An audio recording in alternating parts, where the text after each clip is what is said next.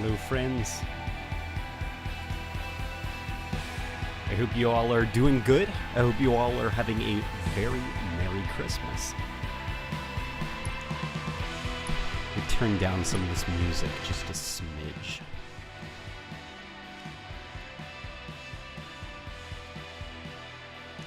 David M says, sup, for real mate. Says, hey, Rodrigo, come up Repex? There we go. Yeah, everybody's getting in here.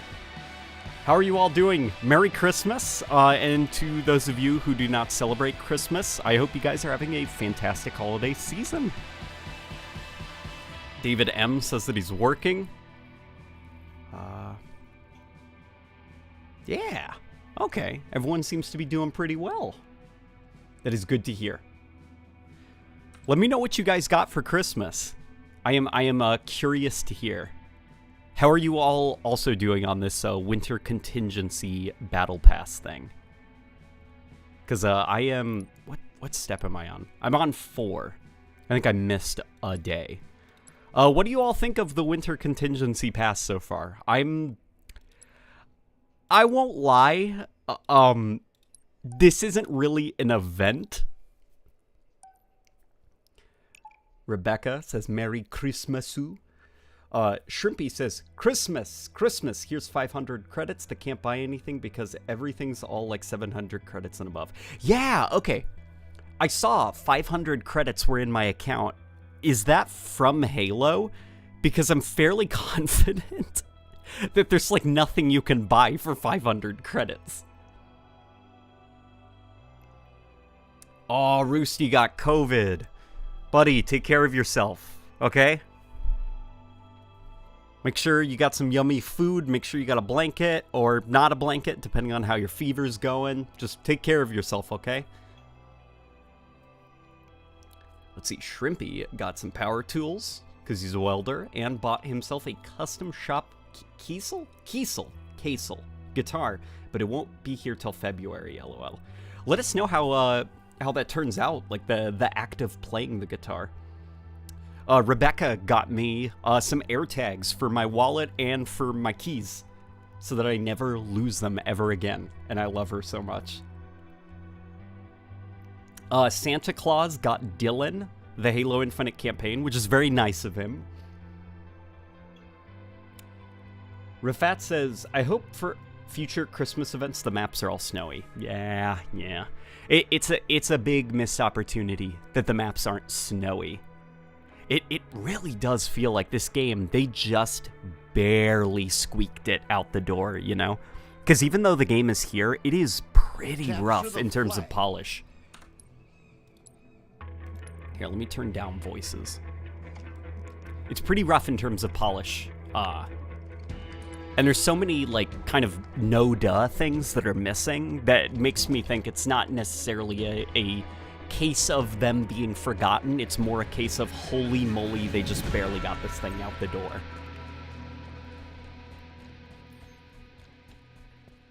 What's up, Taras? Merry Christmas.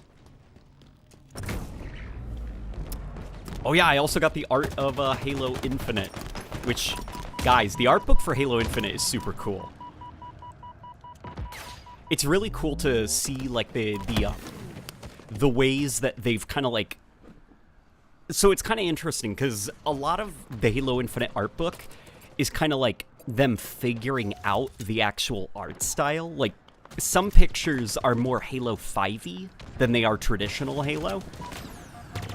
But then others, they've, like, tried to kind of, like, create maybe, like, a hybrid of the two art styles, and so it's this very weird kind of mismatched look. And then finally, like, nearing the end of the art book, you can see where they finally settled on, like, now we kind of got to go full classic. You know, these two art styles, they're too different to blend them together without it just kind of becoming an ugly mess.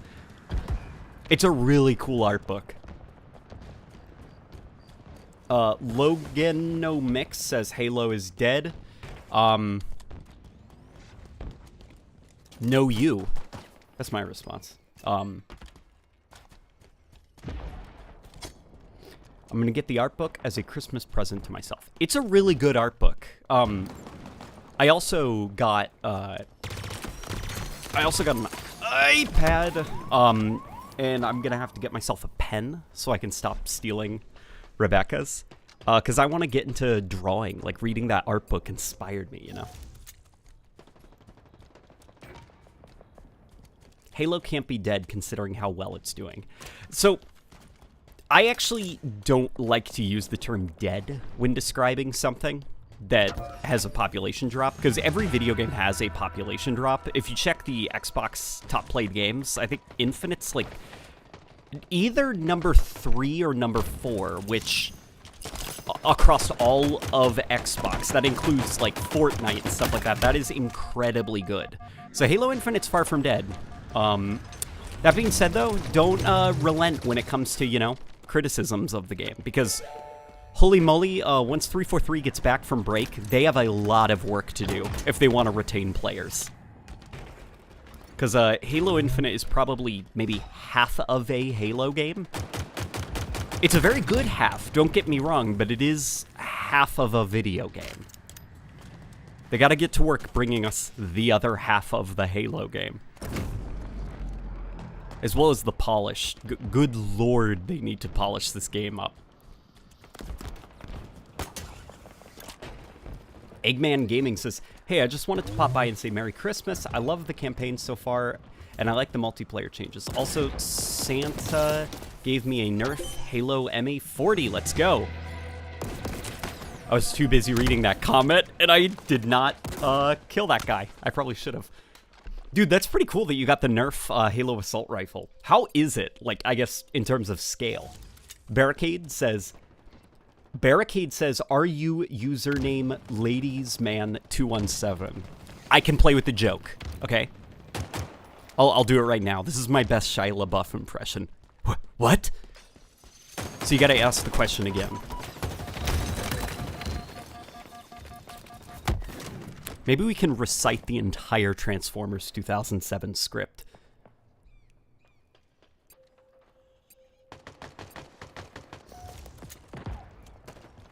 Darth Vantos says, Halo feels like it doesn't want to give anything away for free. Everything has to be profitable. Everything has to be on sale. And we can't bet, given too much risk, not making a profit.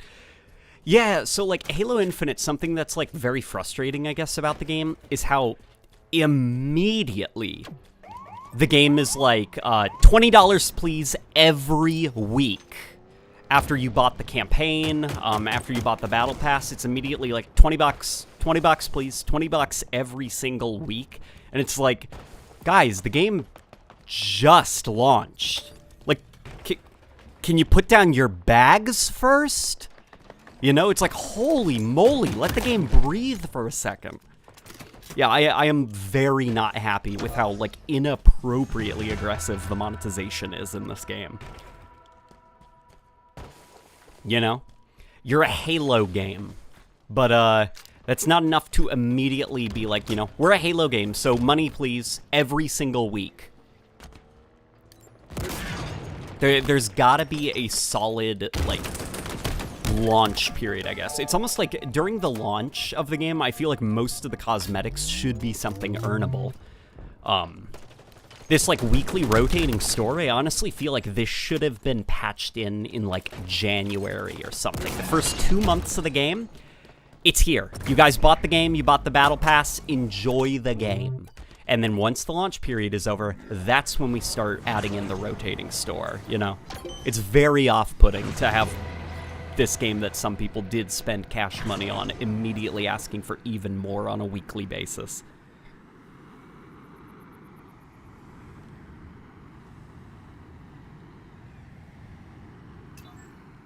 Spencer says, Merry Christmas, Late Night. Thank you for all the insight this year and amazing videos. I appreciate that. And next year is going to be even better.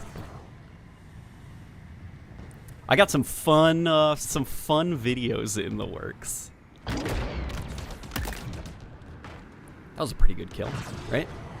Eggman Gaming says, it's chunky. The priming handle is fake and the mag release is weird, but it's heavy and the ammo counter is actually detachable. It's perfect. Also, code for the in-game paint, LMAO. Might get the Bulldog for fun in the code. That's pretty cool. You should let me know how the paint is, because, the the skins in Halo Infinite, like, you know, as obnoxious as the monetization is, the actual artwork for the skins is pretty fantastic. Like, a lot of the material work is really good. If you remember Halo 5, I think that's something that game kind of struggled with. They all had that, like, samey-looking matte paint job. I think I got a skewer. Damn it, it's out. Yes. Come here, you sucker. Oh boy, I'm dead, aren't I? Yep, okay. I noticed, like, as silly as it is to see, like, Spartans running around with Nerf guns, the fact that I can look at the Nerf skins and be like, holy crap, that looks like plastic. And not like video game plastic, you know, where it's just kind of like, the lighting looks funky, the textures don't look right. I mean, I can tell that the material is supposed to be plastic of some kind. It's like, dude, kudos to the art team. They did good work on the materials. Zevi says, what are your thoughts on the legendary ending Late Night? Do we want to talk about spoilers? Do we want to talk about spoilers?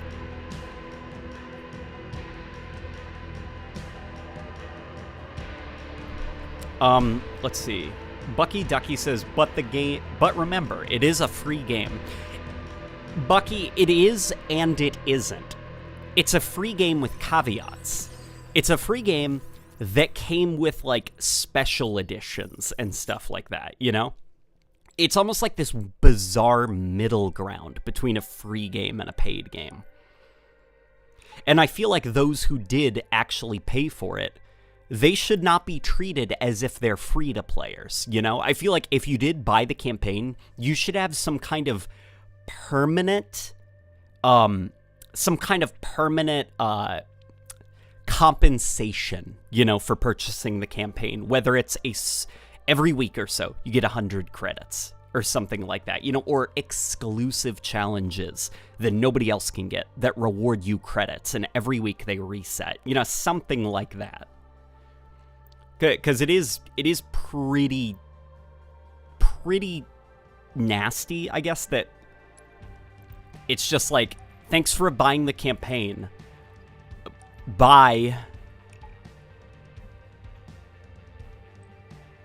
Bucky says, that was satire. I hate the free game argument. Oh, okay. Tilly says, I'm also disappointed in the variants. Just not a fan of the campaign in general. Multiplayer is great, though. I don't like the variants, but it's for, like... I don't like the variants not because I think that they're bad or something. I just don't like the idea of, like, rec variants in general for Halo. I feel like a lot, like, instead of making a special gun with a stat boost that you spawn at your base that is, like, surgically detached from the weapon sandbox, I'd rather that all those resources be pulled into just making, like, a new gun or something, you know? A gun that you can find in the environment that enemies will be using on the regular, not like this one enemy in the open world, a boss that you kill. He has a special energy sword, and once you kill him, he has no more energy sword. And it's yours, and you can only spawn it at bases. You know, no, litter that thing around the environment. Give it to other enemies and stuff. Because it feels very inorganic and kind of not really Halo-y to have to return to a spot to spawn a specific weapon and then go back out into the combat encounters and then run out of ammo for that thing and trade it away, you know? Halo isn't really a loadout game where you find a gun that you like and stick with it. The low ammo count on weapons encourages you to kind of like switch on the fly, you know, adapt to combat situations you're in.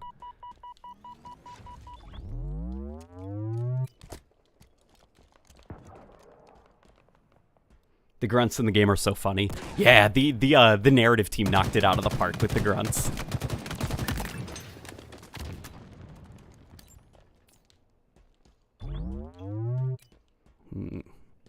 I see you down there. What are you up to? Shrimpy says, what do you mean? I am not supposed to absolutely take delight in paying $60 for the campaign, $10 for the battle pass, and then asked to pay $20 for red and gold. Not just $20 for red and gold, $20 per week.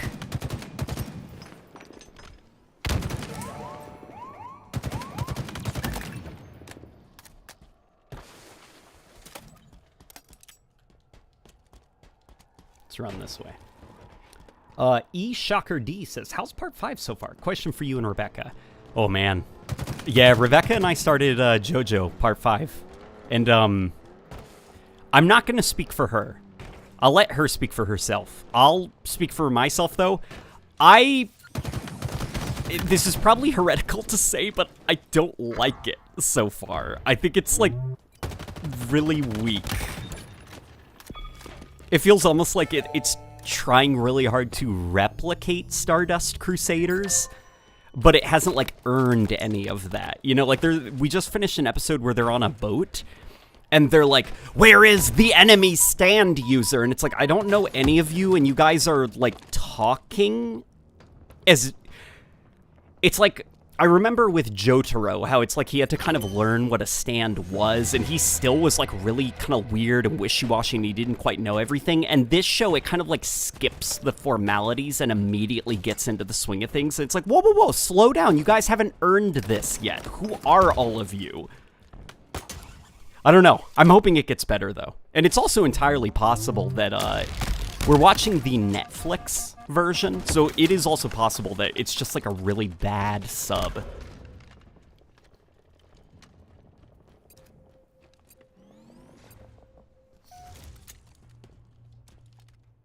Blake Font says, I like your voice. Thank you, Blake. I like your voice too.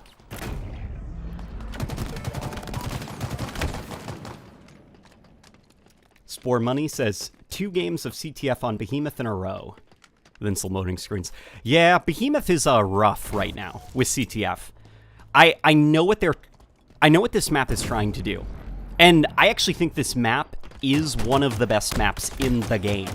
I think it's not being utilized correctly, though. Like, at all. Like, in fact, the sandbox placement on the map is kind of, like, astonishingly uncreative.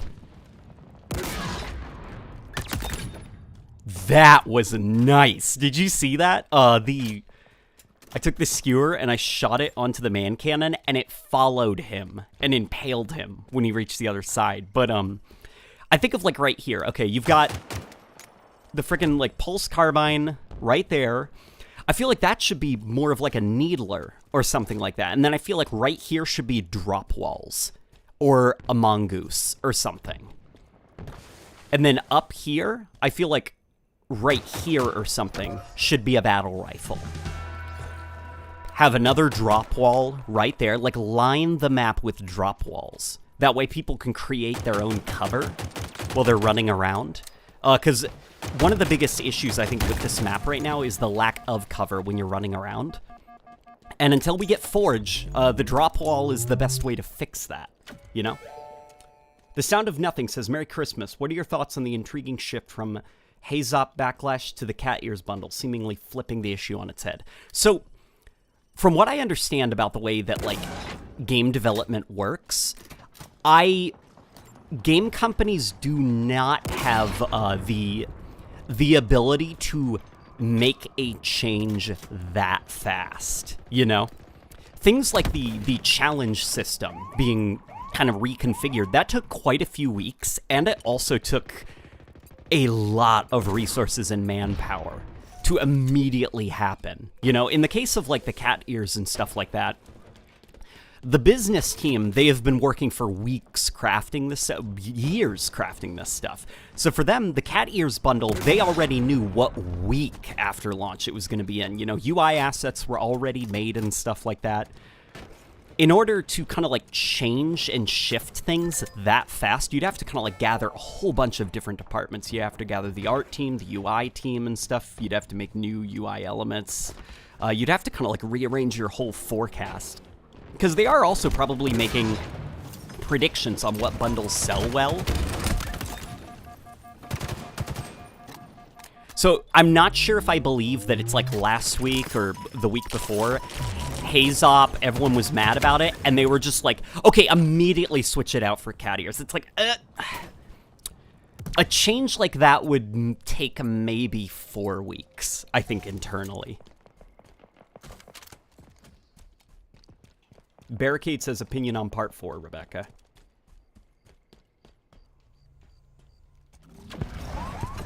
Bucky Ducky says, you often talk about how 343 could add new weapons or abilities to the game for the sake of custom games only. Do you think they will actually do that? I think they'll do it if people ask them to. You know? Because something about 343 currently, and I do think some of it, you know, is kind of like this AAA thing. I think we saw it with, unfortunately, the misunderstanding from the business and the design team about what a Halo game is in terms of its content offering, where they thought, like, you know, it was kind of like almost like this bizarre disconnect where you had the Sandbox team and the artists and stuff trying to make a Halo game, but then you had the design team that were like, let's look at Fortnite, let's look at Apex Legends. You got two different parts of 343 that are making very different games. I feel like what needs to kind of be done is convincing some of those higher ups that, like, slow down on the production value. Not everything needs to be like this crazy, like, hyper marketed thing. Just flood the infinite sandbox with toys. Doesn't matter if some of them are pointless, because some of the most pointless gadgets in Halo turn out to make some of the craziest game modes in customs, you know? I think of sort of like how a lot of game companies have moved away from server browsers, because for them, they think of like, well, we can't market a server browser, you know, we gotta have like these big marketing campaigns and like all of this DLC and monetization, and I'd argue like create a solid list of community tools, and that will sell your game for years.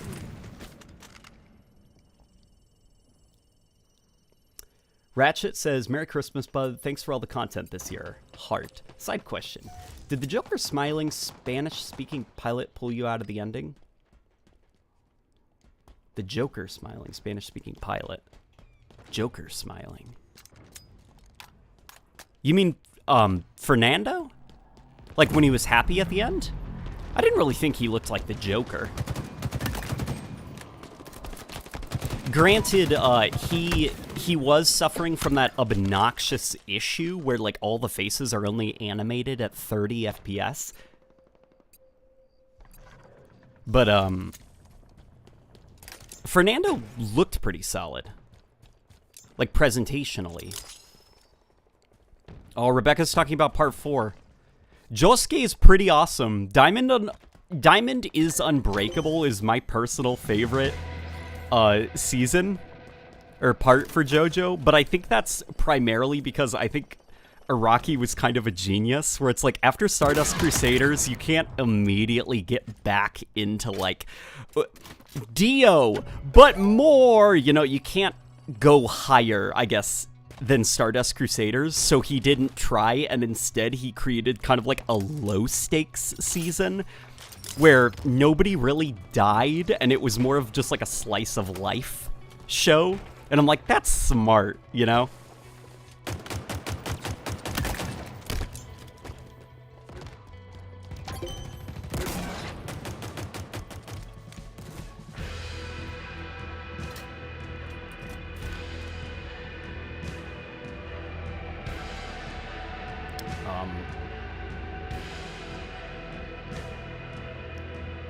Do you think it would be a good idea for Halo if there was a Halo game with no autos that are used in first person?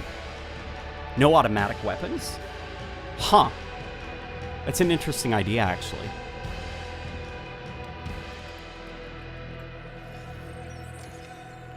What value do you think it would bring to Halo, I guess, is a good question to ask.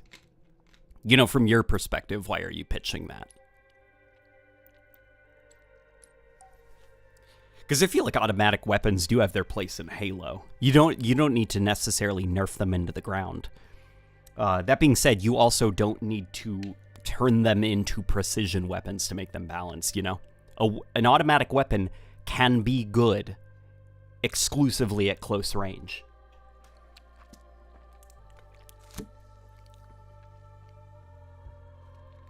Joe Camp says, I personally was pretty disappointed in the open world. Copy-paste fobs, brain-dead marine AI, and emptiness. I had more fun with the linear levels. What about you? Yeah, so it's interesting about that. The copy and pasting I don't actually mind, because I think, listen, copy-paste all you want, you know? In fact, I wish that there were more copy and paste fobs, because what's fun about a fob is that it's an excuse to fight more Banished, and fighting Banished is a lot of fun. The worst parts of the game are when you're, like, not fighting the Banished, you know? And it's definitely, I think of kind of like, yeah, it's just like this. Could you imagine the second level of Halo when you're in that kind of, like, open-ended sequence where you have to save those 3 groups of Marines? If after you saved those 3 groups, okay, you enter that valley, boom, on your HUD, it tells you exactly where they are. Okay, so you can see them through the walls, you know exactly where they are, you don't need to explore for yourself. And then you go save them, and then it doesn't end. And it's like, you unlocked the open world. You can explore to your heart's content. It's like, but I did all the combat encounters. I want to move on to the next level. It's like, but look, you can explore now. It's like, but I'm here for the combat. And it's done. Where's the next level? That's kind of the issue I find with Halo Infinite's open world, is it doesn't... I kind of just wish that the game would end, you know? That it wouldn't drop you back into the open world, or that in order to get to the end of the game, you had to complete all the side content. Because I feel like Halo Infinite, it's not a Far Cry type open world, you know? That's not the kind of game it is. It doesn't have, like, these very, you know, radiant encounters and stuff. Like, Halo is at its best when the encounters are very specifically curated. And once you defeat all those curated encounters, well, that's it. Like, the open world's got nothing left to it. You know, there's no gas in the tank anymore. And since you can't replay anything or reset any of those outposts, it's like you know? Imagine just walking through the second level of Halo with no AI because you killed them all.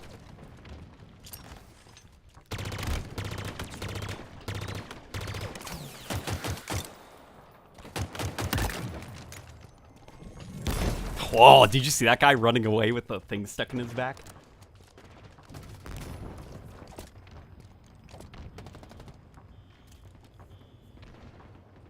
Oh, let me, I missed a super chat. Zemephobiac? Holy moly, I butchered that. Hang on, there's a guy coming, I think. I'm gonna pretend to be AFK. Please try to approach me. No? Okay. I thought he was gonna try to get me. He says, do you think 343 decided to introduce a new faction, the Endless, over bringing over an established faction like the Precursors? Yes. I think that was actually a very smart bet on them. That being said, I think that the way that they went about it was kind of a bit rough, because... So the thing about, like, Precursors is I think inherently the Precursors are like a faction or a creature that I think works way better in the written format because they're Lovecraftian. So the idea is they're this indescribable horror from outer space. They're formless. They're without form. You can't possibly comprehend, blah, blah, blah, blah, blah. So what ruins that kind of incomprehensible horror more than literally showing you physically what it looks like in detail? Well, then that saps out a lot of the imagination. And then I also think there's that, like, it's been 6 years since the last mainline Halo game. An entire new generation of gamers are getting into gaming for the first time. The last thing you want to do is be like, so, hello, welcome to the Halo universe. You're now going to be fighting this Lovecraftian ancient alien race that was introduced in this trilogy of books that a couple thousand people read. You want to introduce something new to Halo, you know? You don't want to lore dump and kind of geek out and nerd out immediately and risk alienating them because they have no clue what is going on. Odin says, do you think we will see left-handed jackals and enemies or allies again? Artas, jackals from Halo 1, 2, and 3 and ODSTs. It was one iconic aspect of the jackals, adding both left or both-handed animations could spice up combat encounters, you know? Oh, okay, I get what you're asking. Yeah, that could actually be cool. Having, like, the jackals switching hands and stuff. In fact, it could be cool if, like, the Banished jackals that you see, the ones sporting the red armor, if those guys are, like, left-handed. Well, the blue ones are right-handed. Planet Nozares says, Merry Christmas, LNG. Dodging spoilers, I'm waiting for upgrade parts. But, here is a humble suggestion to read or watch through One Piece. One Piece. It's a fantastic story if you love mystery and world building. Oh, One Piece? People were saying to watch One Piece. I know about One Piece now because of the kind of, I feel like at this point, infamously bad Netflix adaptation.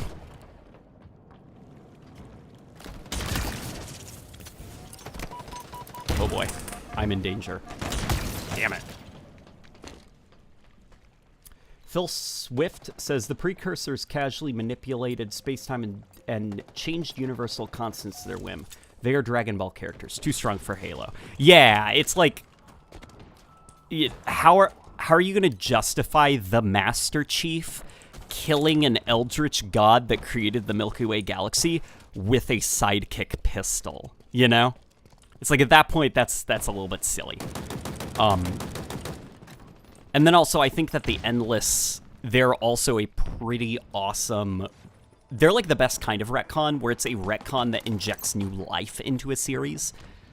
Because after the Reclaimer saga kind of scrubbed all mystery from the Halo universe, it's nice now that we have an unknown variable that we can't just like watch a hour-long lore video about, you know? We're all in the same boat here.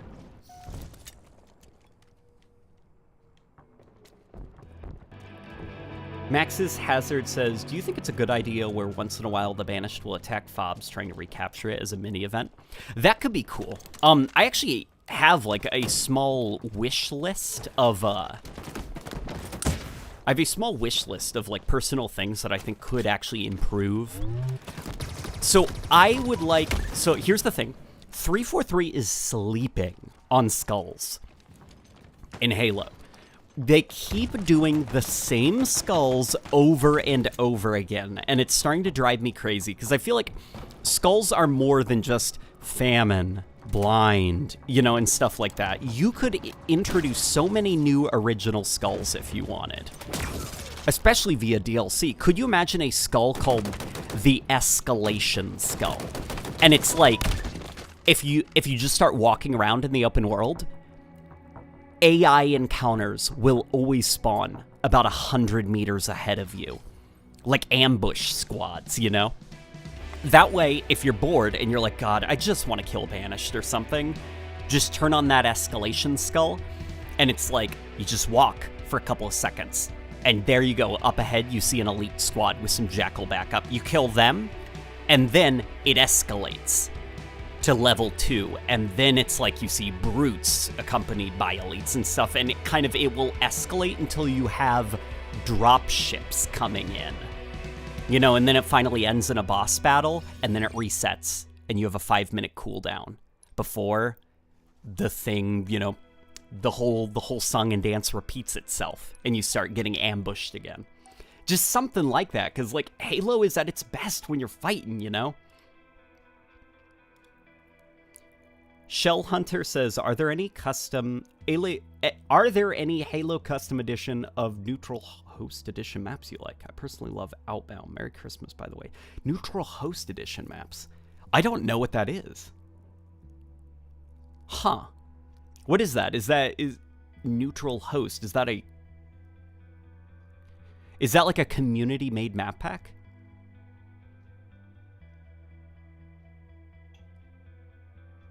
Phil Swift says, well, the precursors are beyond awesome. It's best we never really explore them. They should be left as primordial entities of impossible power. Yeah, those are my thoughts. Yeah, about that. I think it's funny that the game acts like the Banished still control this section of the ring after you complete all the objectives. Yep, and that's an issue with Halo Infinite that actually does drive me a little bit crazy. That it's like, good job, Chief. This outpost or this mining rig is taken down. The Banished suffered a big hit. And then it's like you move away, and then there's a couple squads there. It's like, there is a Banished warship up ahead. I'm looking at it in the sky hovering above me. What is stopping them from just dropping a couple of troops down and like repairing it and getting right back to work? Well, that would take away from the fun of the player, the checklisting, you know? That wouldn't be fair. Player choice, player agency. It's like, man, I just want a game to have rules, you know? Why can't a game be like, you beat it, the end, congratulations? Like, why does it have to be this ongoing thing?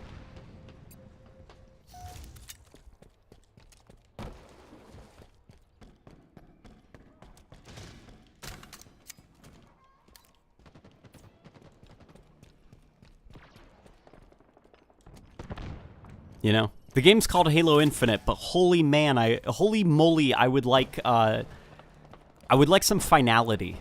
I'd like some conclusion to some of this stuff, because it does get... Halo levels get very boring once you beat the level, and you're left to just kind of wander aimlessly, you know?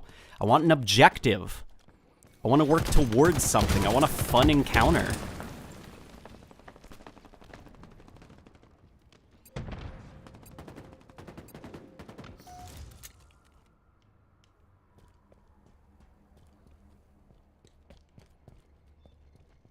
Minecraft is ongoing, says Dylan Connolly. Minecraft's a little bit different. So when I say, like, I want a little bit of conclusion and finality, I'm not saying in general with games. I'm speaking specifically about Halo. In the case of Minecraft, well, that game is kind of like designed around, you know, ongoing. It's a hobby game, you know? It's supposed to keep going. Halo, though, I feel like that's a game designed around levels. You know, could you imagine how kind of like dull Doom 2016 would be if it just never ended and it was just this open world thing and you just kind of like mindlessly wandered?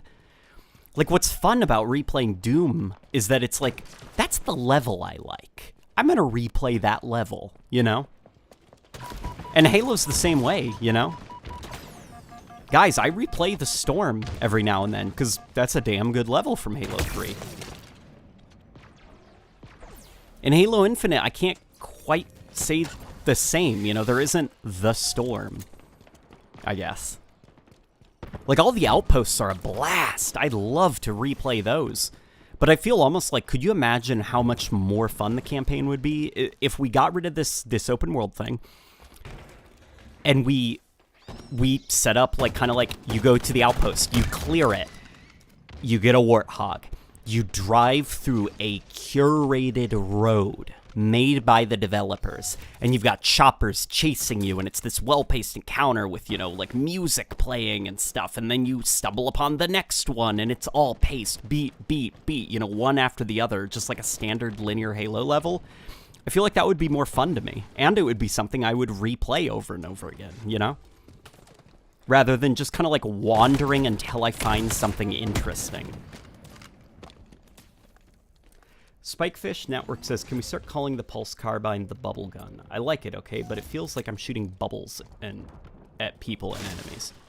Yeah, it is kind of very bubbly, isn't it?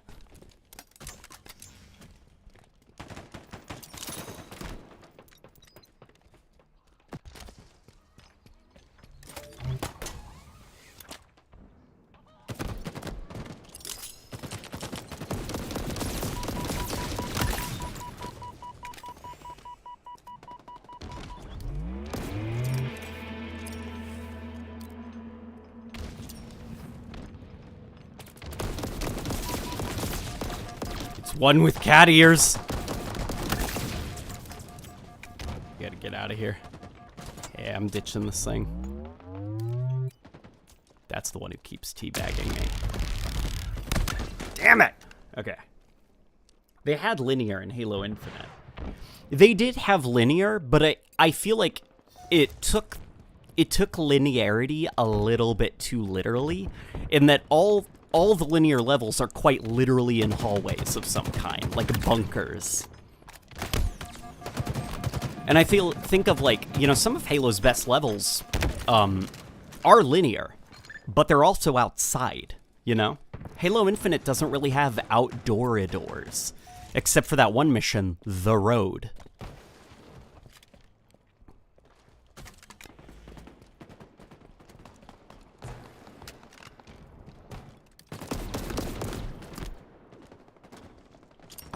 Oops, I threw that grenade a little bit too late.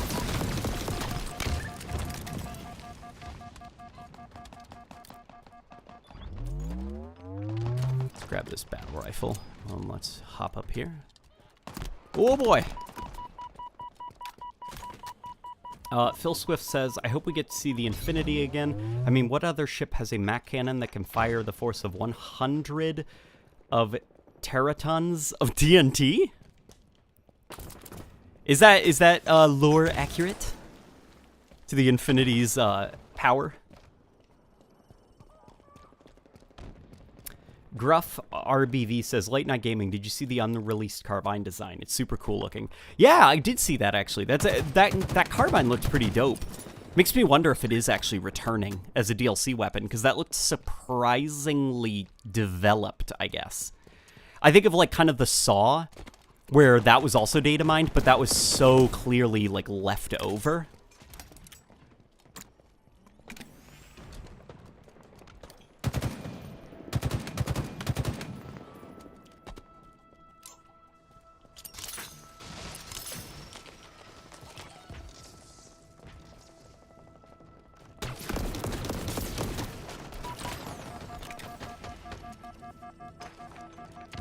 Oh, damn it. Okay.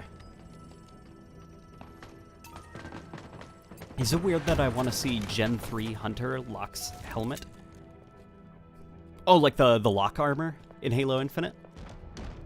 I wonder what Locke's armor is gonna look like when he comes back, because they're gonna have to redesign it, because Locke's armor doesn't really look like Halo armor. It looks kind of like a discount Metroid. So they're gonna have to redesign it to look a little bit more Halo-y. I wonder what they're gonna, like, fashion it off of.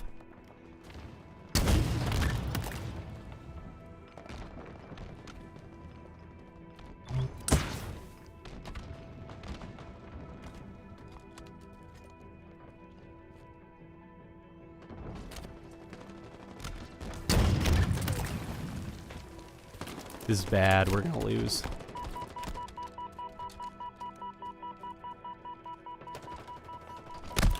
Damn it! Okay. Phil Swift says, the Infinity fires 220,000 ton slugs at 25% the speed of light. That's 141 trillion tons of TNT, enough to vaporize all of the United States. Huh. Well, good on the Infinity.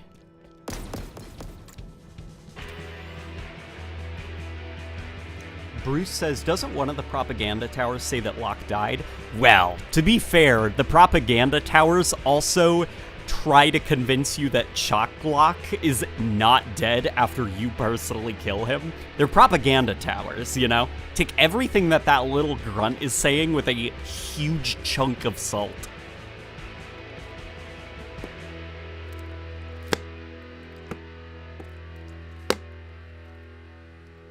Dylan says, tell Werner Saj then he needs to start working for 343.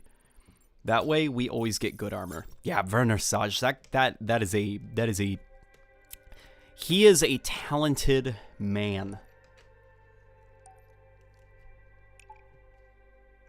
Mandalore the Observer says, honestly, The Road puts a lot of the flaws of Halo Infinite's vehicles on display. It really takes out all of the hype when your Warthog is on the verge of exploding after the first encounter. Yeah, it's funny, because it's the pace of the Road mission is so out of sync, like, with the music, I guess. Because it's kind of interesting. In the open world, I understand why the Scorpion in this game is so fast, because it's so you can travel large distances. But in the road, the level is constructed a bit more like a classic tank crawl, but it's using this open world version of the Scorpion that moves really fast. So what you get is the rate of fire for the Scorpion is very slow, but the vehicle itself is fast, so you're basically running into the enemies before you even have a chance to kill them, because you're firing like one shell every few seconds. Like, the Scorpion is way too fast in the road, so then it forces you to kind of get to a place, stop what you're doing, stand there, and start one by one shooting at them, and they're all pelting you with rounds and stuff, and it's just... And then, like, the Halo theme is playing overhead, and it's just like, what? This is so, like, weird and kind of messy, like, this encounter, you know? It's like, I know what they're trying to do, I just think, like, the Scorpion is too fast. William Cooper says, just subbed. Keep up the great work, man. Thank you, William Cooper. I hope you enjoy your stay. Zemi Phobiac says, do you think we could get a BR mode or more campaign first? I think it doesn't need to be one or the other. I think 343 just needs to, I guess, work on, like, they need to improve their pipeline, their production. Because they tend to get, like, caught up, I guess, on, like, very weird things. Like, honestly, some of like, you know, the content issues, I wonder if it's not necessarily a matter of like, well, it takes so many resources to do. I wonder if it's like more of like an organizational thing. And I'm hoping that, like, with Joe Staten there, they can get like a faster production pipeline going so that they can work on a wider variety of content instead of staying kind of stuck on one thing, which holds the rest of the game back till it's done.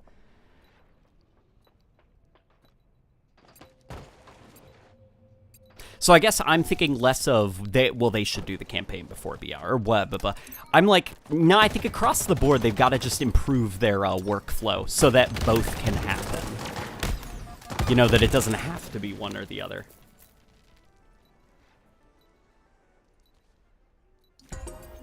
Jimmy Chungus says, do you think some of the criticism of Infinite's content is people playing too much? A lot of the critics I've seen have said... I've seen are on save number 4 in just 2 weeks.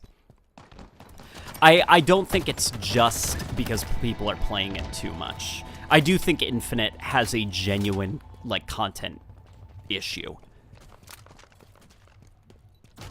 So in my opinion, the best way to judge if a Halo game is missing content is look at Halo Reach as the standard to go for it in terms of what it shipped with and what content it has. And if you want minimum, you know, the minimum amount of content, like, okay, if times are tough, this is the lowest denominator to go for. It's Halo 3. Halo Infinite doesn't meet any of them, and it just barely comes under Halo 2, because it doesn't even have co-op or Forge, or the ability to replay levels, you know?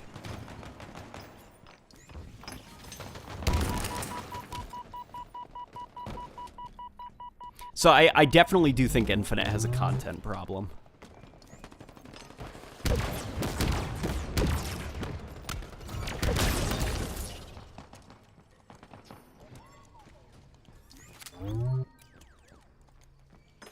Oh boy. Oh man, damn it.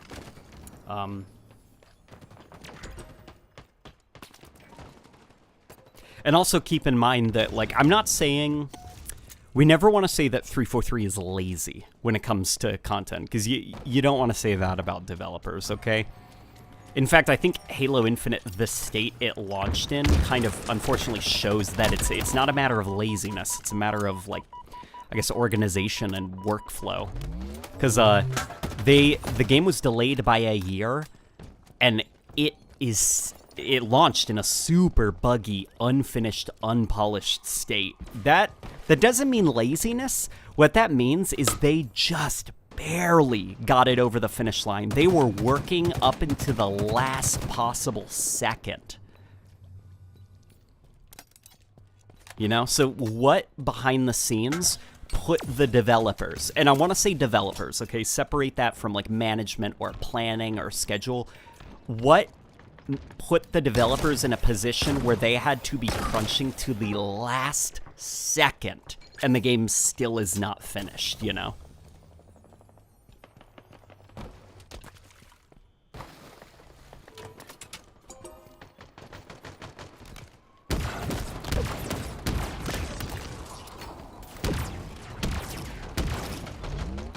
Well, that was embarrassing. Did you see that? I missed 3 shots.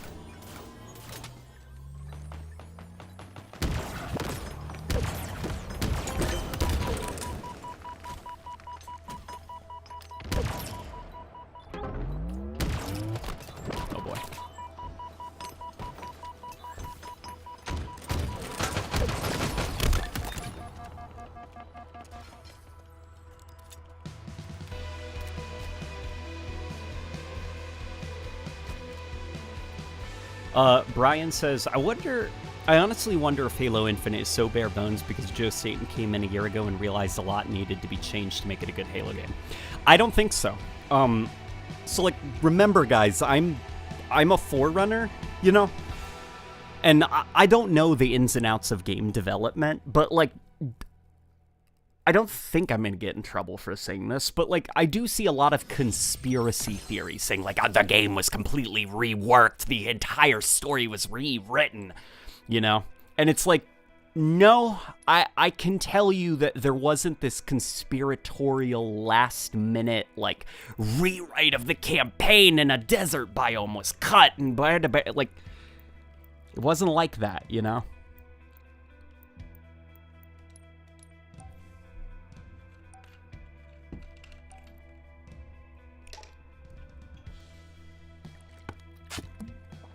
Joe Staten kind of came in, he saw the game, and he helped get it out the door. He didn't need to change a lot, which is kind of cool, I guess. Like, that kind of speaks to the foundation of the game being incredibly solid. The issue is, though, I think, kind of like as we've seen with the launch product, that, you know, behind the scenes, like, the organization probably wasn't there. I know that, like, Jason Schreier wrote that article talking about the tools that the team had to work with. And this is the Halo 5 branch of the Halo... You know what? We're going to stop looking for Big Team Battle. That doesn't even work. Here, why don't we go for Tactical Slayer? Yeah, Jason Schreier talked about, like, the tools of the Slipspace engine, and this is very much the Halo engine, you know? It has all the same kind of, like, jank that Halo 5's branch of the Halo engine had, as well as weird jank that dates back to, you know, older Halo games. And it's like, you know, God bless those poor developers, because 343 also, they use a lot of contract work. In fact, Microsoft Game Studios uses a lot of that in general. So it would be one thing if you guys were working with the Unreal Engine, which is a lot more, like, open, and a lot of developers do know that. So if you're, like, a contractor and you're being hired by the studio for 2 years, and you come in and you've got this homebrew in-house game engine that is very convoluted under the hood because, well, all of your developers have been working on it. And so they've got weird hacked together under the hood ways that the engine works. And it's like, you know, as a contractor, you come in for 2 years, and then you have to be taught how to work with this weird mess of a game engine, you know? The Frostbite engine has very similar issues as well. It's just kind of like a symptom of those in-house game engines. I think of kind of like Rebecca whenever she comes over, and my room is a mess. And she can be like, well, where is this one thing? And I'm like, oh, I know exactly where it is. And I go to this bizarre corner of the room and sift under a pile of paper or whatever and find it. It's like, how is she supposed to know that that was buried there? I knew it was buried there because this is my room.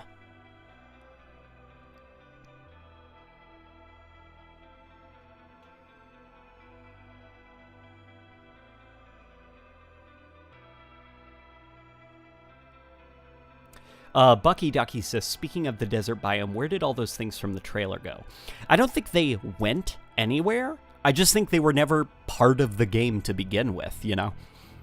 A lot of those engine trailers, I guess, something that's kind of interesting from, like, an external thing is, a lot of those CGI announcement trailers, they also kind of subtly work as a recruitment tool. It's like the game is announced, CGI trailer, and the purpose also is so it's like, hey guys, we got started on this game. If you would like to work on it, consider, you know, reaching out to us. And it's a tactic that, like, developers are starting to be a little bit more honest about, because I think we as consumers, we naturally see an announcement trailer and we think, oh, the game's already well into production. Sometimes it's more for the sake of recruiting people to work on the project. And that slip space engine for Halo Infinite, that was more of, like, just a demonstration of what their engine can do. You know, that they have, like, this thing. It's a statement of intent. Here's the kind of game we're gonna make. Here's kind of the atmosphere and vibe, you know, very mysterious, very classic Halo inspired. It wasn't literally like, our video game will have space rhinos. It will have a desert biome. It will have deer. Master Chief will be on a hill, and there will be Marines that are stranded. It's just kind of showing you the vibe and the tone made within the new game engine that they have.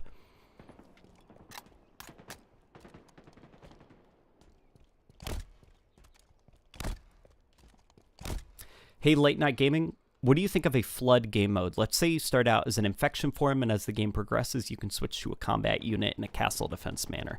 That could be cool, actually.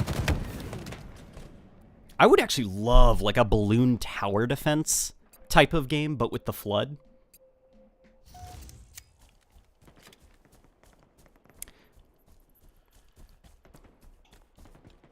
We need more multiplayer maps, definitely. Agree. I really agree. Yeah, 343, during the lifespan of Halo 5, they kind of showed that they, unfortunately, honest to God, struggle when it comes to content for a game versus, like, other AAA studios, especially Call of Duty. Now, quality aside, Call of Duty is just pumping out content, you know, for their multiplayer suite. Like, Vanguard, it's such a pity that a lot of those maps are attached to such a who cares whatever video game, because that's a lot of multiplayer content. You know, but then we get kind of like Halo Infinite, where it's like, a lot of these maps are fun, but holy moly, why is, like, this it, you know? I wouldn't mind, actually, if Halo Infinite went the route of Halo Reach and got, like, some campaign environments and put them into multiplayer.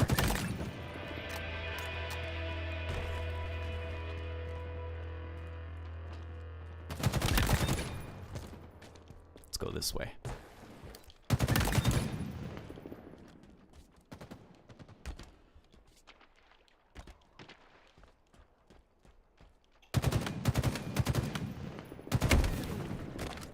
Should I buy the campaign? Is it good? Please help, asks Star Platinum. The campaign's pretty good. I mean, if you're a Halo fan, it's almost like you're not going to be wasting your money if you buy the campaign.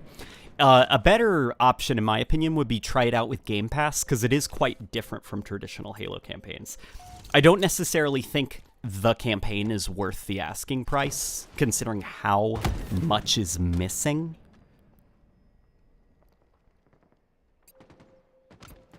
Like, you know, once again, 343, I am asking you to patch in scoring and timing and co-op.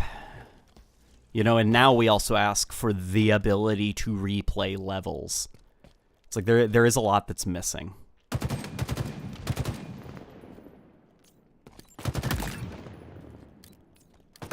Damn it.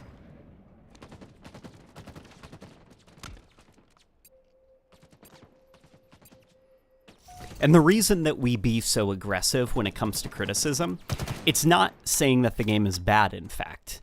It's more so, it comes from like a... I'll use the word desperation. I feel like that is an appropriate word, because this Halo Infinite is so solid as a foundation for a modern-day Halo game. It's just that everything surrounding it, it's like so much work needs to be done on the polishing and stuff, because I'm a Halo fan, and so I have a lot of patience for unfinished content, for bugs, for glitches. But a lot of modern gamers, they don't have that level of patience, especially not when you have like a new Call of Duty game being pooped out every 11 months. Like, you know, gamers are going to lose interest much faster than Halo fans will, and I want 343 to get on it fast, because I'm worried that some of the lack of content will turn people away over time.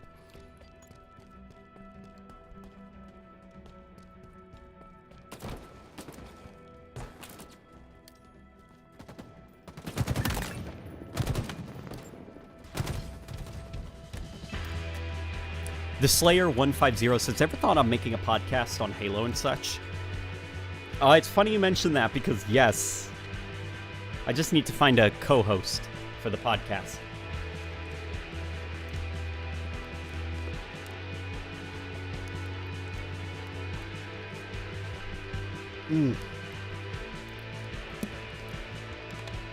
Yeah, the reason that we criticize Halo is because we really love Halo and we desperately want other people to love Halo too. Okay, we're at 18. We only got to get how many more? What is going on? Connecting to server. Come on, Halo.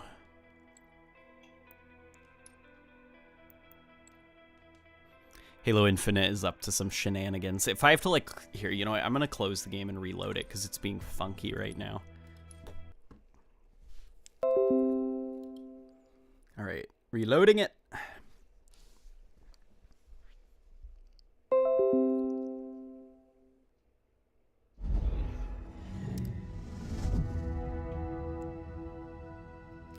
I'm waiting for military rankings. Yeah, you know? Just stuff like that.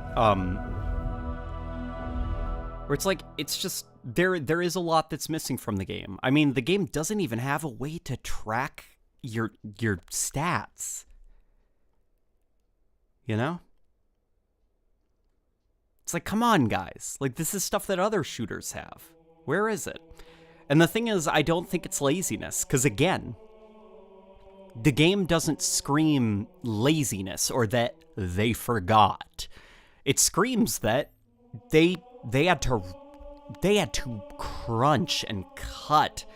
There's a lot of things about the UI of this game that are very, like, sloppy is the best way to describe them, where it feels like somebody months ago, you know, maybe even a year ago, they had a more ambitious idea for the UI, and they were working towards it, and working, and getting there, and then it was like, okay, we've solidified a date, it's gonna be December when the campaign launches, and they're like, what? But I need at least until January to get this UI thing finished, and they're like, you know what? It's hitting the chopping block. Focus on what you got right now and get it into a playable state by launch. You know?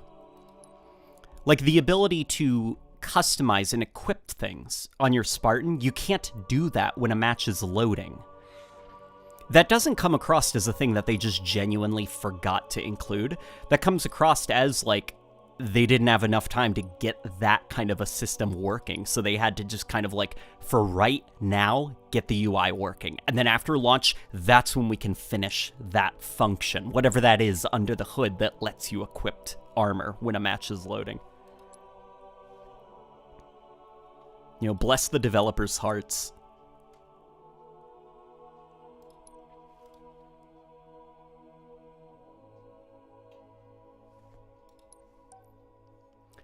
Yeah, people are also talking about a save bug in the campaign. Yeah, that's another thing. I have seen that there's a lot of, like, bizarre save corruption issues. And some of that, I think, honestly, is, like, the Halo engine has save states now. Like, if you've, not save states, but, like, a persistent level with, like, very, very, very specific things that it needs to keep track of within that level. You know, and so there's, like, a lot of room for just screwy nonsense to happen under the hood. Like, it would be one thing if this engine was more of, like, an RPG open-world engine, but the Halo engine isn't designed for that. Shell Hunter says, how would you have distinguished the AR and SMG in Halo 3? I'd make the SMG a bullet hose and the AR 100% accurate with upwards recoil as a pickup. That sounds more like the battle rifle, what you're describing. For the assault rifle, just a fully automatic battle rifle. I honestly feel like, I feel like it's not wise to give players access to something that you can just hold down the trigger with,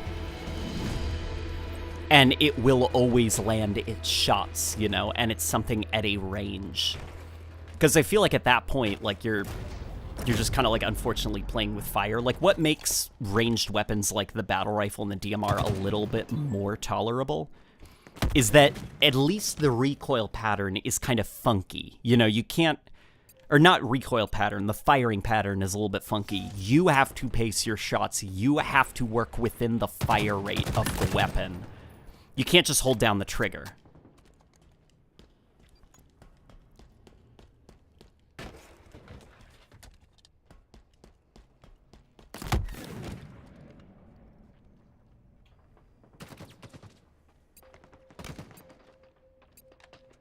Kane Anderson says, the things that 343 manages to do with the Blam engine sometimes amazes me. Considering it's not their own engine, like, yeah, you know?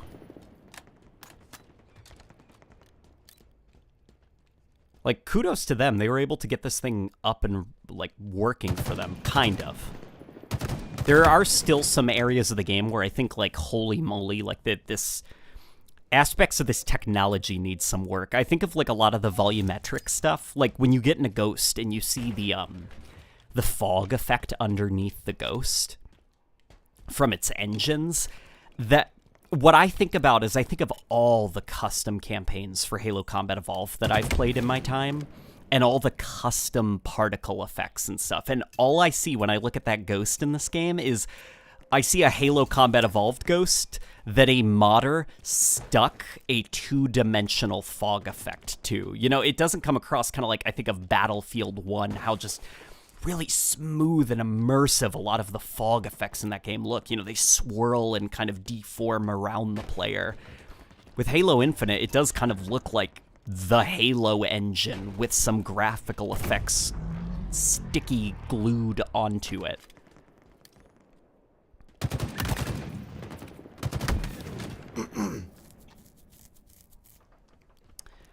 Mako blocks his late night. Maybe the first training room in the House of Reckoning would be a great MP map. Yeah, like the House of Reckoning would make for an awesome MP map, I think.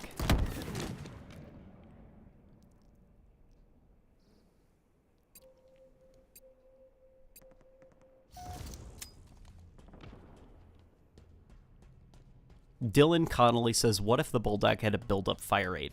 Oh, like it starts slow and by the end of the magazine you're pumping it much faster? Huh.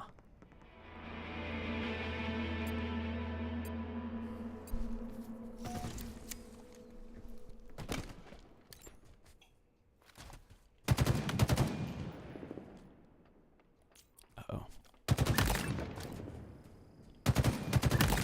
There we go. All right. That was a bit of a rough start, but the reason we're playing SWAT right now is because it is probably the fastest way to get kills, and I need to get 50 Spartan kills. God damn. Okay. Didn't 343 make a new engine for her Infinite Slipspace or something? Asks Saint Dude. They didn't make Slipspace. They developed Slipspace out of the Halo 5 engine. So essentially what they did was they took Halo 5's version of the Halo engine, tore open the hood of it, and started streamlining a lot of things. So it could be something as simple as, like, the animation system. However it works under the hood, it's very hard for developers to kind of get things like new assassinations into the game. So what they do is they take that assassination system, completely spend months untangling bits of code, rebuilding that code, you know, whatever it's connected to, whether it's enemy AI behavior or something, and kind of like allowing those things to exist on their own, and then building up the animation system for something like Assassinations on its own, independent of those other systems. I think of kind of like, could you imagine... It's kind of like, I'm trying to think of like the best analogy for it. It's like, imagine if buying a window curtain, instead of buying a window curtain, you rig up this complicated, like, series of strings and duct tape and bed sheets, and you even developed, like, a pulley for it and stuff. And it's also, you're using, like, maybe a lamp that's next to this makeshift curtain for the window as, like, leverage, you know, and, like, weight, you know, so that the thing doesn't just completely fall over. And it's like, there we go. It works. But it's very complicated what you just assembled. And then somebody comes in and is like, here, I got you some new curtains. Well, now you have to take down this ridiculous thing that's, like, tied to your lamp, and it's duct taped to the wall, and you're using a sheet, like, and you have to take it all down just so you can hang up something that's a lot more, like, simple. That's kind of what they did with the Slip Space engine, is opened up the hood, detangled a lot of the code, and made it a little bit easier for their developers to get stuff done.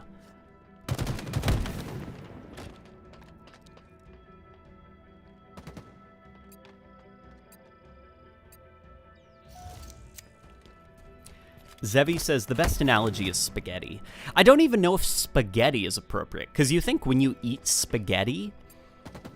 like, you're just eating it. It's supposed to be a mess. That's what spaghetti is. The best way to describe it is kind of like a very complicated Rube Goldberg machine.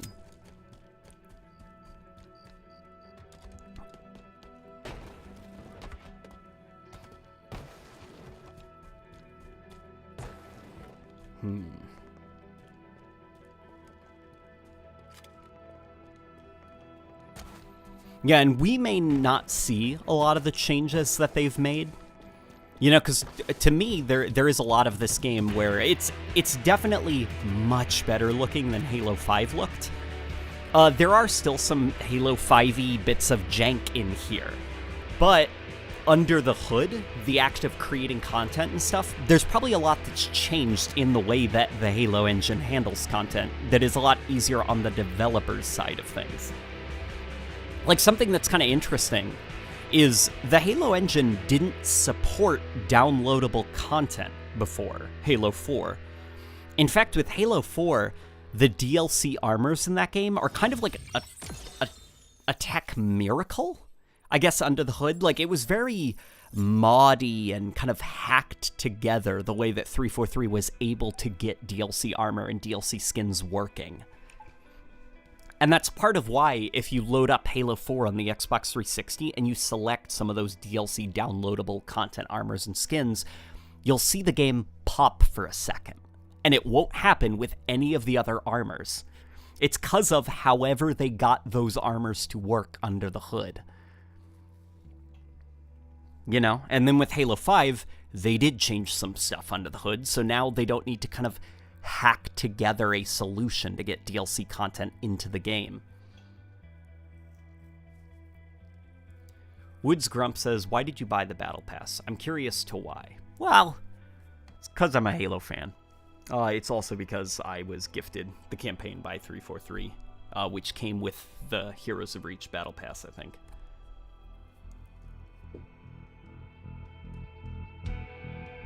Ratchet says, odd question.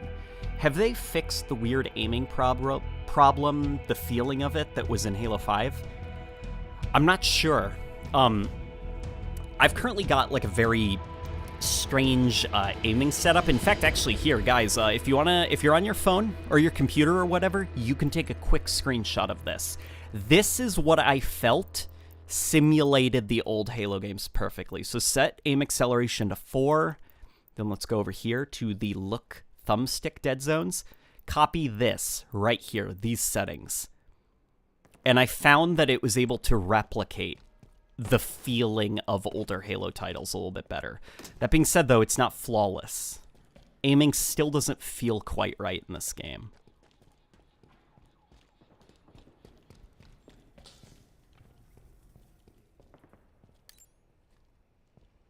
Damn it.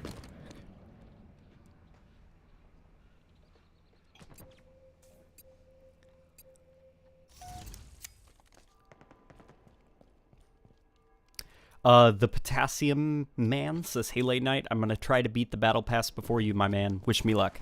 Good luck, man. I'll see if I can beat you, too.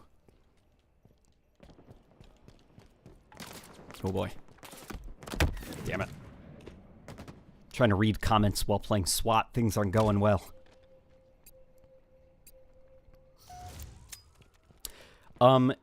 Ligma Balls says, why don't 343 just change out the engine for Halo 7, quote unquote? Well, because they did want Halo Infinite to kind of be the next decade. They gave that vague live service threat of a 10-year journey, which I wish that they didn't say that, because that, you know, that's not something that makes players excited anymore, because we think of, like, Fallout 76, we think of Anthem. Like, you know, the promise of a 10-year journey, it's not exciting. In fact, it's deeply frightening. But in some instances, it is wiser to stick with what you know than switch to something that maybe you're not quite as familiar with. And also, some of it is due to the inherent under-the-hood game feel, you know?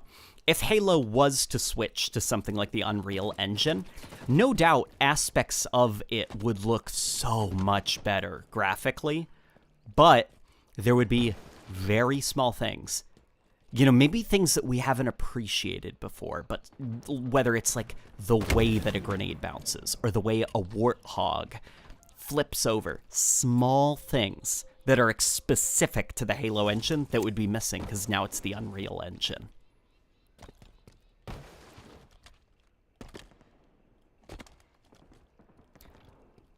You know?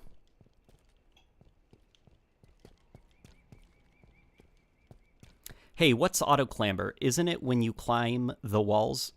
I rather keep that ability for mobility if so, says Puppy Puppington. That's actually a pretty good name. I like that name quite a bit. But okay, so auto clamber is essentially it. The clamber function is like you press the jump button to grab onto a ledge, kind of like I did. I've lost, you know, I've got 0 kills here, so I'm not even gonna try anymore. Clamber is this, right? And you press the jump button in order to do that. Well, auto clamber essentially takes out one step. If the game detects that you are near a ledge when you have auto clamber enabled, it will just do it for you. You don't need to press that jump button again. So like right now, I'm just gonna press jump and let go of the jump button, okay? Let go. And see, the game auto clambered for me.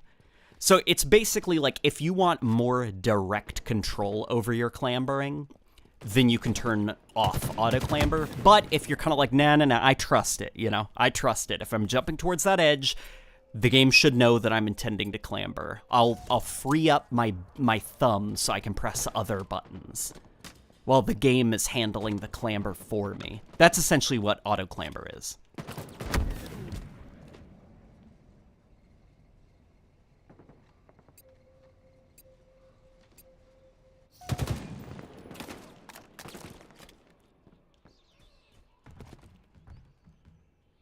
What do you think of Infinite SWAT?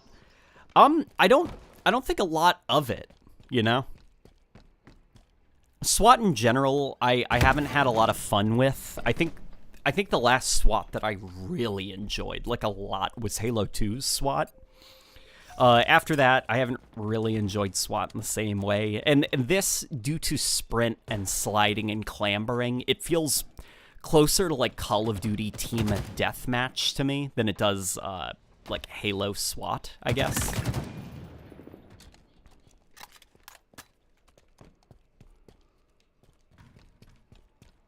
So it's kind of like some of the fun of Halo SWAT. I just don't have that same fun in Halo Infinite SWAT, which, yeah, that's okay, you know? Not every game mode is for everybody.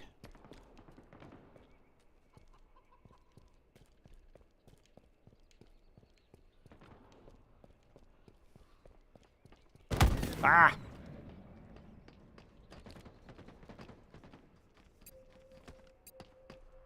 Deep Fried Nendoroid says, hello there. Ratchet says, now a real question. How do you feel 2021 has gone for you as a content creator? 2021 has been a really transformative year for me. I'm not going to lie. Due to YouTube-related things as well as external things. And some of those external things have absolutely impacted YouTube. I started the year in a pretty low place, I'd say. Like emotionally and mentally. And I have ended the year on in a pretty good place. I feel very happy with the person I've kind of evolved into over the course of this year. And a lot of that is due to Rebecca, who's kind of like a pillar for me, you know? Feeling like love from another person, like feeling like that faith and that confidence that they have in you, like it can transform you.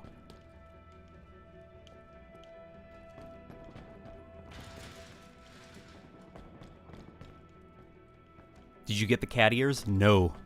I did not get the cat ears, guys. I have standards. Also, just because it's like that. If I see something in the store that I want, I'm gonna get it. But if it's something like you know, cat ears that I'm not gonna wear, like, no, I'm not gonna spend money on cat ears. In fact, the only bundle I've actually bought from the store is whatever, like, those like, tactical pieces of equipment are. Like, you probably noticed with the battle rifle, the barrel of it looks a little bit more like the Halo 2 and Halo 3 battle rifle barrel. That's for emotional reasons. It's because nostalgically, it makes the Infinite Battle Rifle look a bit more like the Halo 2 one. I'm like, nostalgia. Yeah, sure. You know? But, like, cat ears, I have no nostalgia for cat ears.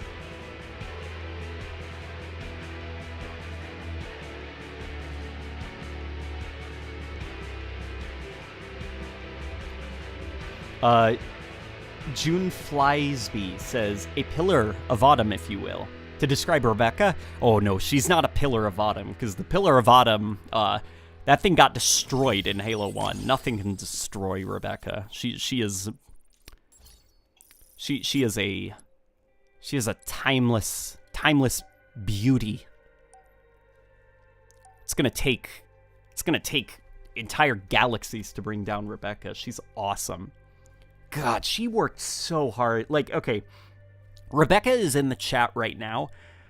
I have watched her over the last couple of days complete so many custom orders for her business, Sweet Planet cups, like mugs and just like cutesy things, you know? But the problem is there's so many of them because it's the holiday season. And seeing her wake up and then just get right to work, and she is making so many, like, I am staring right now at a huge pile of boxes, and she did all of these things. And if I was in her position, I would have already been, like, melting down in a corner, overwhelmed by the stress. Not only has she been able to create that massive pile of boxes, she was able to do it while cracking jokes and getting some naps in there too. Like, Rebecca is a monster. She is amazing. God, I love her so much.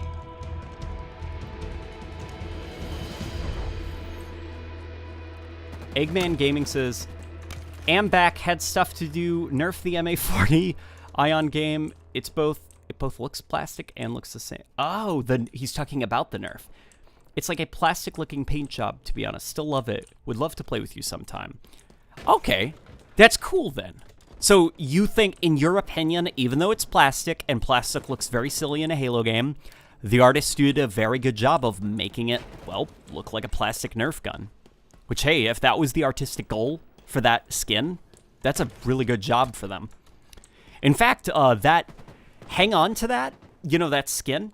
Well, no, it's not like you can sell it, but you could make some pretty snazzy, like, Nerf custom games, and you could even impose lobby rules, like honor rules, like, all right, everybody, we're gonna play Nerf Halo once Forge comes out. I want everyone to equip their Nerf skins for the assault rifle, and we're gonna run around pretending that it's Nerf. We're also all gonna turn off our HUDs, you know? Ratchet says, Dono, just to say thanks for 2021 from you. Thanks. Oh, dude, that's sweet. Thank you so much, Ratchet. I really appreciate that, man. That was really kind of you. Thank you all for 2021, you know? Because you all contributed to it as well. Oh boy. Here we go. I'm getting back into the swing of things. The Bulldog functions better as a Nerf gun than a gun. That's actually an excellent point about the Bulldog. Yeah, you know what would be a really fun Nerf game mode in Halo Infinite? Remove sprint, get rid of sprint, bump up base movement speed to like something like 150 or maybe 125 or 130. Speed up reloads. Remove melee. And then up damage and give everyone bulldogs. And just have everyone zipping around like a bunch of like 10-year-old kids hopped up on caffeine. And just like, you know, knocking the shit out of each other with bulldogs. And pretend that they're little Nerf guns. Like, that would be a lot of fun.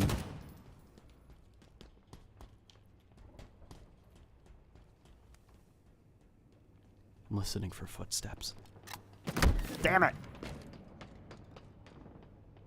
Whoa, what happened with the frame rate, says the Potassium Man. I saw that on the stream. Don't worry, it wasn't just you.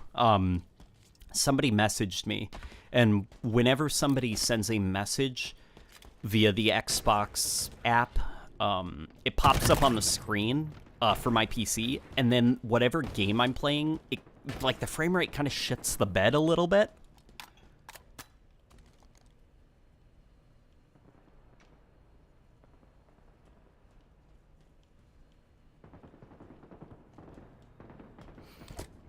Jay Singh says, I'm working on a lobby concept for Halo Infinite. What do you think is needed for a pre- or post-game lobby?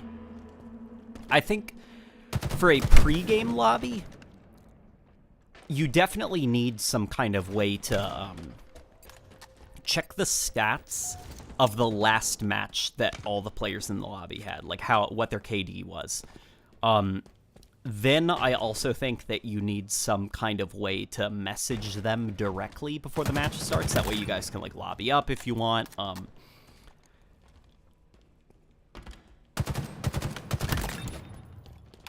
And then I think afterwards you also, you know, you need those same things. Like basically just like standard lobby stuff, you know? I also think you need a way to like check their file share and everything.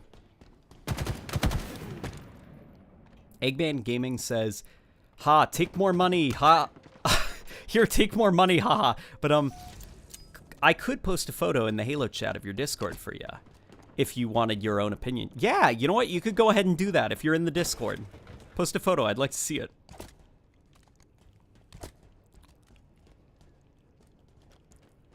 Dylan says, would you like any equipment armor abilities or Spartan abilities returning in Halo Infinite as equipment?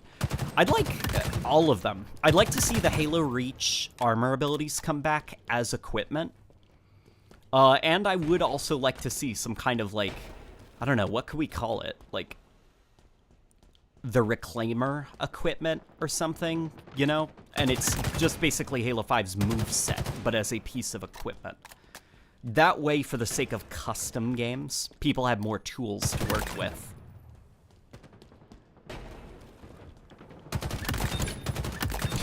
Oof. Don't congratulate me on that triple kill. This is SWAT. I heard somebody down here. Yep.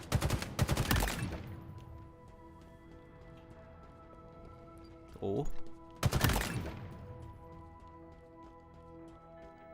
I'm very worried that because I did well in this SWAT match, the skill-based matchmaking is going to be like, all right, you're a pro player, and it's going to throw me into a couple of sweaty matches after this.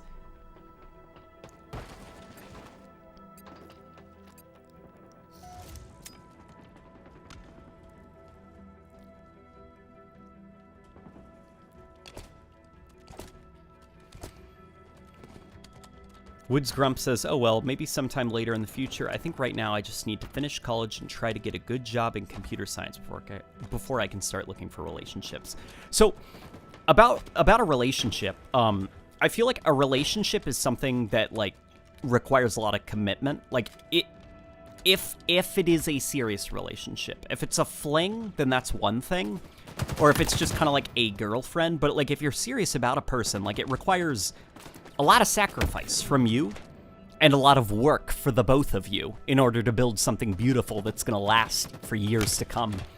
So I feel like if you don't feel that you are in a place in your life where you're ready for a relationship, then it's okay. Be okay with that, you know?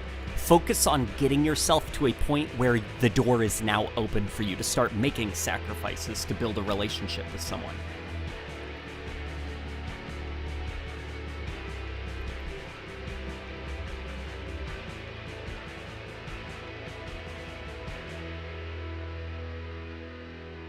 Puppy Puppington says, I'm a head... I still like that name. I'm a head out. I just wanted to say Merry Christmas, and I absolutely love the feel. I absolutely feel the need to let you know that out of all the Halo tubes, you always make my day with your positivity. My favorite. Smiley face. Thank you so much, Puppy Puppington. Your name, I'm going to have that on my brain. Have you kissed Rebecca under the mistletoe yet? We have not. Rebecca, we haven't kissed under the mistletoe yet. Do we have mistletoe?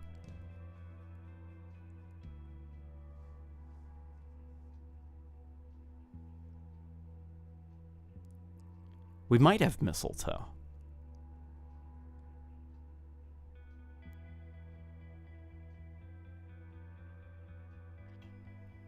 The skill-based matchmaking in COD is horrifically worse. Yeah. And what's kind of like creepy, I guess, about the skill-based matchmaking in Call of Duty is it's not just about your game performance.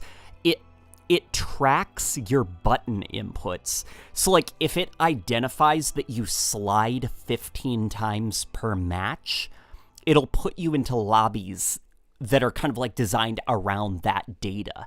Like, it keeps track of where you usually go in a multiplayer map, how many kills you usually get in the first minute, how many times you use your grenades, how many times you just, like, slide and what routes you... Like, it is very creepy to have a game kind of, like, hovering over you and keeping track of all of those things.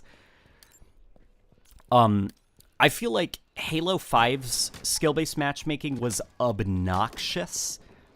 And some of that is definitely, like, the gameplay of Halo 5 was very annoying. But the skill-based matchmaking didn't help. And Halo Infinite, I do still feel some of that, like, don't do too well in a match, guys, or the next couple of matches are going to be really tough for you. But holy mother of God, Call of Duty is intolerable how obnoxious its skill-based matchmaking is.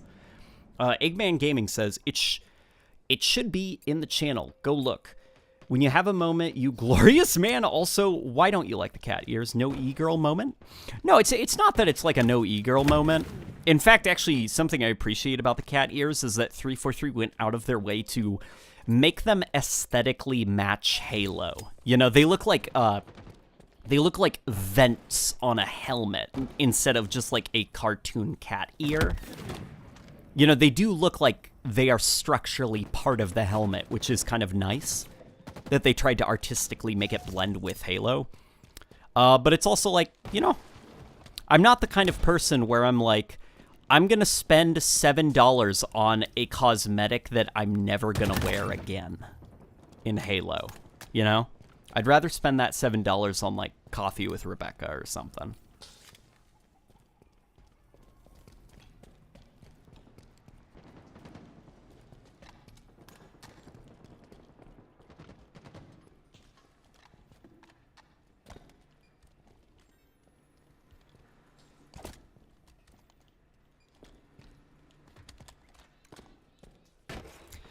Woods Grump says, my parents got a new dog in our family, a female French bulldog. Her name is Remy. She's so adorable. A pupper. That's pretty precious. Bulldogs are cute. They're just like little munchkins, you know? They got those silly faces. It makes me so happy that we've, like... you could say it is very disturbing that we took, like, a wild animal, like a predator that's self-sustaining, and we basically said, you're gonna be a toy now. And over the course of multiple thousands of years, we have bred them into, like, living stuffed animals that we call adorable and give squeaky toys to. But it also makes me quite happy when you see, like, a little dog and you're just like, God, I'm so happy you're not, like, fighting for survival in the wilderness, you know? I'm so happy that the only thing you need to worry about is where is the squeaky toy. Because, God, animals are so precious.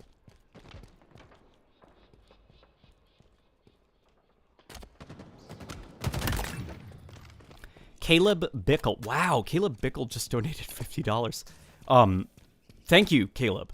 Who says, I think you've mentioned this before, but I can't find it. What are your thoughts on the new maps? Personally, I find them too small mostly, and constantly in a firefight, which I don't enjoy. Merry Christmas and keep up the amazing work. God bless.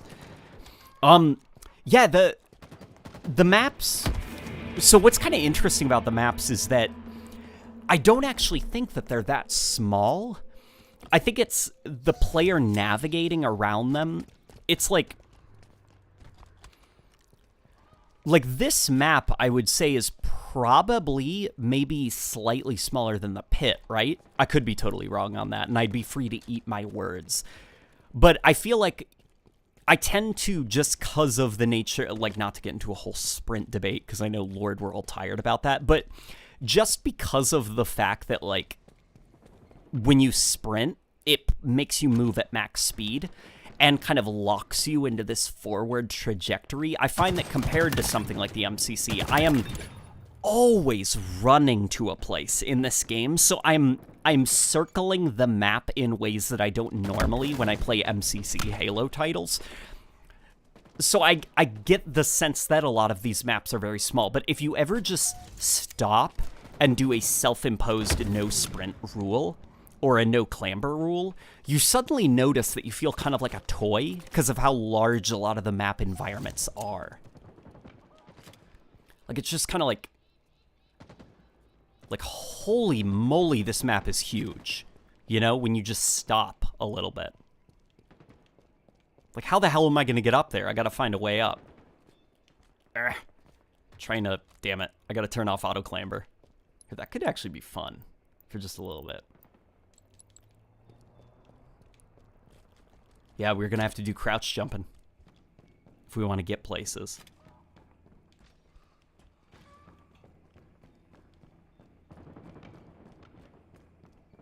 You especially notice it in the campaign. Like, if you ever stop using that grappling hook and stop using the sprint ability, suddenly you notice how big a lot of those campaign environments are.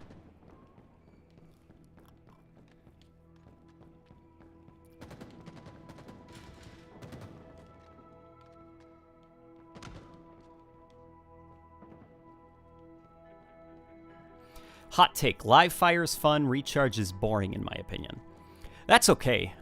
Something I actually do appreciate is that Halo Infinite tried to have, like, a variety of maps at launch.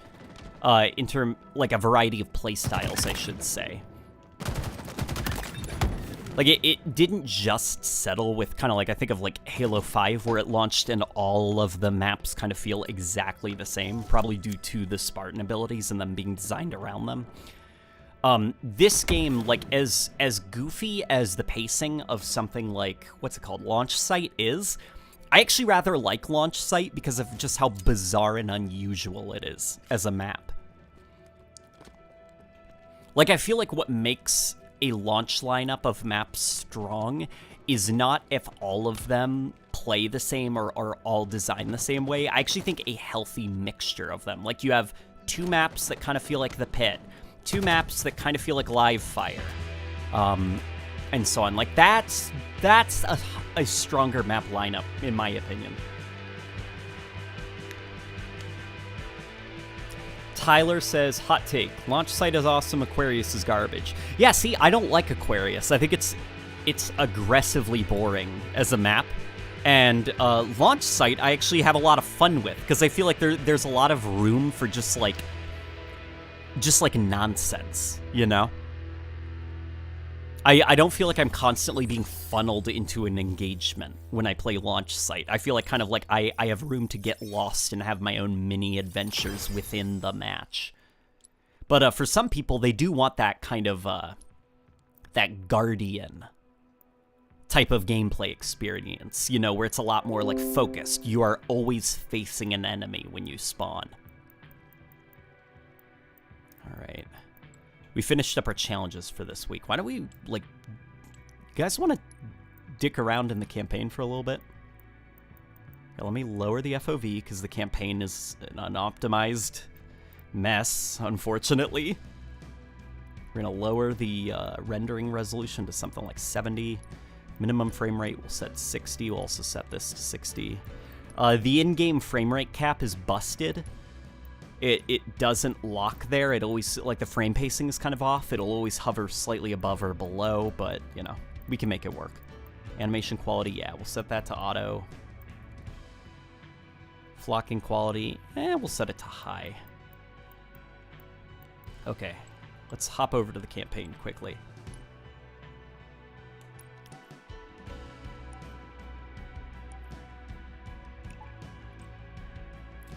Why do you think Halo CE had such weird maps, and do you think they could remake some of them? I think it would be cool, to be honest. I think the reason that Combat Evolved had such bizarre maps is because, well, back in the day, Combat Evolved, the multiplayer, was almost like this kind of like last-minute thing thrown together.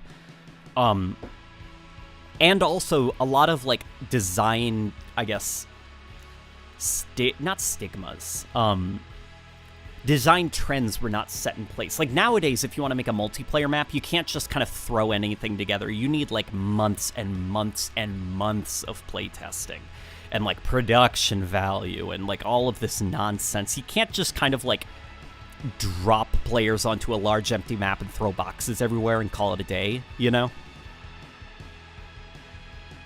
And so with Combat Evolved, like the reason that there are so many bizarre maps is because, well, playtesting. What's playtesting, you know? And I do kind of miss that era of gaming. Like, for Modern Warfare 2019, there's a lot of people that crap on that game's multiplayer maps. And when Black Ops Cold War came out, they were like, thankfully, we have good multiplayer maps again. I actually really liked the multiplayer maps of Modern Warfare 2019 because of how sloppy and messy they felt. Like, it didn't feel like a computer algorithm created them. You know, I didn't feel like my time to engagement was specifically developed, tested, and curated down to the last, like, nanosecond. You know, it just kind of felt like, I'm in a house. And, like, the stairs are kind of weird, but that's how stairs are. And there's, like, 5 or 6 different entrances. It just kind of felt like an environment to goof off in, where with Black Ops Cold War, it just felt so sterile and, like, lifeless to me. You know, it felt like a computer created a lot of those maps. Eggman Gaming says, last one, because I gotta save my money, although I wish I could send more. Look at the gun in the Discord, and I can stop. Spare my wallet, good sir. Okay, I will take a look at the Discord, okay? Here, you guys can take that, you can take that. Why aren't the Covenant, or the Banished talking? Oh, I turned off voice. That would explain it. Here, let me check out his gun in the Discord. We've got, oh, Steve is back, who says, hey, late night, just Steve saying Merry Christmas, LNG. Merry Christmas, Steve. It is good to see you, my friend. I hope you are doing well. I am opening up Discord currently, so I hope you guys at least appreciate the fusion coil that I'm holding.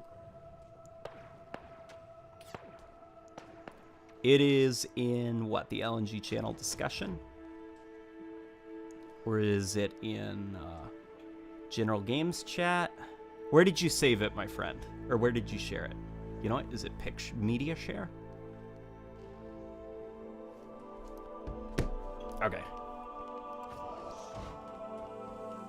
Yeah, I guess, like, for me, like, what makes a game's multiplayer maps fun are not how balanced each individual map is. I guess it's more of, like, the variety of the whole, you know, where it's, like, instead of looking at each map in microcosm, like, what does the entire multiplayer package offer me in terms of map variety? Like that what's it called, that bridge map from Modern Warfare 2019, where it's just kind of like a nightmare disaster where it's like very easy to get spawn trapped and spawn locked. I freaking love that map. I really, really like that map in Modern Warfare 2019. And I like it because of just how, like, unusual, I guess it is, you know? I'm so used to, like, these maps with these very, very, very deliberately, specifically curated lanes and stuff. So when you get a map like that, where it's just like this giant bridge that doesn't feel like it was play-tested and it feels like it was ripped out of a campaign environment, it feels kind of fun, because it also forces me to kind of break out of my own gaming habits. Like, I find that I have to, whenever I play that map, I have to equip smoke grenades and stuff, and maybe, like, longer-range rifles, so that I can fight my way out of some of those spawn traps. And I find myself exploring parts of the map that I probably wouldn't otherwise, because I'm so locked into my own gameplay style. Let's throw that there. Eggman Gaming says it's in Halo General for you. Okay, love you. Bye. It's in Halo General.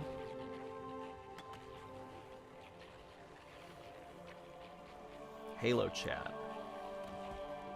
Ah, I see it. That is a snazzy skin. Holy moly, that Nerf skin, that looks really good in game. What is this? Are the textures just not loading in? Here, you know what? We're gonna, I wonder if the memory leak is sneaking in, kind of ruining some of this stuff. So I'm gonna reset the game quickly, okay? I love Shipment in Modern Warfare 2019. This is MC Red Wolf. Yeah, like Shipment is an unbalanced nightmare, and because of that, it feels more like it was developed by people, you know? In fact, I'm very excited about next year's Call of Duty, Modern Warfare 2, because I'm like, yay, we can get away from, like, Call of Duty Cold War and Vanguard, where, like, the maps have no personality and no life to them. I'm excited about some messiness.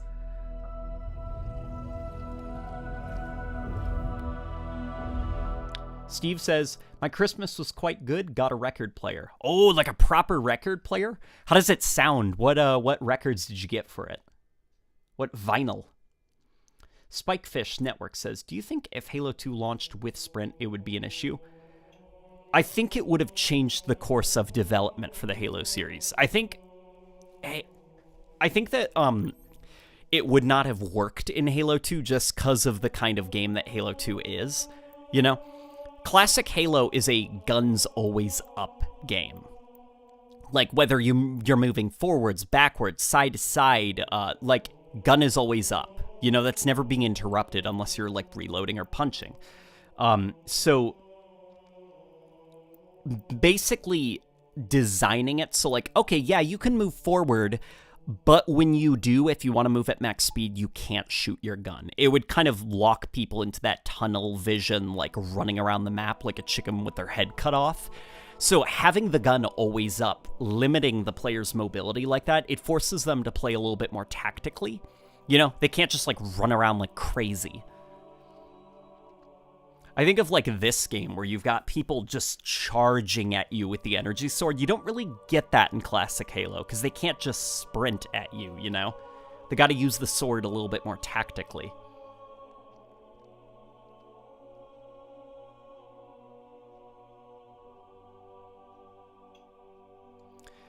What is it that you stream on? Because Streamlabs OBS doesn't seem to be optimized for Infinite. I am using OBS. So that might explain some of it. To be fair, though, I don't think it's OBS's problem. I think it's Infinite's problem. The GBs says, do you have lore for your multiplayer Spartan, or is it just me? So I don't.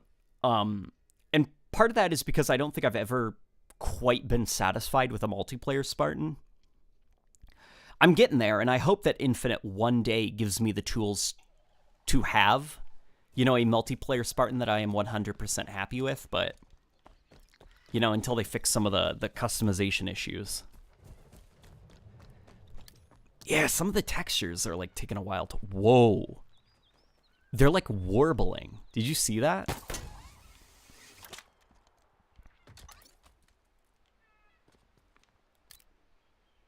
Yeah, there's some funky stuff going on. Maybe I should set the resolution scaling a little bit higher. Oh, you know what? Minimum frame rate. Hang on. Let's turn that off. Much better. The game is not running well, but a lot of that funkiness is gone. Let's go up this way. Boop. Some birds, you guys get out of here. What can we do in the open world? See, I've done everything. You know, this is a 100% save file. So unfortunately, there isn't much to do. I guess we could, like, run over to one of the Banished outposts, see if, you know, they're still alive. Yeah, why don't we check out that Banished base? I love you so much, Late Night. Merry Christmas and keep up the great work, says Colt. Thank you so much, Colt. We are going to engage these Banished. Oh boy. Come here, you. I'm taking your ghost. So did you guys know that in Halo Infinite they changed the weak point of the vehicles for the ghost? It's no longer that circle. In previous Halo games, that circle right there is the ghost's weak point. You shoot that thing and it goes down really fast. In Halo Infinite, it's the wings that are now the weak points.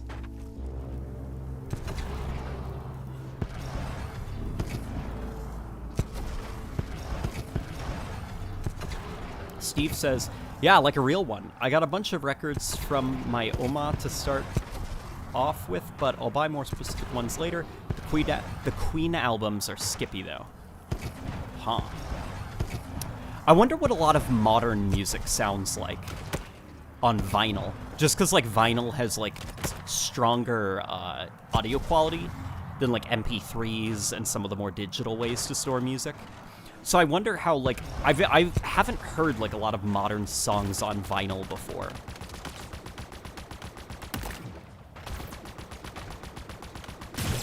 There we go, we destroyed that tower. Ah. Oh my god, I'm being ambushed. Fine, you can have it.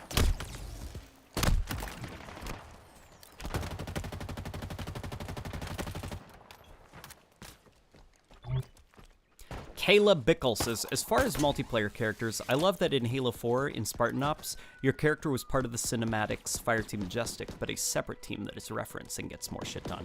Yeah, at the end of Spartan Ops, there's two phantoms that are escaping from Requiem, and one of them is your Spartan Ops character, which is kind of cool.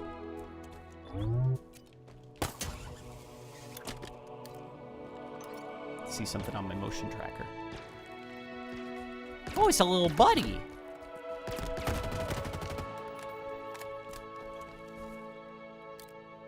Who are you guys? Looks like it is a brute with a shield, a brute miner, and then just a grunt hobbling around. Find Craig Mountain.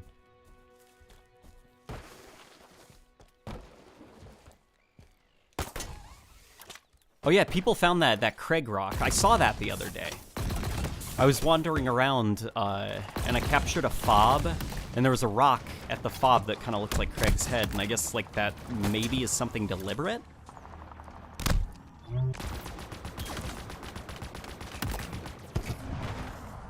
That grunt thinks he's getting away.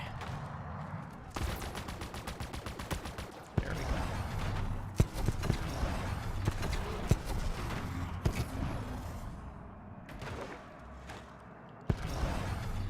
Why are all the enemies completely silent? Don't worry, it's because we have voice muted. I can turn it up for you. I had voice muted, that way we didn't have, like, my AI buddy, you know, babbling over the sound of my voice, but let's run this way.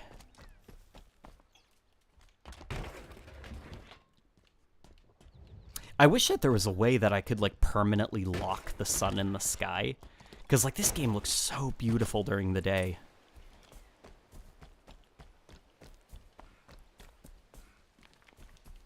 I just like it to stay this way forever, you know? especially sometimes sunset on different parts of the ring.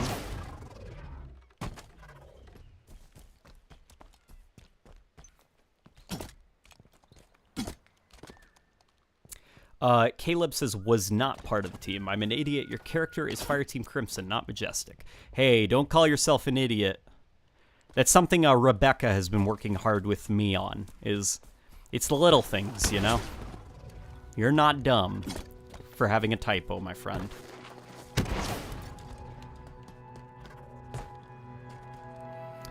Best Wing says, Ayo, late night chat, how is your Christmas? My Christmas was pretty snazzy. I don't know about you. Steve says, yeah, I wish Warner Brothers wasn't so greasy, so Infinite could have Shadows of Mordor, Shadows of War Nemesis systems to keep this great fleshed out world from becoming empty once done. I don't think the actual... Isn't it just, like, specifically the system that they set up and developed?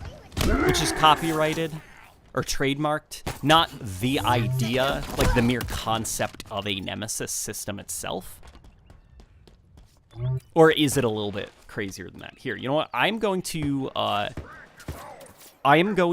go drain my main vein. I need to use the restroom really bad because I drank a lot of water. So you know what we'll do? We're gonna play a little game, okay? While I go and use the restroom. Right here, I'm gonna stare off at this. Tell me how many times Master Chief does the idle animation, okay? Keep track. I will be right back, friends.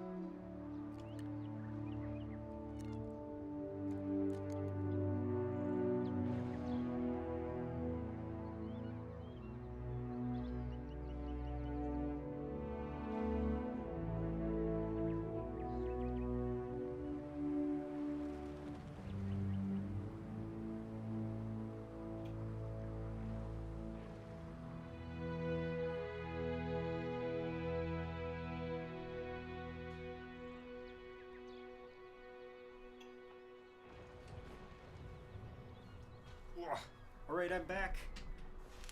I'm back. Whew, gotta dry my hands on my shirt. Okay. Okay, how many idle animations did we get? 1? Oof. I see everyone counting.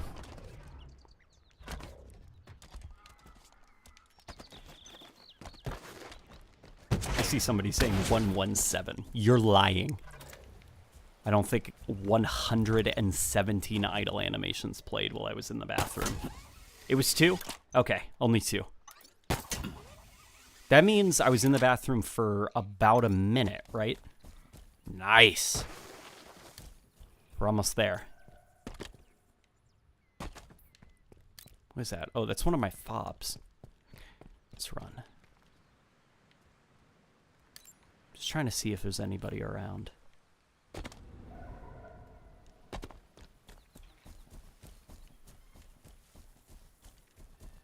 We could also head into my Legendary playthrough, which I'm currently on.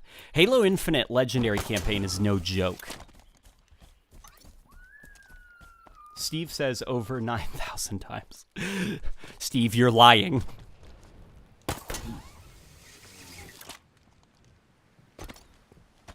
Okay, now people are trying to confuse me. Somebody's saying it was 3. Ethan says, how do you know it wasn't 117 times? You weren't there. No, like, you are right. You know, I wasn't there, but, like, surely I'm not crazy for being skeptical that 117 animations played while I was in the bathroom for a minute, right? Like, I'm not crazy. You, the Spartan! Something that is actually a lot of fun about the Legendary playthrough is since the AI are alive much longer, I've been hearing their quotes more.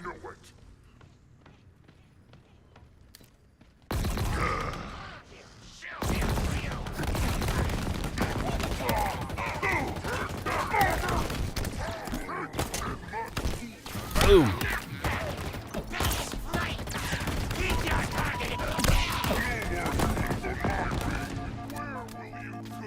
Let's go up this way.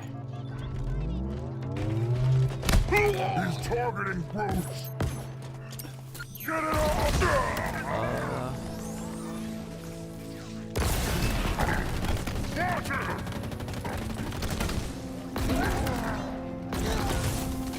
Alright, yeah, I think we're gonna hop over to my Legendary playthrough, because that could be a lot of fun, right? How are you all doing, by the way?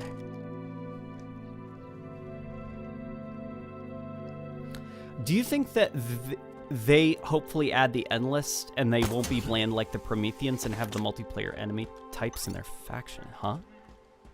Oh, and have multiple enemy types in their faction. The Endless. I think the Endless are going to be allied with the Banished, right?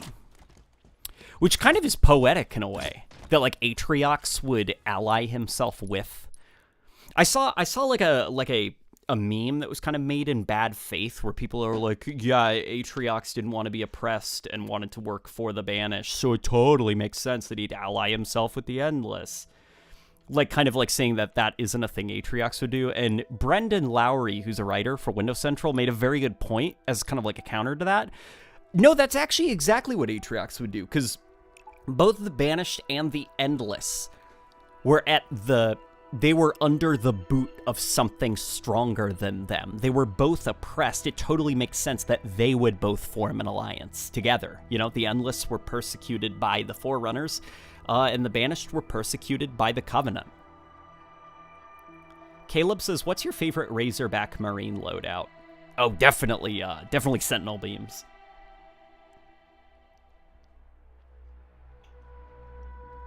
Dharma Defender says, I think the Endless are allied with Atriox and promising him the mantle. I don't think the Endless are after the mantle at all. If we're talking about spoilers, guys, we are going to talk about spoilers just a little bit, okay? Don't worry, I'm not going to talk about every aspect of the campaign, okay? If you feel like I'm going to ruin the campaign...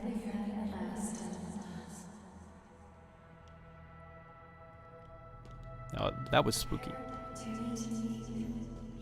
Here, I'm gonna lower. Chief, stop. In fact, actually, I might just straight up mute voices, if that's okay. Just so that I can focus a little bit, because when people are talking in my ear, you know, I get a little bit distracted. I don't think the Endless are after the Mantle of Responsibility. In fact, what's kind of refreshing about them is I'm so tired of the Forerunners in Halo. I'm so tired of the Mantle of Who Cares, of the Didact, of the Domain of Responsibility, for the Precursors, and the, like... I'm so glad Halo's moving on from that. You know, we've been going in circles about that stuff for about a decade now in Halo. So I like the idea that the Endless are kind of like... No, like, screw all this dumb stuff. You know, all this dumb Forerunners stuff. Let's run this way.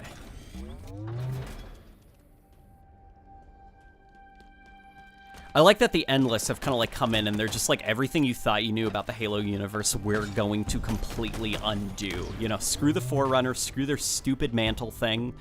Like, we want to destroy all of it. Ah! I forgot I was playing on Legendary.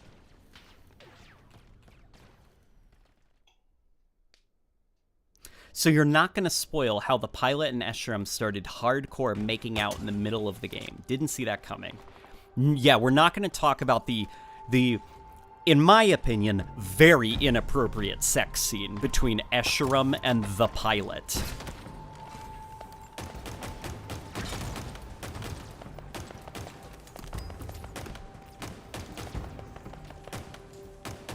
Holy crap, okay. That was embarrassing right there, that nonsense I got into with that jackal. Did you see that? There we go. I feel like I'm reading the, Have people done, like, studies on, like, the animations of the crosshair? Because I feel like I'm reading it a little bit too literally. The weapon recoil patterns reset much faster than the crosshair implies, right? Yeah, boy. Okay. I've kind of trapped myself up here with bad weapons, right? Okay, come here, you. I'm gonna take this. Gonna pop that shield. Okay, or we're just gonna die. Alex Crelia donates $2. Thank you so much, Alex. Ratchet says he's off. Thanks for the Christmas stream. And I appreciate you being here, Ratchet. A pleasure, as always, to see you, my friend.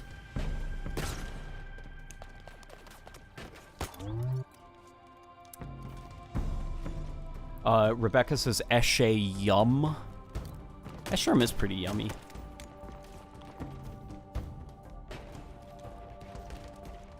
Alright. Oh boy. Here we go. We got that guy. Yes! Some more kinetic ammo. Okay. They're coming. The Banished on Legendary are no joke. Come here. I'm taking you with me. Oh boy. Oh my god, leave me alone! They keep trying to advance. Oh my god, they're flanking me. Leave me alone! Just give me some breathing room!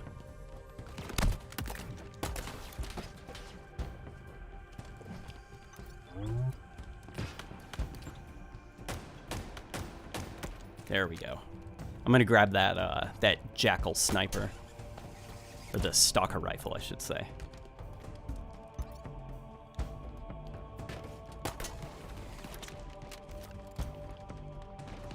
The crosshair color blends in with the background too much. Yeah, I'm not the biggest fan of the crosshair colors in this game. They're doing the kind of like homogenized thing that the game industry does, where like every single video game HUD has a white crosshair. I kind of miss Halo having, you know, it's like subtle blue.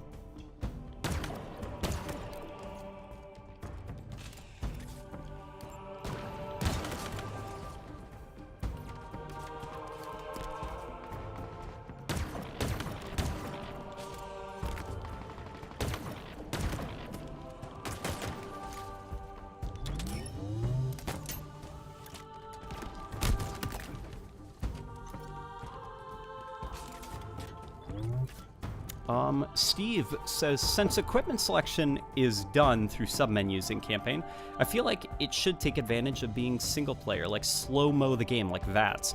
Oh, like you kind of almost like bring up a weapon wheel or something like that? Or are you saying there should be an equipment that is slow-mo in the campaign, like some kind of adrenaline boost? Because I do think, keep in mind that like Halo Infinite, it is going to have co-op.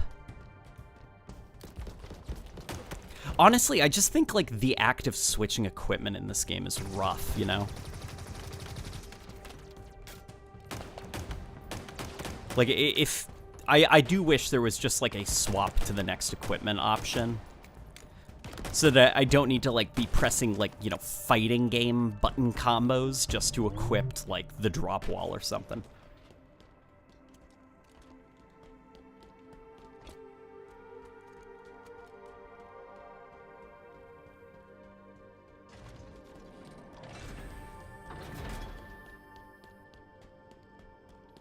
And here are some of the Silaxes. God, Halo Infinite's art direction is so cool, man. I'm so happy that like this look for the Forerunners is back. We should go visit actually the gopher. There's a cute Easter egg. Yes, you can actually hop over here. There is a space gopher. A lot of people were under the assumption that it was the Halo 3 rat. But I think whoever designed it clarified on Twitter. He was like, nope, guys, that's just supposed to be the space gophers. Here, I think it's down here.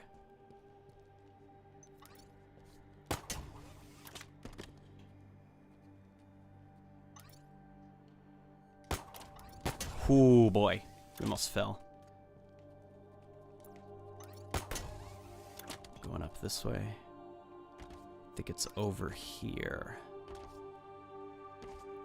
Unless I am going the completely... There he is! The gopher! The space gopher. Alex Krelia donates another $2. Thank you so much. And $1. Thank you, Alex. Is Battlefield 5 worth $5? Oh, yeah. If you're a fan of Battlefield, then yeah, $5 is kind of like a steal. Not only does it perform better than Battlefield 2042, it looks better and has better gameplay. Even though there are some design issues that I disagree with Battlefield 5. I don't like the health system. As well as the attrition system, as they call it. I feel like it's a needless way to kind of like corral people into playing their class.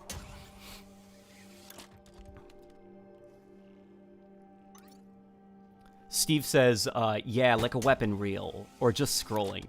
It's oof right now. It definitely is oof.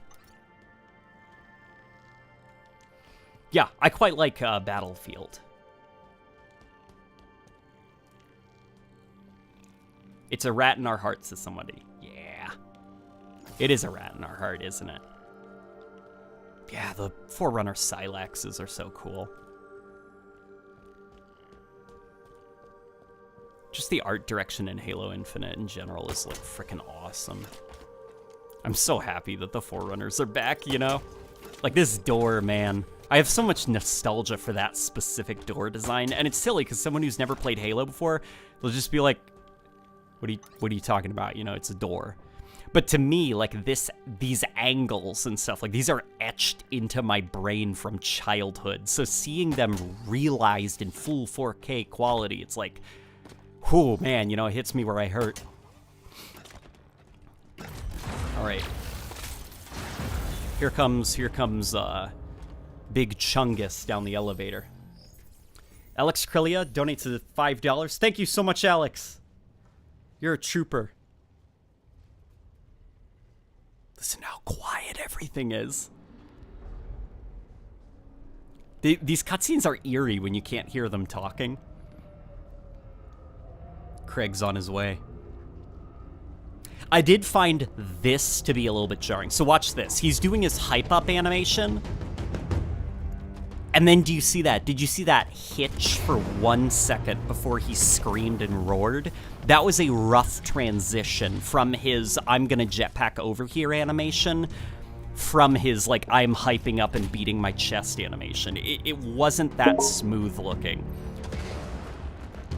That does bug me about that cutscene with him, is that you can noticeably see him switch between different animation routines. Ah! Well, I guess that's what I get for insulting him. Oh my god, Alex is coming in with more donations. Ah! How are you doing, Alex? You haven't said anything, but I do appreciate the donations, friend. I'd love to know more about you. I'm sorry I'm being chased by a monkey. Do you hear the music? This is a pretty nice drum beat. Oh no. Was a pretty nice drum beat. Can't hear it anymore. Tremonius is so forgettable, though. I don't think Tremonius needs to be, like, the most memorable character on planet Earth, you know? Like, Tremonius, he served his role. You know, he's not a character, a capital C character. He's just a little boss. And, I certainly will remember Tremonius going forward. You know, the way he came down the elevator, hyping himself up, beating his chest, and then roaring. And then I think how before, when he was talking to Escharum, and Escharum had the Blade Master kind of shove his face into that console, like, that's why Tremonius is so pissed off right here, because he just got humiliated like 15 seconds earlier. Like, I will remember this encounter. It kind of reminds me of, you know, the brute in Halo 3 at the end of the campaign, that one chieftain who's like, fight me! You know, and he's waiting for you in that circle of brutes at the end of the Ark mission. That guy wasn't really a character, right? but that doesn't stop me from remembering him. That was a fun little encounter. And Tremonius is the same way for me. Oh boy, okay. Oh fuck. Okay. This is messy.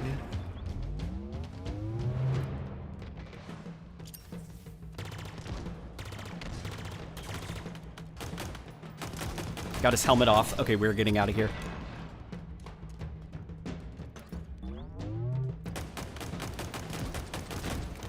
Oh boy. Damn it! Okay. Gonna be harder without that needler. Okay, is the meta to go for the needler? Oh man, okay. Holy crap, crap on a stick. Okay.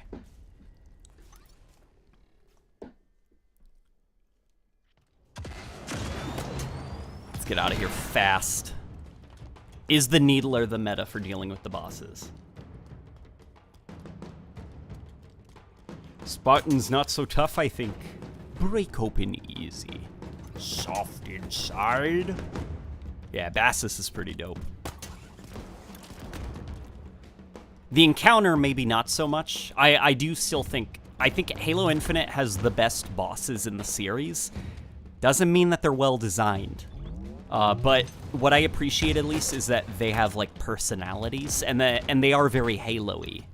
You know, it's not like the Warden Eternal where he kind of feels like he's ripped out of like Destiny or something. You're like, what the hell am I looking at? What is this? Here, we're gonna grab this. We're gonna drop the sidekick and stick with this because I don't have the wiggle room right now for precise shots. I do need a bit of homing. Let's see if we can sneak around this way. Oh, you know what? I'll take you, and I'm going to use this to clear out those jackals, I think. Oh, boy. Ah! Tremor! He's going to kill me! Okay. Alex Krelia donates another $1. Steve says, should stop spending now, but before that, I always wanted to ask, is poop from a butt like a Russian Orthodox thing or a you thing? Oh, me describing a thing I don't like as being a poop from a butt? That's just a me thing. That is... I think I said that in the heat of the moment once a long time ago on the channel. I was like scrambling for ways to describe a thing that I didn't like, and I in the heat of the moment said, it's kind of like a poop from a butt. Oh god, I forgot about the needler in this game. It can't super combine if shields are up. Okay, let's get out of here.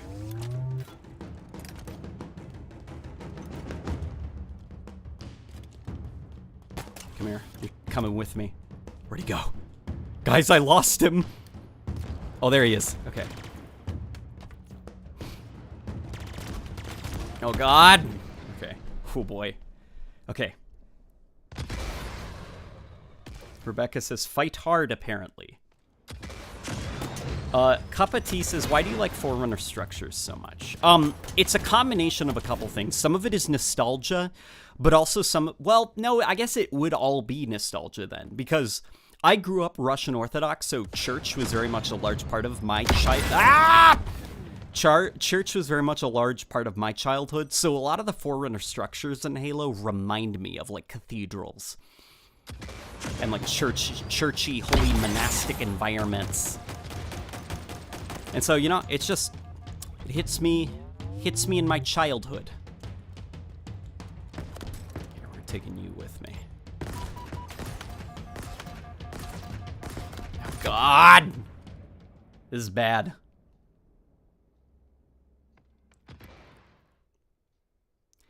E-Shocker says, I really wish they showed health through the art style. Yeah, I do kind of wish that, like, I mean, I actually, so here's another thing that's awesome about Rebecca, not to sidetrack and talk about how much I love Rebecca, but she has me thinking about games in a way I haven't considered before because I'm, you know, in my own little, like, bubble, my own little echo chamber. For her, she actually likes the health bars because she's like, listen, I don't game a lot. You know, I don't pay attention to things like the design of a boss. You know, I'm just trying not to die. So for her, a health bar is actually quite awesome because it's an easy way for her to track the health status of an enemy. And I'm like, okay, you know what? That actually makes sense. Because the reason I can focus on the art direction in the heat of the moment is because I have years and years of gaming experience under my belt. But I do wish that it does kind of feel like the designers, they had kind of like, I guess, rested their laurels on like, don't worry about it. We have a health bar. So like, as for in-world art direction to communicate the health status of an enemy, or even like the impact of an enemy, it's a bit lacking in this game. Like for him, alongside a health bar, I would like to see like his armor sizzling and crackling when you knock it off. You know, I'd like to see him start limping as he starts getting closer and closer to low health. Because for the most part, he looks fine. You know, the only way that I know that he's close to death is if I look at that cartoon health bar. I can't read his body language and get a good grasp on how close he is to death. Here, let's hide. Come here, Tremonius. Come here, buddy. Ah! Let's run this way. Oh boy. Tremonius ain't messing around.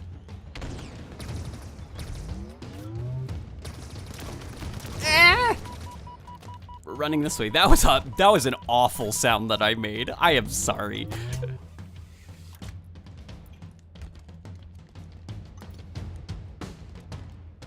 Alex Krelia has finally commented. He donates $5 and says, I hope you have a good Christmas. Alex, my friend, I hope you have a good Christmas too. Thank you so much for all the donations, buddy. What did you get for Christmas? Guys, we got a problem. I lost Tremonius. Oh, there he is. Okay.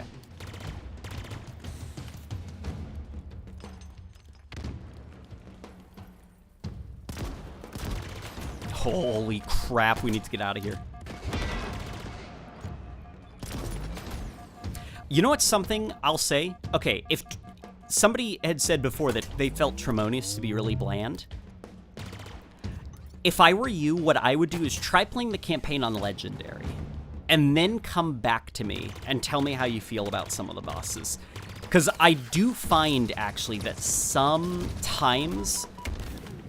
damn it.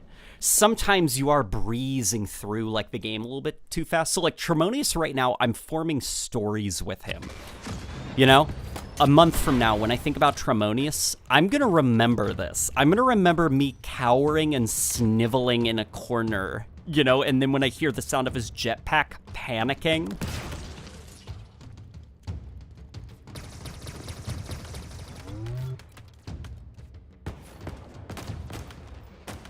Oh god, here he comes.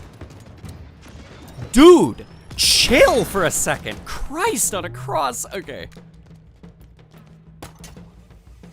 Planet Nozers says, I think his jetpack starts to spark and smoke up when near death, but yeah, it needs a bit more of that. Yeah, like, I'm currently working on my video, Halo Infinite has an explosion problem, and I think I'm also gonna use the video to kind of Trojan horse a bigger message just about the lack of, like, tangibility in the impacts of this game, but, like, have you ever just, like, opened fire into a warthog? There's, like, no visual feedback. And what I'm specifically talking about also is, like, mute the hit marker sounds, and then just start firing at an enemy. The game, it's like nothing, you know? There's no, like, zing, patwang, you know, of the metal as it's bouncing off of the armor, or, you know, a little... Foom, foom, as it's impacting their skin. It's just like nothing. It's so sterile and flat. Like, I feel like a lot of this game, they just thought, it's okay. They'll rely on the hit marker to let them know if they're hitting somebody. And so not a lot of art and care was put into the way that an object feels when you open fire into it.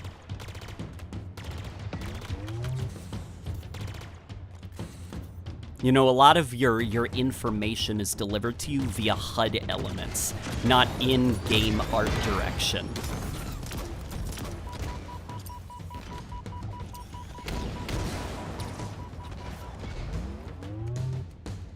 Tremonius?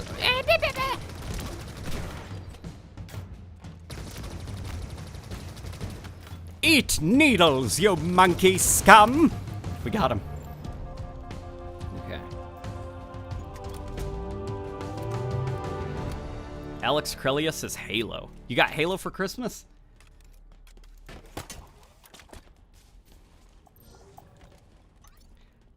Here, let's go refill some of our kinetic ammo. Cause oh, you know what?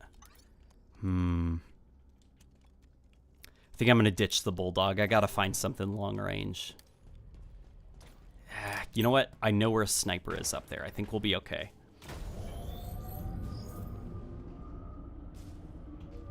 The whole doomed to just going red situation is so disappointing compared to how it used to be, says a period.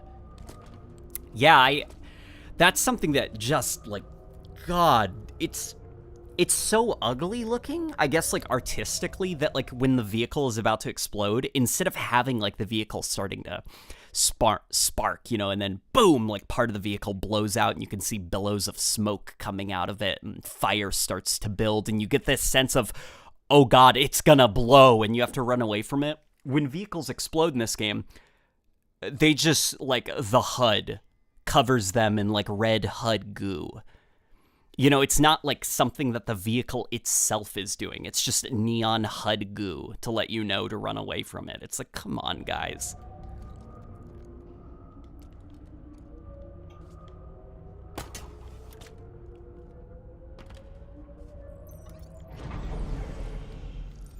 Rising00 says, I guess on a side note of sound effects, is it just me or does the melee sound effect sound like you're hitting plastic, if that makes sense? Depends. Do you mean like...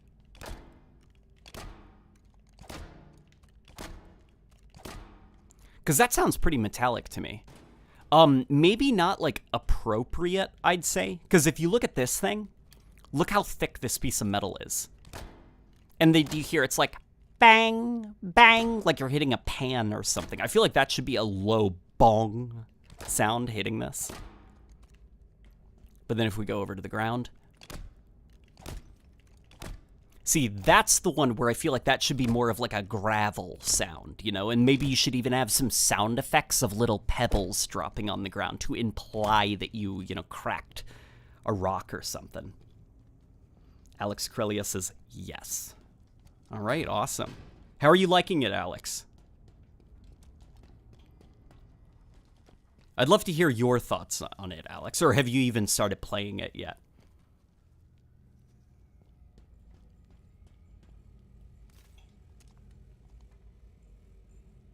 Opinion on Joe's statement on microtransactions.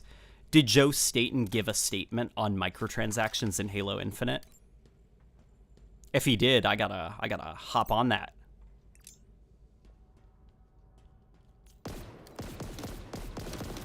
Here, we're gonna save these arc grenades, because I have a feeling I'm gonna need them once I get out into the open world.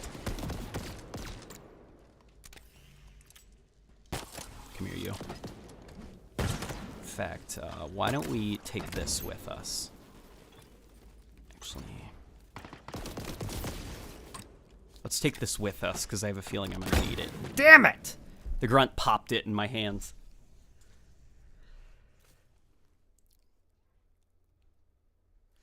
You know, it's funny because I feel like the explosion, the only explosion in this game that I actually think they kind of killed it on, like, you know, goddamn, good job, guys, you killed it, is the grunt backpacks exploding.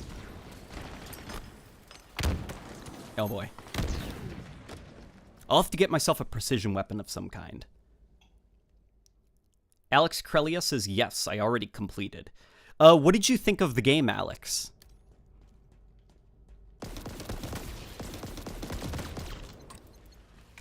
Or, like, what did you think of the game, and what are you hoping for, like, you know, DLC or even future Halo games? Here, let's run over and let's... Like, that looks pretty good, in my opinion.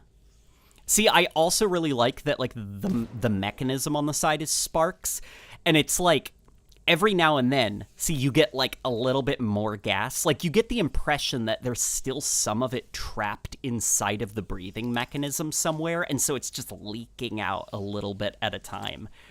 The impact of the grunt backpacks in that game, this should be, like, the gold standard for, like, all, you know, explosions going forward. Even, like, look at that. Look at the backpack. Do you see the way the metal is, like, frayed? And kind of, you do get the sense that a whole bunch of methane just ripped that backpack off of the grunt. Why can't Warthog's metal kind of look like that, you know, when they've exploded? Why do only the grunts get the fun, you know?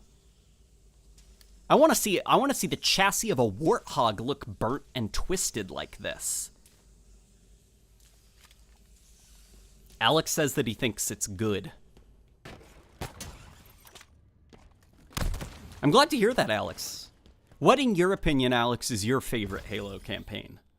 Or I guess Halo game in general?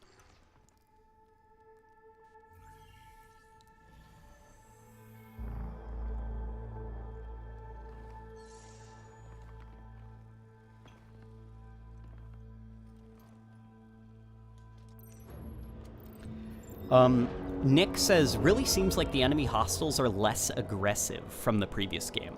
So, I don't know if I agree with that. Because I'd say the context is a little bit different compared to previous games. Like, the grunts, I actually do think they are far more aggressive. And that actually does kind of annoy me. Because the grunts in this campaign, they can actually melee you, and I don't like grunts having that ability. Because I feel like that isn't the point of a grunt. You know, a grunt should not be able to melee you when you get close, because grunts are an enemy type that you should be getting close to constantly. So giving them a mechanic that discourages the player from doing that, I feel is kind of like counterintuitive. But also something to consider. So Halo is always forward, right? The enemy is always in front of you. What the fuck is going on? You're always approaching an enemy camp, approaching enemies that you're going to encounter and stuff like that. This is a campaign, though, where the enemies can be in a 360 surrounding. You know, they're surrounding you from all sides. If all of the enemies started open firing... here, let me back up. My brain is starting to derail a little bit. Enemies are usually always surrounding you, especially when you're approaching outposts.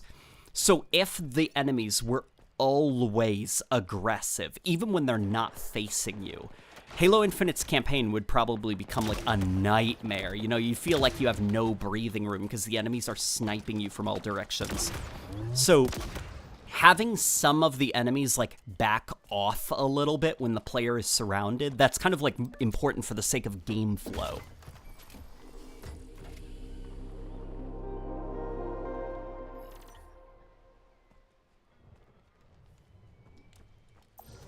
I think I dropped something. Here, yeah, just drop this. I think we're gonna take the battle rifle with us. Okay. Oh boy. Yeah, how do you guys like that? I forgot to grab the battle rifle. We don't really need a spanker, I think.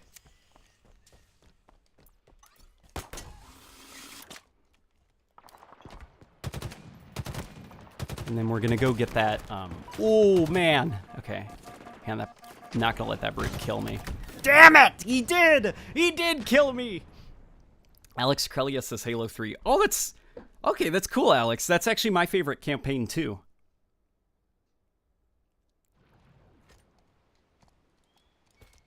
Mark H says, I could listen to LNG babble about nitpicky things all day. I love your content. Thank you so much. I'm glad that my nitpicking provides entertainment.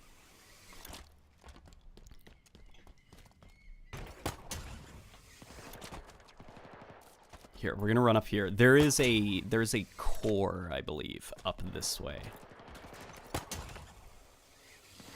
Okay. Yeah, it's over there in that cave.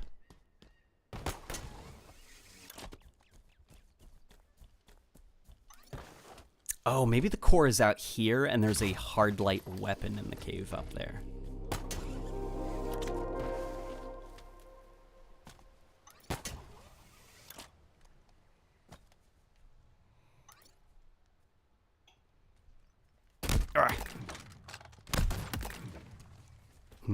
What kind of weapon do I want?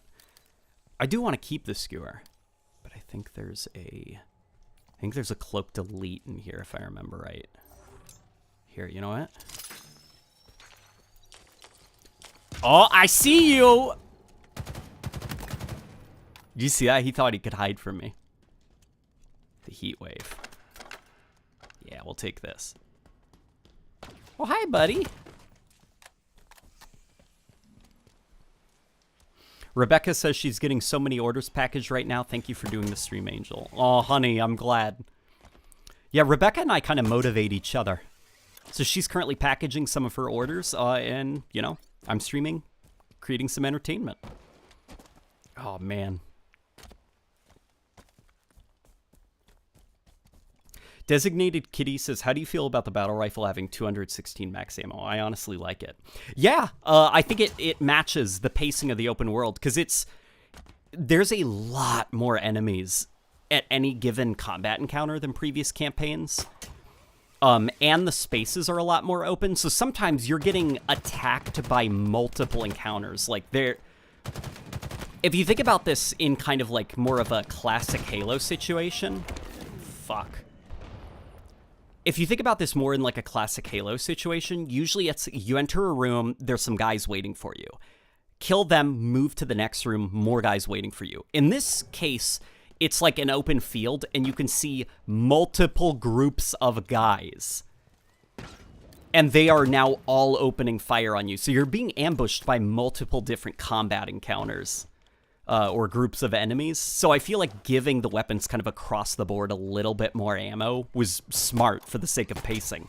And also, it's not enough ammo so that you can just kind of have whatever you want. You know, you still are forced to kind of scavenge when you start running low. It's good stuff. And that ammo crate, or like the idea of the kinetic ammo crates, it also makes sense if they're going to be adding DLC weapons, because then you could spawn some of those DLC weapons, like a classic shotgun at your fob, and then if you start running out of ammo for it, you could, you know, look for kinetic containers of ammo. That being said, I do hope that they organically fit them into the environment. Like, I would like to see some Banished rocking, you know, shotguns and killing them, you know, or Marines. I would just, in general, like some more Radiant encounters with the Marines. You know, firefights between the UNSC and the Banished that are not just communicated to you on your mini-map.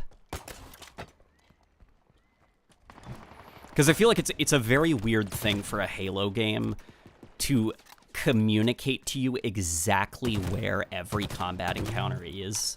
I feel like that's the kind of stuff you should stumble upon yourself.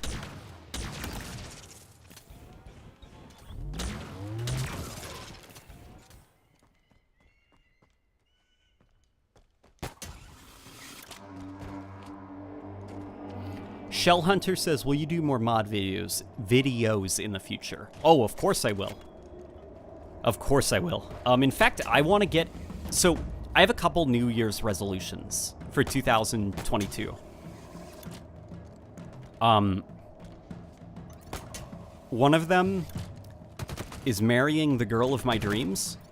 The other one is getting into modding, like proper map making and stuff with like the Halo 3 custom tools. You know, I want to learn how to make content. Also learn how to play the piano. Okay, so there's a couple of New Year's resolutions that I have.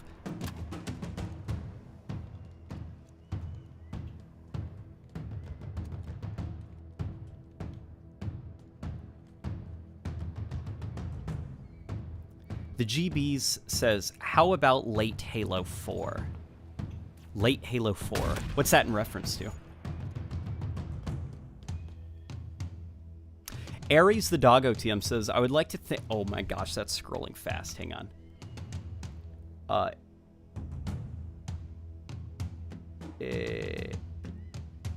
Aries the Doggo says, I would like to thank you for all that you've done in helping me...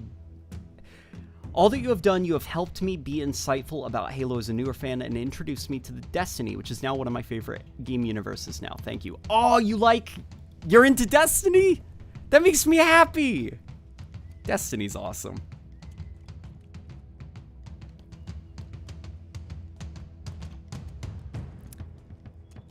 Oh, somebody saying that they got started with Halo around Halo 4. That's not bad, you know?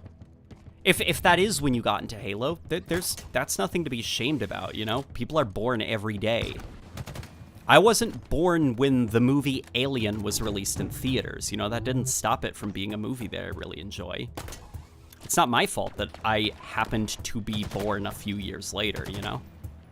You're allowed to like a thing many years after its kind of like heyday has passed. Your age is not something you're at fault for. Holy moly, look at all those banished.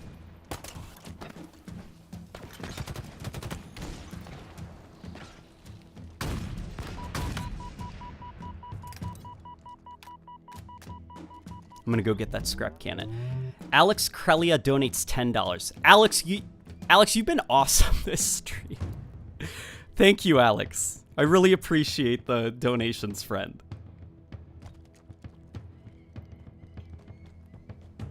Bucky Ducky says, watching this makes me want to play through the campaign again.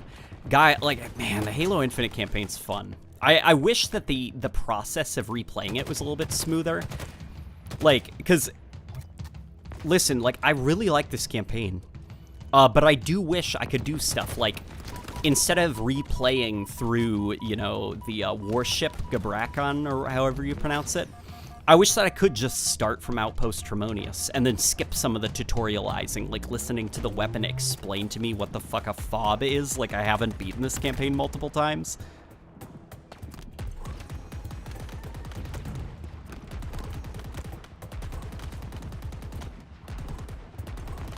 Holy shit, okay. This is bad, this is bad, this is bad. I think the red elite's charging. Oh, thank God he retreated. Yeah, dummy. He tried to pick up a weapon. It's like, I got him! His shield is down! Now's the time to retreat and find a different weapon. Here, let's grab the, yeah, we're gonna take this. Do I want the commando? No, I don't think so. Okay. Let's call in our buddy, Fernando.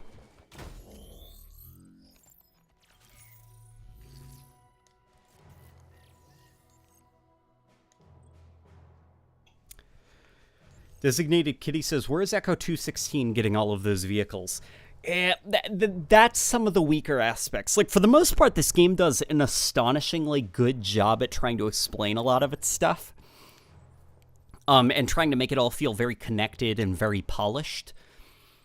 Like, you know, there's a lot of people saying, like, copy-paste with the outposts. I don't think any of them are copy-paste. Because I think that's actually just kind of like the look of the Banished.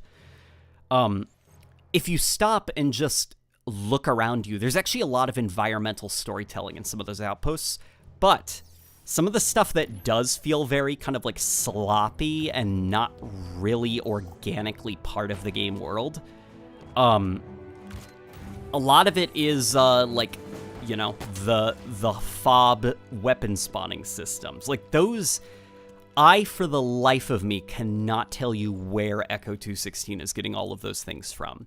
I have no idea why killing, or blowing up that propaganda tower right there in that clearing over there, why that suddenly allows Echo 216 to drop in a Scorpion tank. You know? That's some of the stuff that I feel is a lot weaker about the campaign. And it is a video game, you know? Like, that stuff exists because it's a game mechanic. But that doesn't mean it needs to be sloppy. You know, there can be a more plausible narrative explanation for why you can bring those things in. And all it would do is make the game stronger. I think kind of like how Dark Souls, like, painstakingly goes out of its way to try to explain every single gamey aspect of its mechanics, down to the point that even the matchmaking system is an in-universe narrative thing.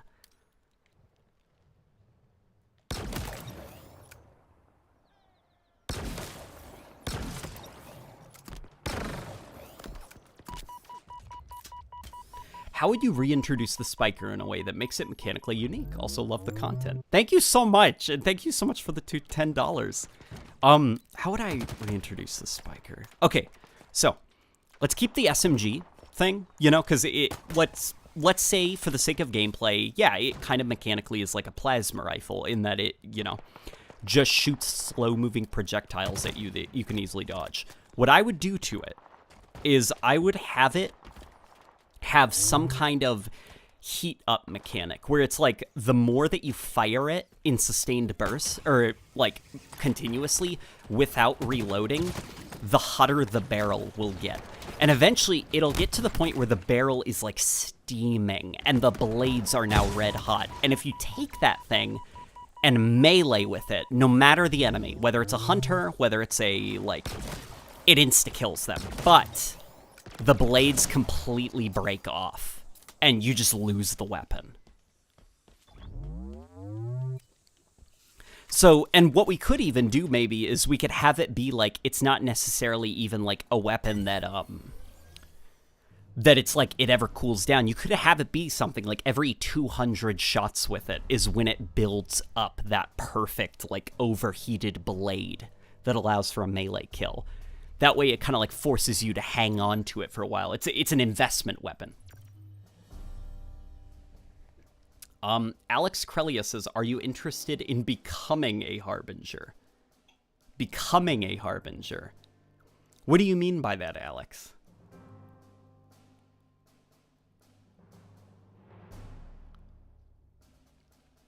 Ryan Kimmel says, someone please get LNG's attention. I must know how the grunt mule can breathe. That's a good point. Where's the grunt mule's methane container? Somebody says, like the assault rifle in Cursed Halo. Yeah, kind of like that. Like, you know, Cursed Halo is like haha funny meme and all. But Cursed Halo has a lot of like cool mechanical ideas for weapons.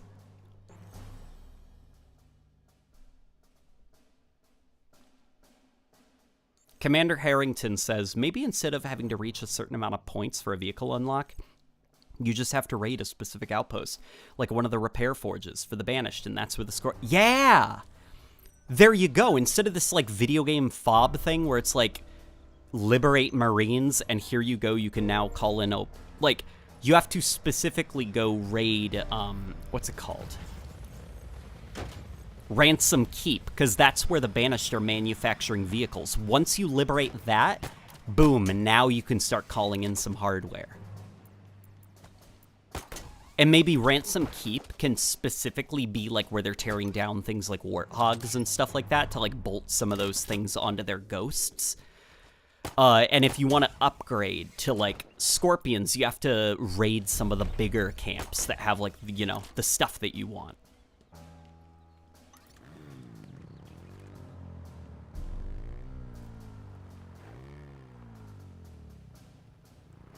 Ryan Kimmel. Someone please get LNG's attention. I must know. Yeah, okay. Yeah, it's that.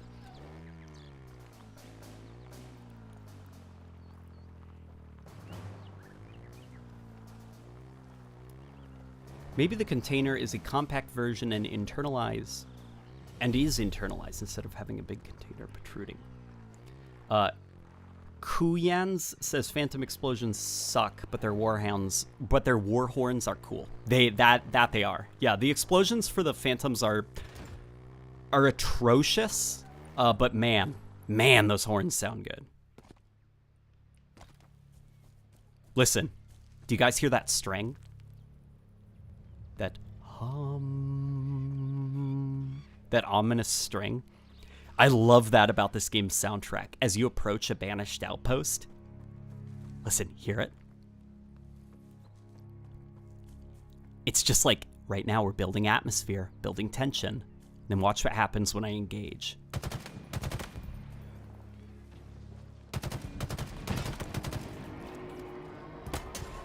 Do you start to hear layers being added? I hear a little bit of a bass.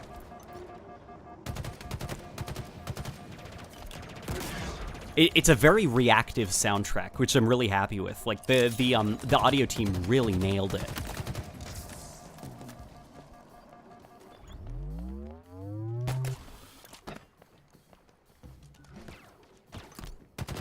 Look, see, now because we've engaged combat, the dynamic music system, it dropped that tension-building string, and now it's just using some chill drums, because, to be honest, this isn't serious. You know, we're just in a little firefight right now.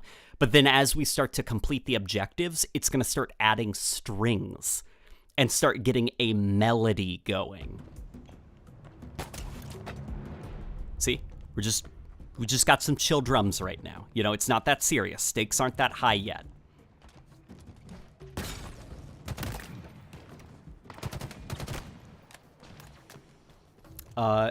Somebody says, I asked because of my Halo 3 reimagined prototype on Nexus. I made changes to the mod since uploading it, but I'd love to see you cover it. Oh! Send me a link.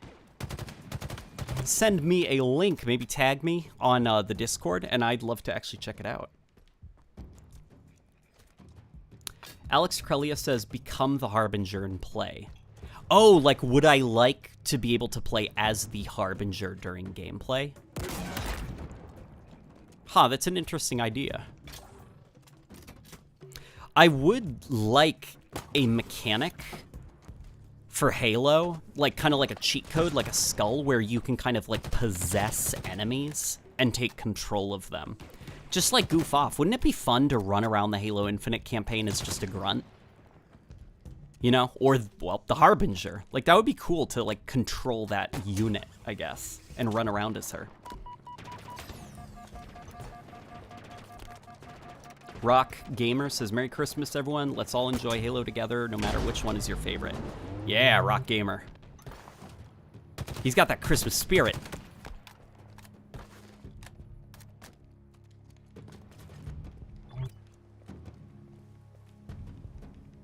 Alex is getting more and more cryptic. Alex is mysterious in the chat. I think that's why I like him.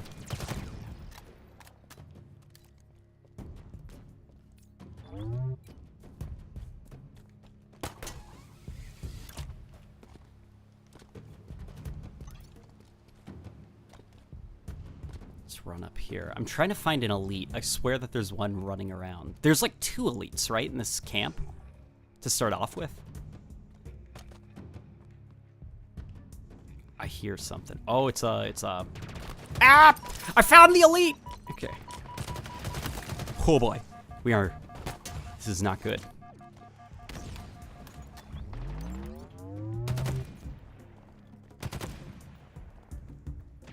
Oh! No, no, no, Mr. Elite. No, no, no, no, buddy. No, no, no. We're not... Okay. I guess we are.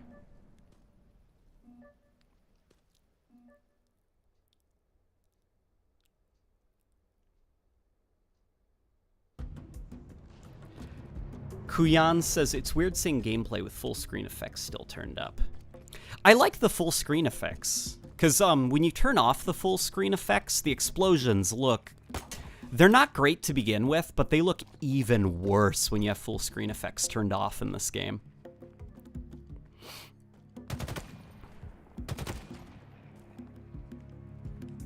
Oh, God. Okay. Here they come. I missed, of course. I really suck with the sniper weapons in this game. Definitely Peacock says, as a Polish man, we have Christmas dinner on Christmas Eve. Yeah. Yeah, that makes sense. Because then also it allows you to, like, enjoy the next day, you know? Because I assume you're going to, like, party and have, you know, festivities and stuff. So, like, getting the giant family dinner out of the way the night before, I think that just, like, practically makes sense. Paul Maloney says, yo, late night, Merry Christmas, buddy. Paul, a Merry Christmas to you. And to my Russian Orthodox folk in the comments, I guess I'll see you guys in January. Warren G says, hey, escharum is Halo 3 Cortana and Gravemind cutscenes. No, no, no, no, no. I wouldn't say that. Because at least with escharum, you can skip. You know? Anytime escharum comes in and he's like, Master Chief, blah, blah, blah, and he starts talking to you, you can just skip it. Did they lose interest?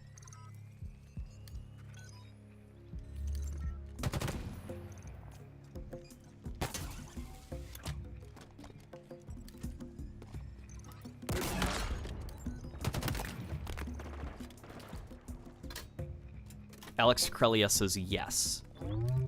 Okay, yeah, so Alex Crelia was pitching us being able to play as the Harbinger. The Harbinger's pretty cool.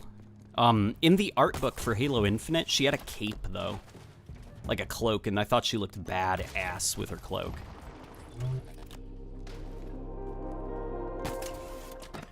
Though something that is kind of weird about the Halo Infinite art book that I don't know if, like, maybe it's just kind of like how long this game was in production for. Like, the art team just got bored.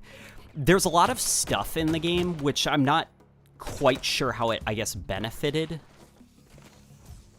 You know, the campaign, because, like, the Harbinger, like, that there is some stuff in that art book where it feels almost more like it was done so that it could look cool in an art book, not necessarily so that the gameplay team could take this and, like, make use of it.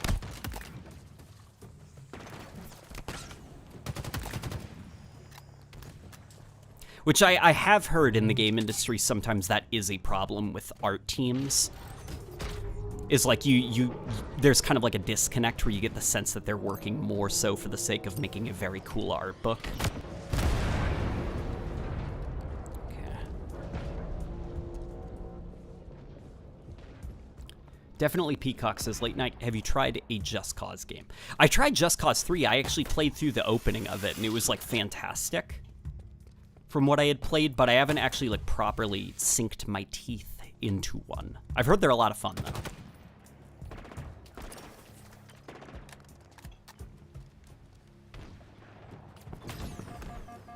I'd love some captured UNSC vehicles and the Banished skin in the campaign. Brutes driving around in a Warthog would be neat. Yeah, that would be cool, actually. Why aren't the Banished using UNSC vehicles?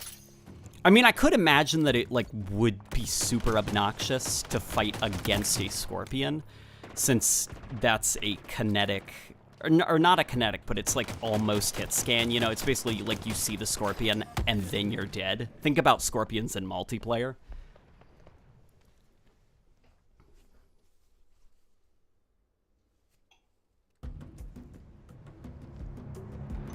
Warren G says, Merry Christmas, everyone.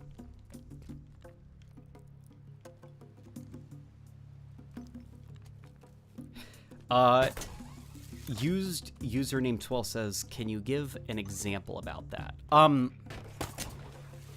guess an example would actually be, I had heard from a friend, I guess, about, like, Halo 4 and Halo 5's development, that there was a bit of a disconnect, I guess, between the art team, where they got very, very kind of hyper-fixated on these, like, beautiful, elaborate designs, and when you pass off some of those to, like, gameplay, they're like, what are we supposed to do with this? Like, we can't animate this, you know, we can't get this working in a combat situation. Like, this is so abstract. Now, granted, sometimes a lot of those, like, abstract art pieces are less about, like, something, like, interesting is, it was actually in the section about the Master Chief. They said that, for some people, they will mistake a piece of artwork as, like, a mood piece, when in reality, it's actually there for the artists to realistically render, or, like, draw certain materials so that some of the, like, the artists and engineers and lighting, they'll know what an object will look like when it's in game. So, like, there's a image of a Master Chief armor that looks kind of like a super simplified version of his Halo 4 armor. That was never intended to be the design of Chief's armor. That was actually there for the sake of studying how materials would look in Halo Infinite, like how the armor would glisten in the sun, so to speak. And so some people would look at that and they'll be like, oh my god, did you see this cut concept art for, like, Master Chief's armor? It's more of a blend. It's like, no, that's never what that piece of art was for.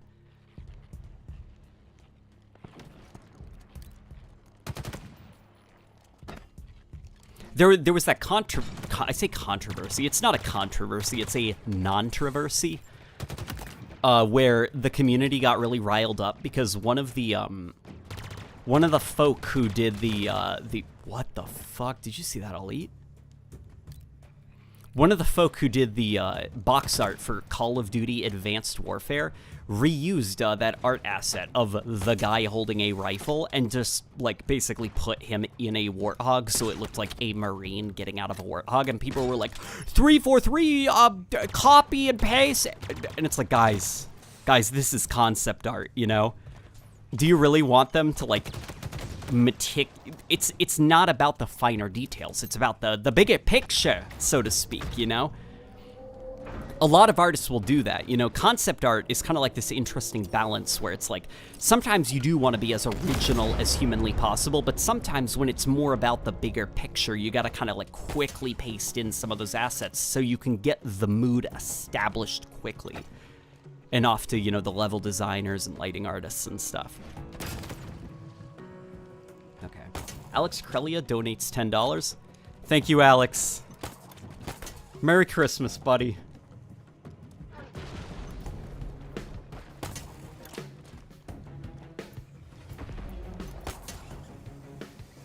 Halo 2 had flood scorpions. Yeah, so you know the floods. Like, the flood in Halo 2 were pretty obnoxious to fight sometimes when they were armed with, like, UNSC vehicles, because it's like, with a ghost, that thing's projectile-based, so when it's firing lasers at you, you can see them slowly traveling towards you, and you can just step out of the way. But when they have, like, a bullet machine guns, like, the bullets hit you before that muzzle flash is even done, you know? How are you supposed to dodge that? Like, it's not that fun to fight against.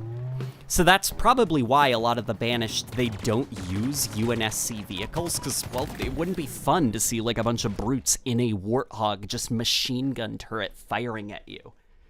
Because there's no way to dodge that. You could dodge it by hiding behind cover, but that's not really the kind of game that Halo is. You know, Halo isn't a cover shooter.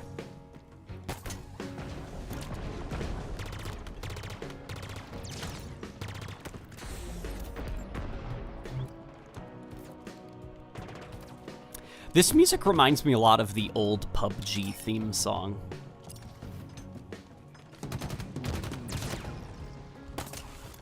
Oh my god! Hi, Elite!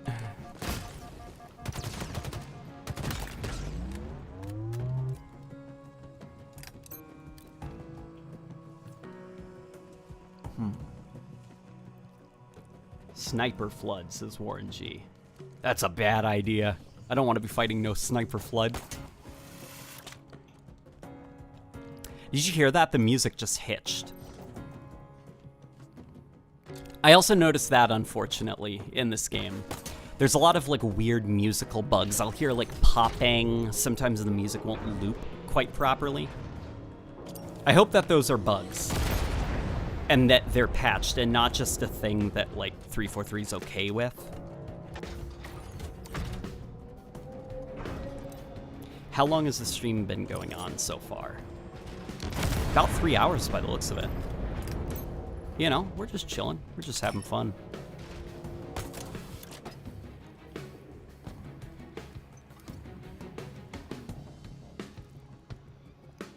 Bucky Ducky says, there's no way to dodge that, in quotes, which is why I think Jackal snipers are bad game design. Yeah, the Jackal snipers, I do appreciate, though, with Halo Infinite, they gave them that, like, laser targeting animation. So it's less of, like, a boom, you're dead suddenly out of nowhere. And there is, like, if you get hit by them, it's kind of your own fault.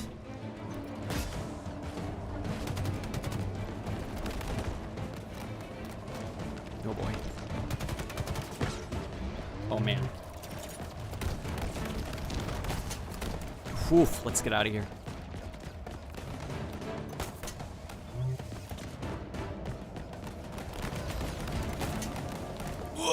Okay, hopping over here. I'll take this with me. We gotta get to that scorpion.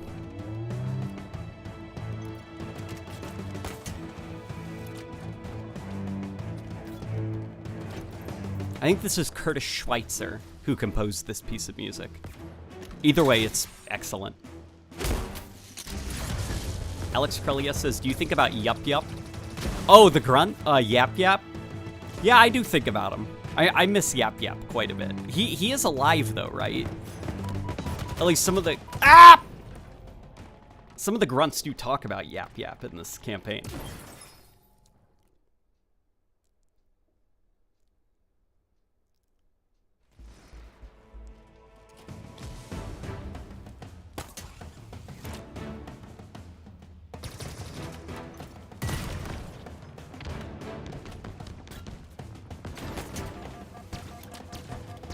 Oh!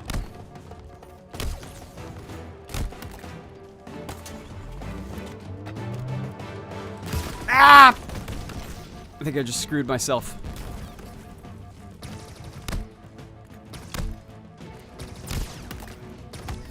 Yeah, that was a bad situation I found myself in.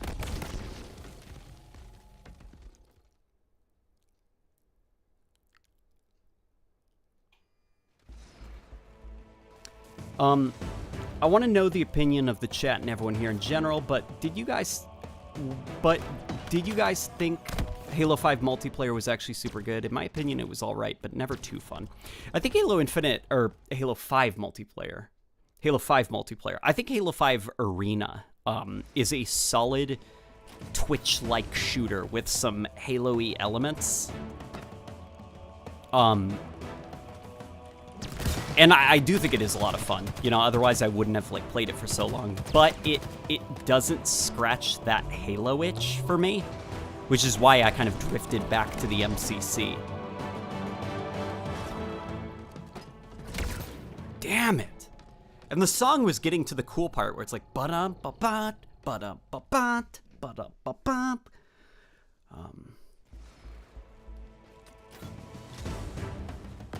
Yeah, Halo 5's a solid shooter. If it wasn't a Halo campaign, or if it wasn't like a Halo multiplayer, I think I'd enjoy it a little bit more.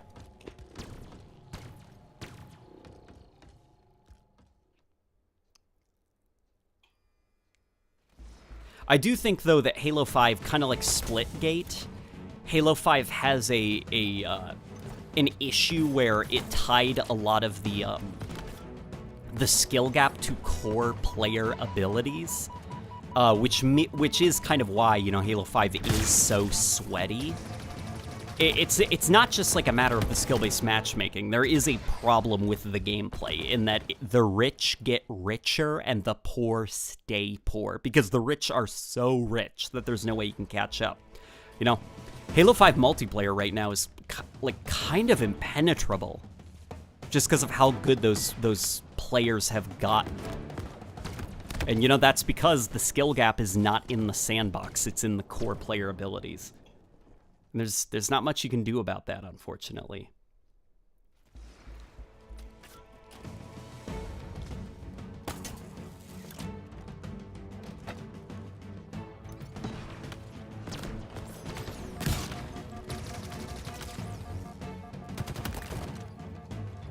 Get out of here.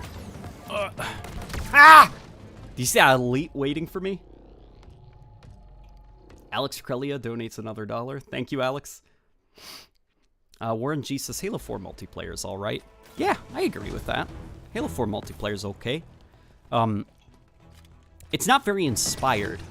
It is kind of just like, you know, a Call of Duty clone. And I do think because it is a Call of Duty clone, I'm not quite sure what it wants. I guess, like, with Call of Duty, I mean, modern Call of Duty, what it wants is it wants your money. But classic Call of Duty, for me, the fun of it came from, like, that RPG-like mechanic of leveling up, unlocking new attachments, ranking up guns, ranking up, you know, getting pro perks. Shit. Hang on. Come on, just give me a break. And with Halo 4, it tried to copy Call of Duty with the loadouts and the progression system, but it forgot kind of like the cheap way that the what do they call it? Prestige. That the prestige system added replay value, which it kind of soft reset your progression and allowed you to go through that process of unlocking everything all over again. And Halo 4 just didn't have that. So it's like, imagine just a Call of Duty game with no attachments and no prestige system. Just once you unlock everything, that's it forever. And that was the flaw, I think, of Halo 4, is if it wanted to copy Call of Duty, it should have gone all the way and had a prestige system. You know what? I'm just going to get in the Scorpion.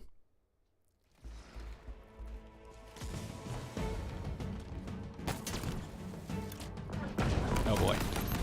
Hopped in the wrong turret.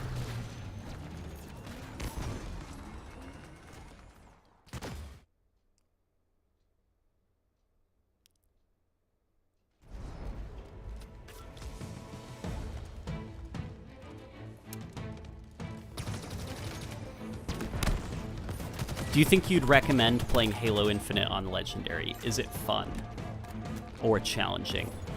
This is definitely pretty challenging, though I am also, you know, responding to people. So some of this bad gameplay is because I'm not looking at the screen. I'm kind of like trying to play out of the corner of my eye. Oh my god. Leave me alone! Okay.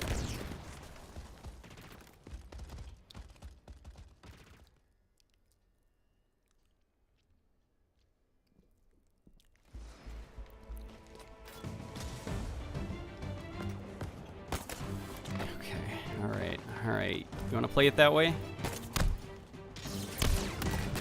Ah! Spartan Lee says, just passing to say hi. I'm off to try to play some big team battle. I hope you're able to find a big team battle match. I haven't in days. To the point that I hope that they kind of like remove it, I guess, from matchmaking until they figure out what the hell's going on. Oh boy. God damn. I'm trapped here. I gotta get out of here. Just run around and spread them thin. Yeah, the Banished are very grouped up. I'm kind of trapped in this building, so we are gonna Nigarandayo out of here.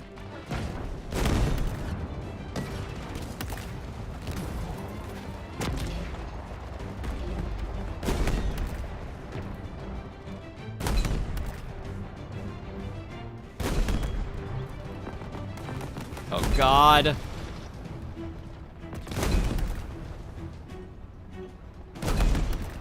Oh boy. Oh, it didn't doom the Scorpion. I was anticipating it to. I also do think that this game needs some kind of soft health system for the vehicles, kind of like Halo 3, where essentially what Halo 3 would do is it would soft lock vehicle health to your shields.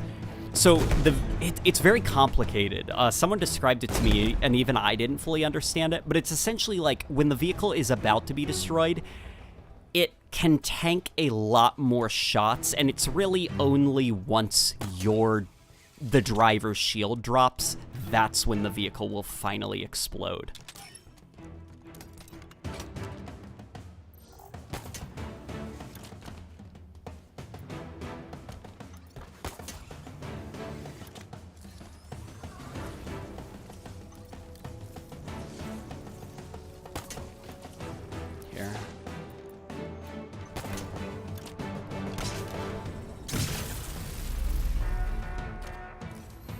Is there a guy in here?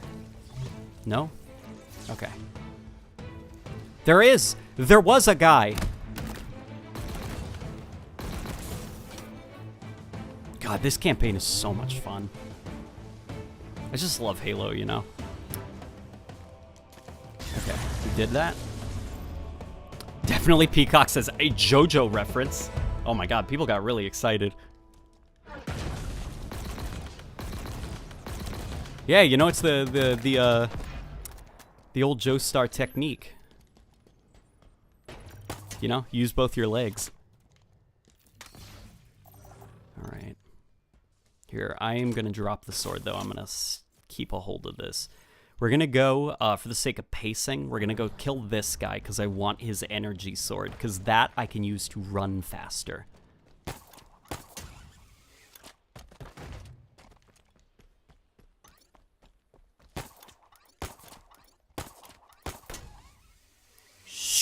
Okay.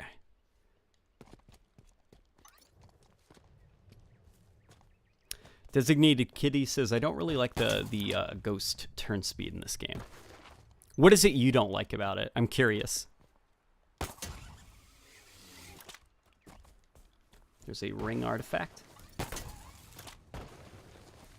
Oh, Rebecca was happy about that JoJo reference. God, guys, like, if only you could, like,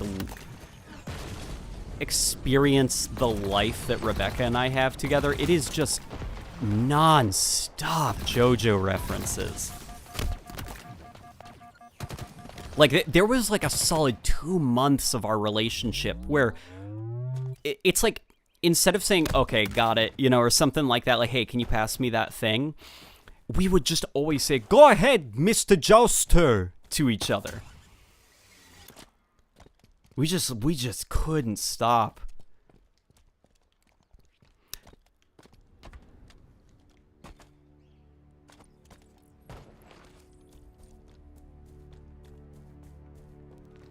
Halo Infinite is the top of the FPS food chain alongside Doom Eternal.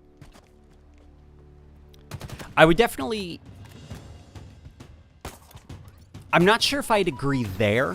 What I would say, though, Hussein, is I would say the template is there. Because I think the combat loop for Halo Infinite is actually a shit ton of fun.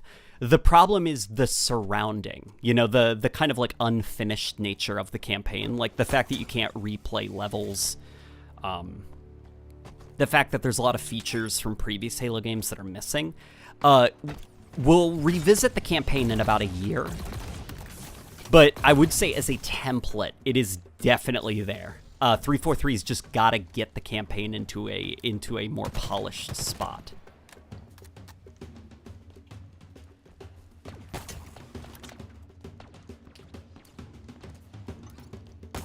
The Potassium Man says, I'm already living that life, brother, and it's awesome. Man, the Pillar Men, it's been a long time since we... Man, I miss Hamon so much. Rebecca is like full-on stand mode, you know, she stands, one could say. I miss Hamon.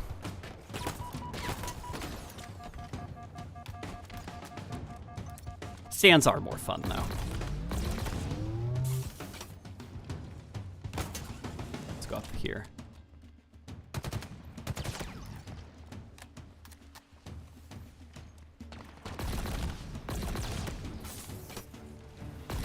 Oh boy.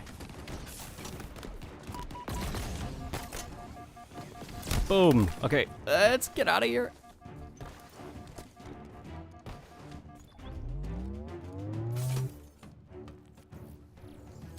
Upgrades. Let's give ourselves reduced cooldown. Yeah, for the grapple shot. We're gonna need that. Bum bum. Bum, bum, bum, bum, bum, bum, bum. God, the soundtrack just kicks ass in this game. I remember for years when I'd talk about the Halo soundtrack, and I was like, I wish that they'd go back to the... Look how pretty this looks.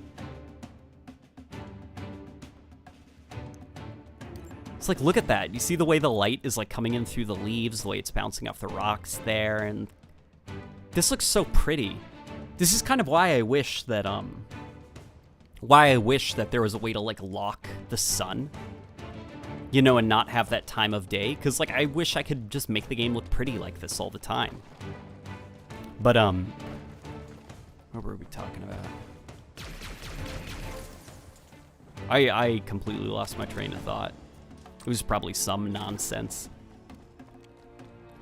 Oh yeah, when I was talking about like the Halo soundtrack, I made videos on it, and I got so many comments that were just like, they're not gonna bring Marty back. Like, Halo music needs to change. Halo music needs to evolve. And I feel like this game is the perfect counter to that argument, where it's like, well, yeah, of course they're not gonna come back. But like, that doesn't mean that Halo music needs to just sound completely different now for no other reason than cuz. You know? You can have different composers who still make Halo music. And I do feel like the sound of Halo music is a very specific thing. You know? You don't need to go like the Halo 4 route where it just kind of sounds like, you know, kind of like just Hollywood-y stuff.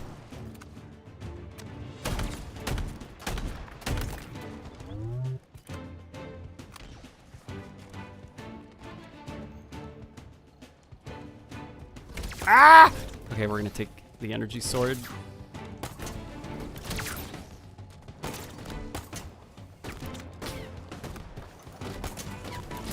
Got him. Okay. Boss is dead. Hide from brute. Hide from monkey. Get killed by monkey. Rebecca says, Nani? Lock the sun? I mean like, Rebecca, what I mean is, so, babe, I think that this cave looks beautiful, and I think that this game looks gorgeous during sunset. I actually think Halo Infinite looks kind of ugly at nighttime, so I would like the ability to just permanently freeze the sun in place so that it can always be sunset, because I think that's when the game looks the most beautiful, the most vivid, the most colorful.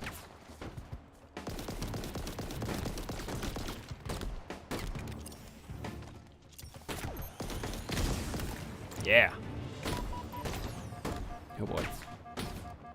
That brute is, This song is Riven Gate and it slaps. That it does.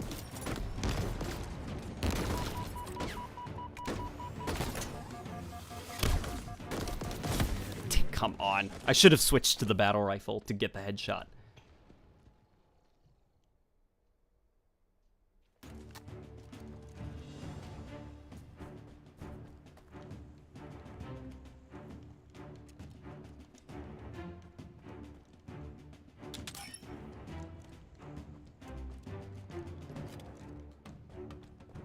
Hide up here. Hi, buddy.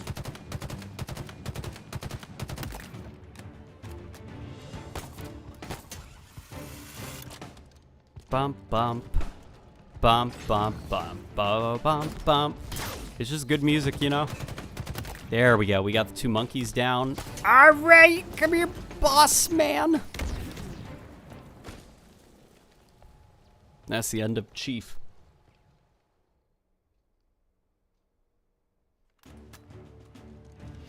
Nico Hansen says, if you crank brightness all the way down at nighttime, it looks substantially better, but it's still a downside that you have to edit your game that much to make it look good.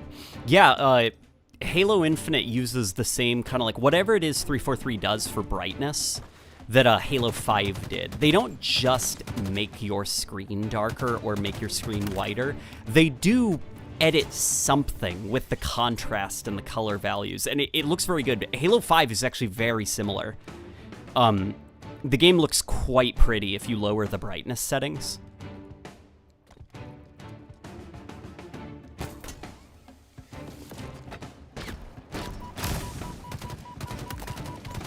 Oh god, stay away from me, buddy.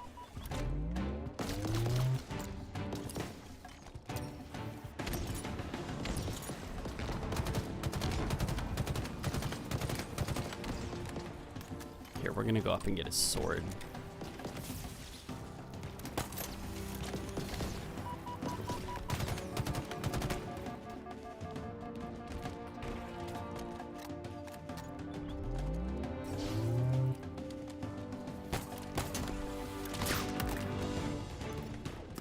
I think I see him right there. Yep, there he is. Come here. Oh god, I'm gonna die again. We're running away. Okay. Noah Burke says, how about a fuel rod cannon and you can charge it like a Spartan laser and have it use a arc-like projectile, but fast enough to launch volleys?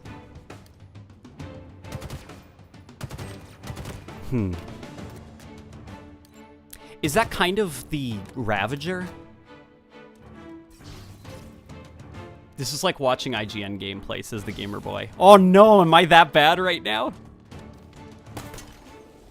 I don't mean to be playing that bad. This is just legendary, and I gotta focus on both the chat and staying alive.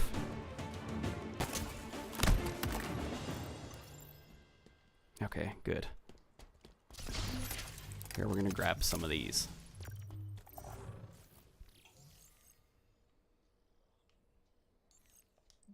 We're gonna spawn back at the Outpost Gulf, or whatever it was called.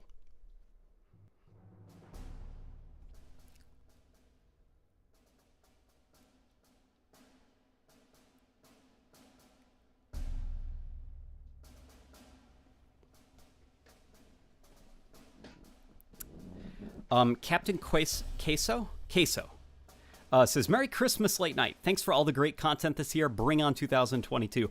That's what I'm saying. Merry Christmas, man. I hope things are going well for you. It's going to be a good new year. No, I'm not going to say that. I'm not going to jinx it. Are you playing on a Series X? I am not. I am playing on a PC. Which is kind of the rare situation where the console version of the game might be better than the PC version just because of, like, the unoptimized state of the PC version right now. 343 did not release it in a good place. Oh, I think this is Brackon Escape. This track also slaps.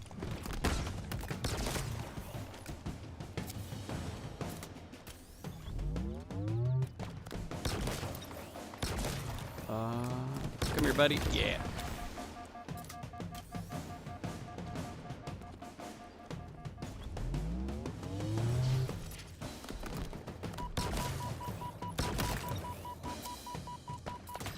I kind of like the idea of having a hunter cannon turret that you can waddle around with. Yeah, it would be cool, right? Because I don't think hunters in this game are very fun to fight at all. I think they're probably the worst part of the combat encounter just because of how kind of like messy their combat loop is. I think what would make the hunters significantly more fun is if you could rip off their turrets, because then when the other one gets enraged, you now are kind of like temporarily powered up by finding that turret.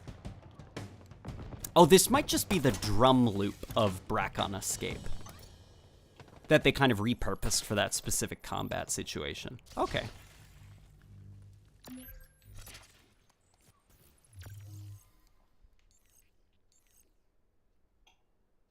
Investigate the UNSC distress signal.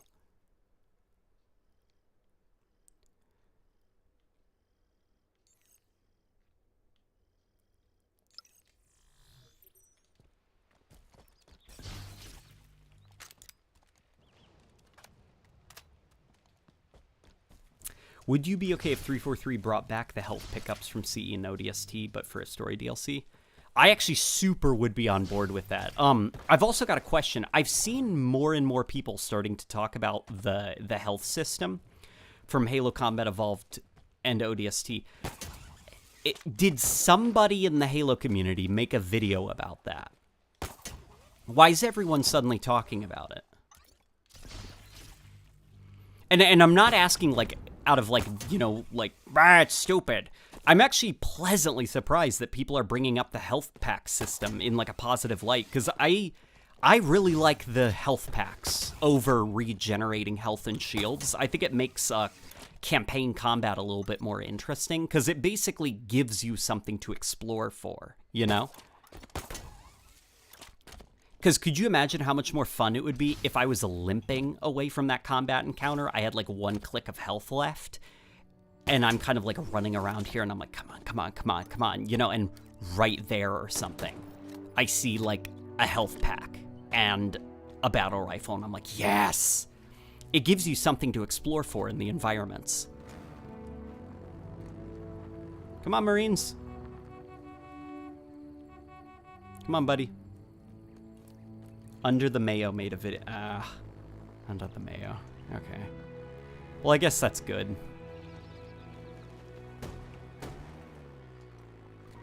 I guess that's a positive to take away from that.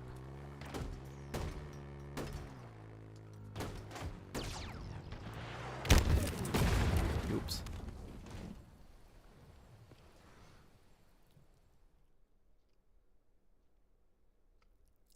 Why does the pilot look really bad in his first scene? Asks Star Platinum.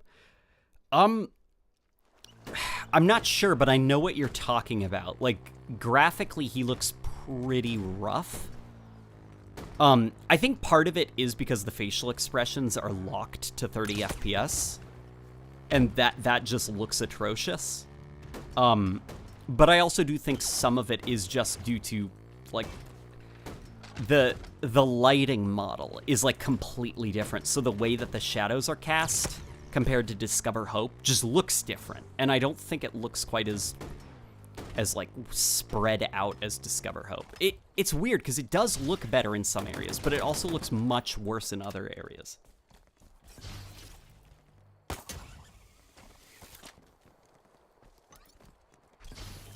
You sounded really distraught about Under the Mayo. No, it's just I've seen that video. It's not a very good video. And it's a pity because he brings up some good points, but he's just... It's like, a lot of his points are, it sucks because it's bad. And then he moves on to the next point. It's like, instead of insulting the thing, can you explain mechanically why, from your point of view, you think it's bad and what value you think the other system had? Because most of it was just him insulting and punching down and not really explaining why he felt that. It was just like, it's like, it's not even that, like, his arguments were bad. It's just the way he went about describing why he felt the way he did was so alienating and off-putting and just pointlessly rude that it was very hard for me to follow the video, because it's just like, dude, just talk like a normal person, you know? People aren't just this, like, just rude in real life, you know, when they're trying to give feedback about something. Noah Burke says, I'm thinking when you charge it up, you can also see how the arc of the projectile is. Also, make the charge fast, is so you can use it as an anti-ground vehicle in a campaign that they bombard you with Okay, I see what you mean. Yeah, that's a cool idea, actually. Yeah. It sucks, because Under the Mayo, I actually agreed with some of his points, and when I stopped agreeing is when he got sidetracked and just started pointlessly insulting. It's like, and you're losing me. Because, you know, at that point, it's like, I don't know if you're trying to honestly deliver a valid point or if you're trying to just insult people. You know? It's almost like the bad vibes started with that annoying thumbnail that kind of screamed the I'm still in high school energy. It was just a very mean video. And I feel like a lot more people would be watching it and taking in what he's saying if it wasn't so mean.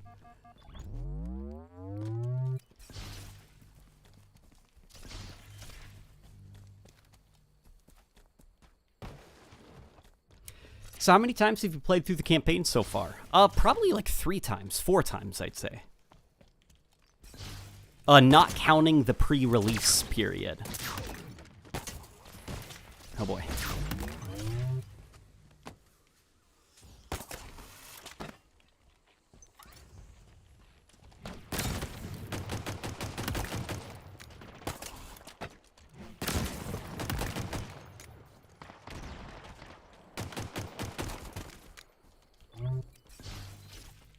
Planet Nozers says, I kind of miss when nighttime in media leaned more into the pitch black discomfort instead of studio lit nighttime. Like, look at the Dio section in the 90s JoJo Part 3. And just the other old anime nighttime settings, or even Halo CE. Yeah, I'm with you. Actually, you know what? If we're going to talk about Modern Warfare 2019 for a second, I love how that game looks at nighttime. Like, that it's the first time in a very long time that night didn't just look like day, but like... This is apparently nighttime, guys. It just feels like an overcast day, you know? It doesn't feel like night. It just feels like daytime, but blue.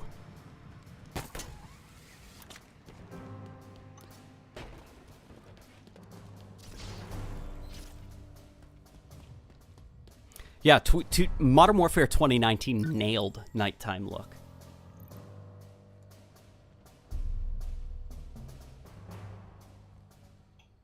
Logan Paul says the Act Man is a good reviewer for Halo reviews. He's really spoken up against 343, and it shows how much of a problem Halo 4 and 5 was for classic Halo players. Oh, I don't think Act Man speaks up against 343. That's painting his reviews in a negative light. What I actually really like about Act Man's reviews, specifically his Halo ones, is that he's not speaking out against anybody. A lot of his opinions come from his position as a Halo fan. He's trying to appeal to 343 and get them to understand why Halo fans are sometimes disappointed by choices made, you know? That, I think, is what makes his reviews so good, is that it doesn't ever feel like he's punching down. You know? Unless it's, of course, like something like Cyberpunk, where I feel like that the punching down was absolutely justified. You know, or the Battlefield 2042 beta video, where it's like, yeah, you know, that beta wasn't cool. And it kind of deserved a lambasting. That was a very, very rough gameplay experience, and, you know, turns out a lot of his worries were correct.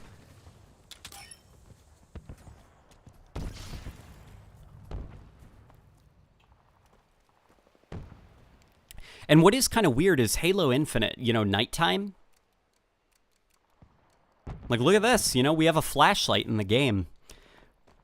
We don't need that, like, Ubisoft nighttime look, you know, where a lot of open world Ubisoft games do this too, where sometimes the nighttime has, bizarrely enough, better visibility than during the day.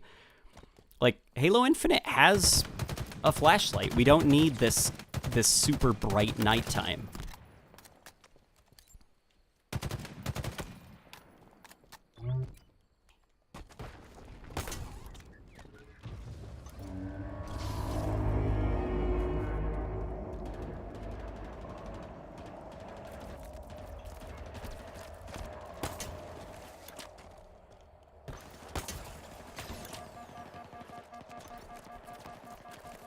Let's go this way.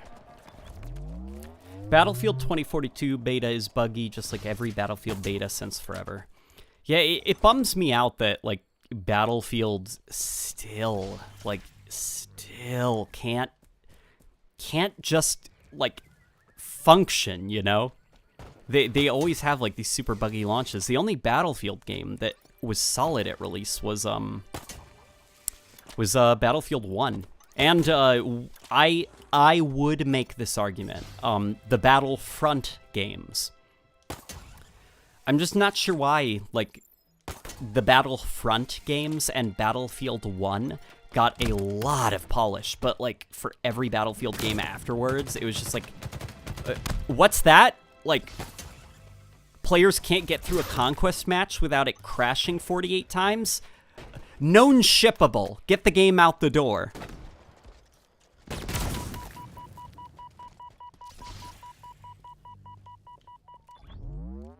Because some of those Battlefield games are quite solid. Now, Battlefield 2042, that game mechanically just makes, like, no sense, you know? I think the bugs are actually the least of the game's problems. I think a lot of it is actually mechanically. It's a very badly designed video game. But, a lot of the kind of, like, discussion around Battlefield games and their gameplay loops get lost in, like, the bugs and the glitches, you know, and it just becomes like, this Battlefield is the buggiest one to release since ever, and it's like, also it has this huge glaring design issue, and why aren't we talking about it? Why are we so fixated on this one animation that's busted?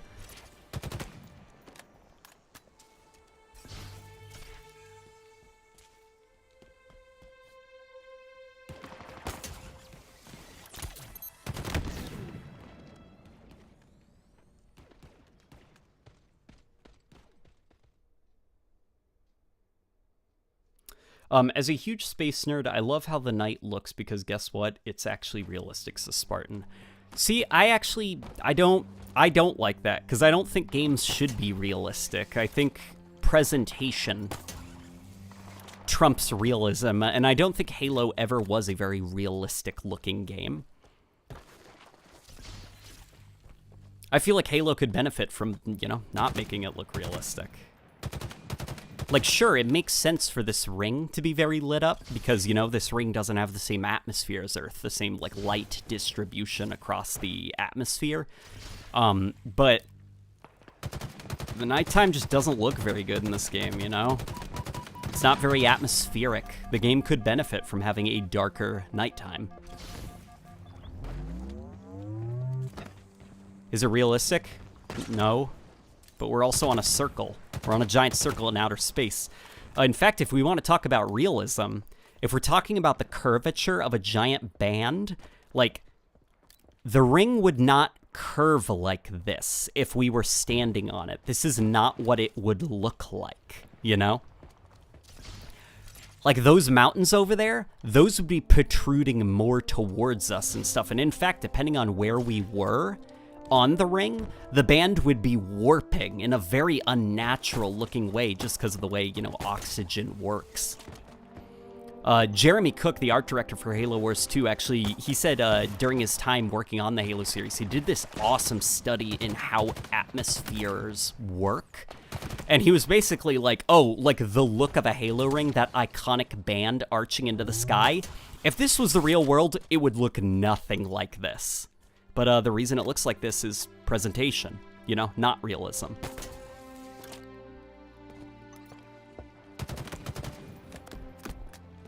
Noah Burke says, one more. The Needler is cool, but could be more unique. How about a one-hit kill melee with a super combined explosion, but uses the entire clip of ammo? Yeah, that could be cool. That could be cool. I like your idea, Noah. Hussein says, Halo Infinite just makes other FPS games look bad. No, I wouldn't say that. Definitely a lot of other modern FPS games look bad. Because I think that, like, Halo Infinite, kind of, it understood the importance of a strong combat loop. Because stuff like Battlefield 2042, that game needs to be reinvented, you know? Like, that game has mechanical issues that need to be patched. Like, design work was spent on making that stupid specialist system, and they're gonna have to undo a lot of that and redesign it in order to get that game into a good place. With Halo Infinite, it just needs more content. You know, the actual core of the game is solid, and I hope that Halo Infinite is a bit of a wake-up call about the importance of, like, gameplay foundations, you know?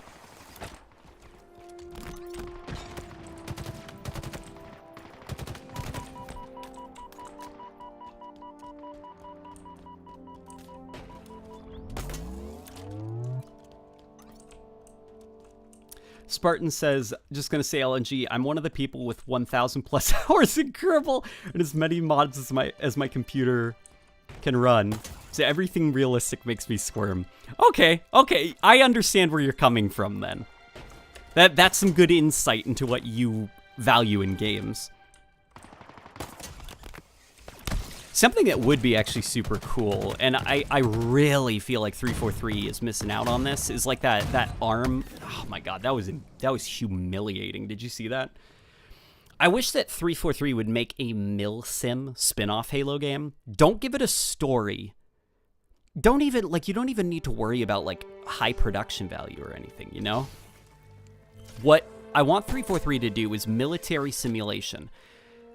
Animations, gameplay, like a basic AI system, and then very extensive mod tools, and just hand it off to the community and have it be as realistic as humanly possible, down to the way that, like, bullets travel, the skybox and everything, and just let the community go nuts with kind of like this template, kind of like Arma, you know? Create a super in-depth milsim template with strong mod tools, and then just release it to the community and let them go bananas. You could even maybe have, like, some kind of soft curation system where, like, different creators, content creators, can, like, host their own stuff. You know, and maybe like the community can report certain stuff. I mean, obviously there would be all sorts of issues, but I feel like that would be a game that would live on for a very long time. That way console players can also get into, you know, some of the magic.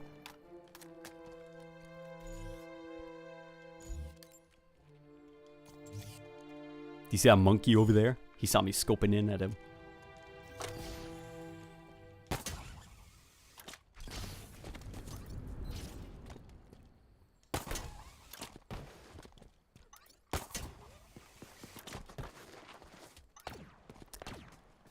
Don't you end up in the weeds trying to make anything sci-fi within a milsim framework? You do, kind of. But I feel like it's because nobody's really, like, properly tried it, I guess. Because, like, a lot of things, like, you know, those, like, Arma mods that are Halo-themed, well, that's because they're mods for what is trying to be more of, like, a modern-day military simulation game, you know? The sci-fi aspects, like lasers, are being hacked into the game. I'm saying from the ground up, make it a science fiction milsim game.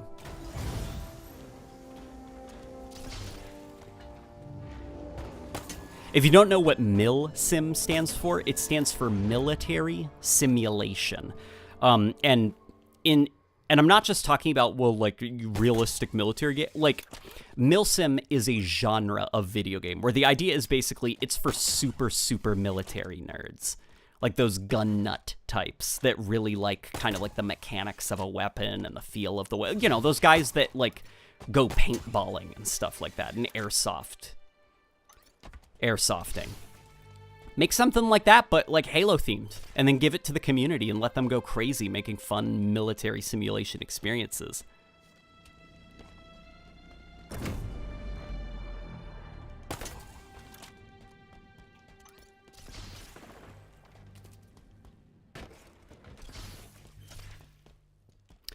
Mathis RNRD says, what do you think about the endless Harbinger designs? I find them a bit boring and generic for this new faction thing. Thank you, and I hope you enjoy the game. Yeah, the Harbinger is not the most inspired creature design, I'd say. She is a solid character design, but I can't say she's unique. I've seen her before in many, many games, you know? I saw her in Warframe. I saw her in Doom Eternal. What I can at least say is at least she looks more organic within Halo, where something like the Warden Eternal, I didn't quite know what I was looking at.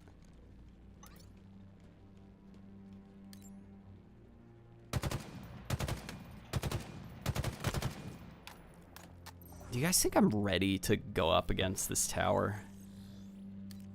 Or should I get, like, more upgrades?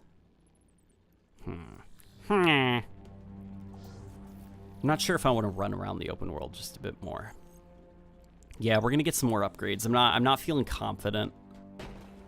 Because I still have to focus a little bit, which is hard. You know, when I'm talking.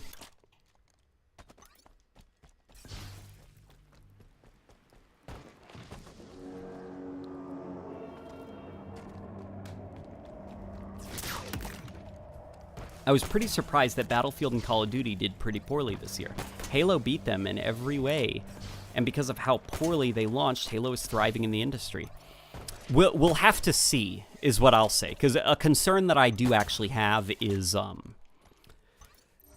Call of Duty is, like, aggressively, shockingly mediocre this year. You know, Vanguard is like it's the video game equivalent of a white noise machine.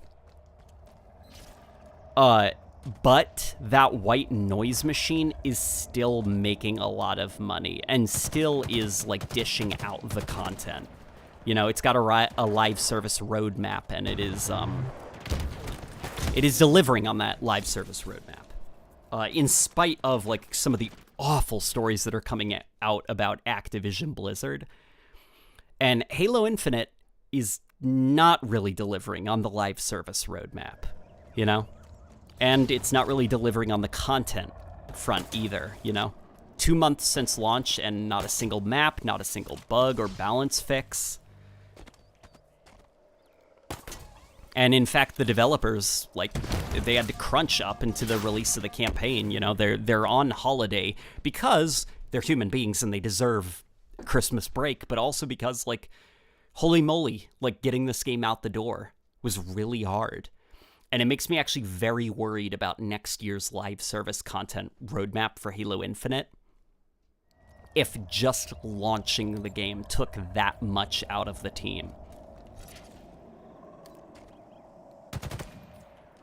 You know, Call of Duty is a big nothing burger, but Call of Duty has stuff going on constantly, where Halo Infinite has, like, here's a bunch of ugly coatings that you used to make yourself. Enjoy the event.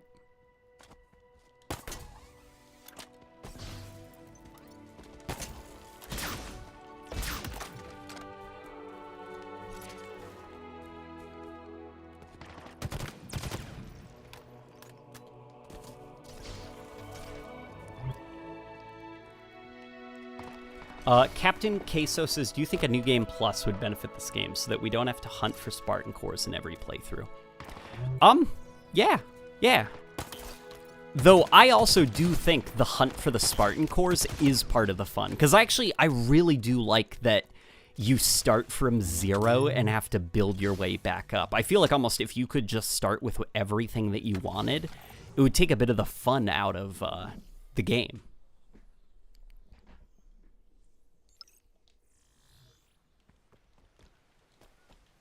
You know, I guess it's like, imagine starting like a Minecraft run, and you already have a house, you already have diamond. Like, I feel like some of the fun of these games is being able to build yourself back up. That being said, though, I do think just for the sake of options, there should be a New Game Plus so players can, like, carry over their equipment from run to run.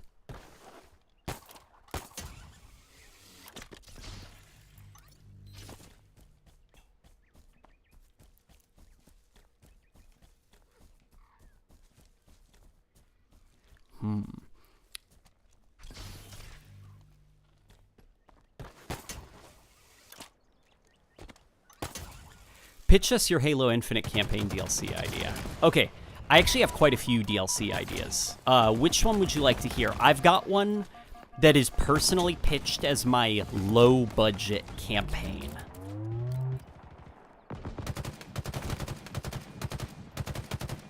But then I have, like, more high-budget ideas.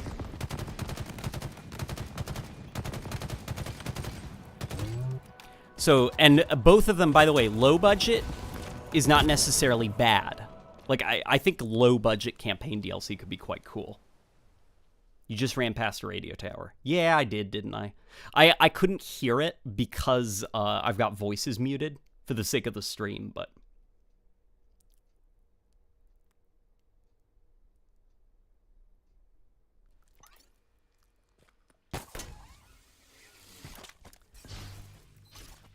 Shocker D says, do you feel the store and microtransactions should be fixed ASAP, or do you think other things should take priority? I don't think it has to be one or the other. I think there's a lot of things that need to be fixed ASAP. The store is one of those things. Because they have, like, you know, as a development studio, they have different departments, you know. You've got live, you've got design, you've got UI, UX... You got the engineering team. Like, you've got all these different studio or like subcategories within your studio. I don't think it has to be like, all right, all 700 employees, we are shifting focus off of campaign over to the store. That's not really how studios work internally.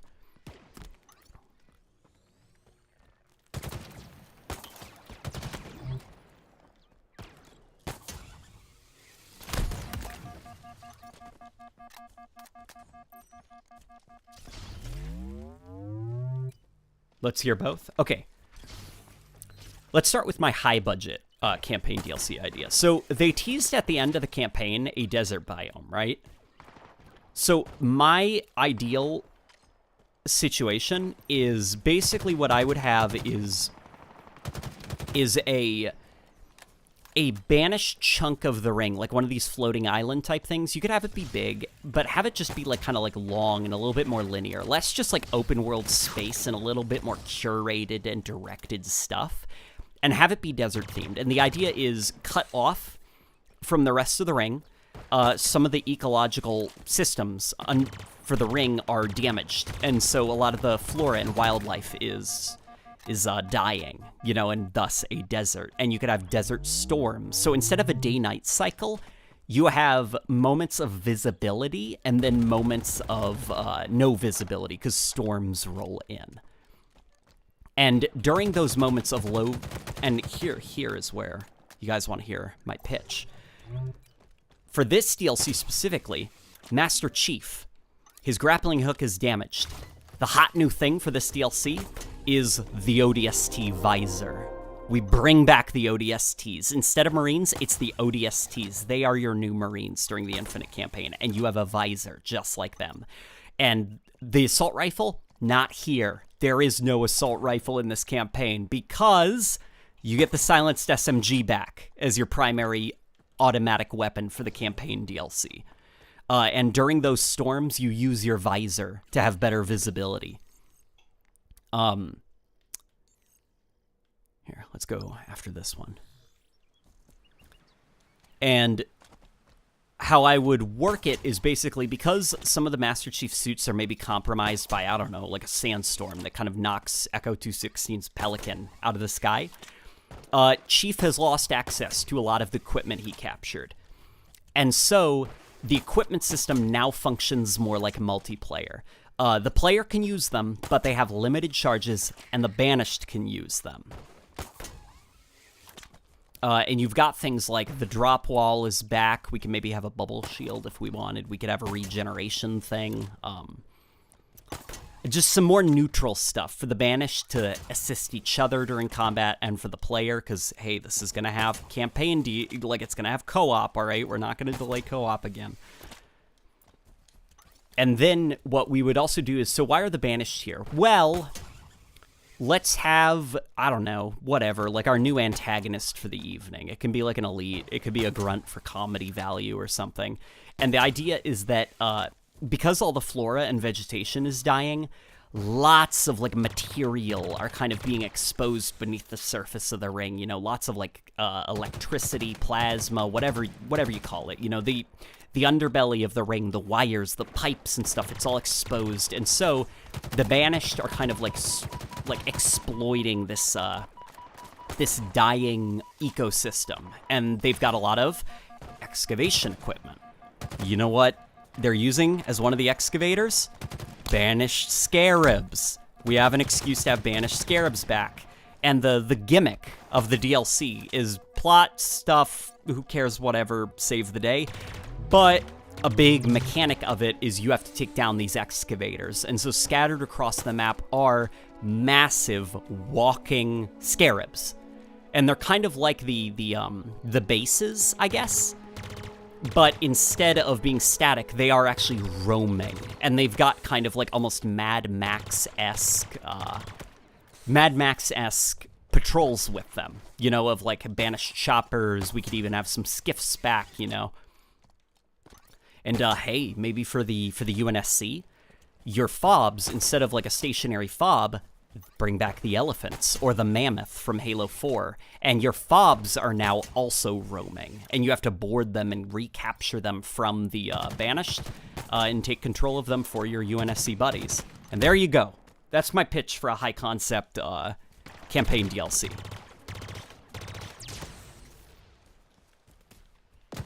The end. Power-hungry jackal wanting to exploit the land. See, there we go. Somebody just came up with a great idea for our antagonist for the evening. We could have it be a skirmisher ship mistress. Because the jackals, they are matriarchal in society. So it's a ship mistress. Halo's first primary woman antagonist, you know. They could put that on all of the marketing material. It would get some people hyped. But then also it would provide a lot of insight into jackal culture, you know? A lot of the bosses, I guess, for the DLC could be all kind of like jackal themed. Hell, you could even have some elites that are rocking like jackal shields and stuff. And there you go, you know? You got like a fun little DLC, some like hungry jackal pirates that are trying to strip mine the environment for its resources. And that is my pitch. You know, a fun excuse to bring back the scarabs, a fun excuse to bring back the ODSTs.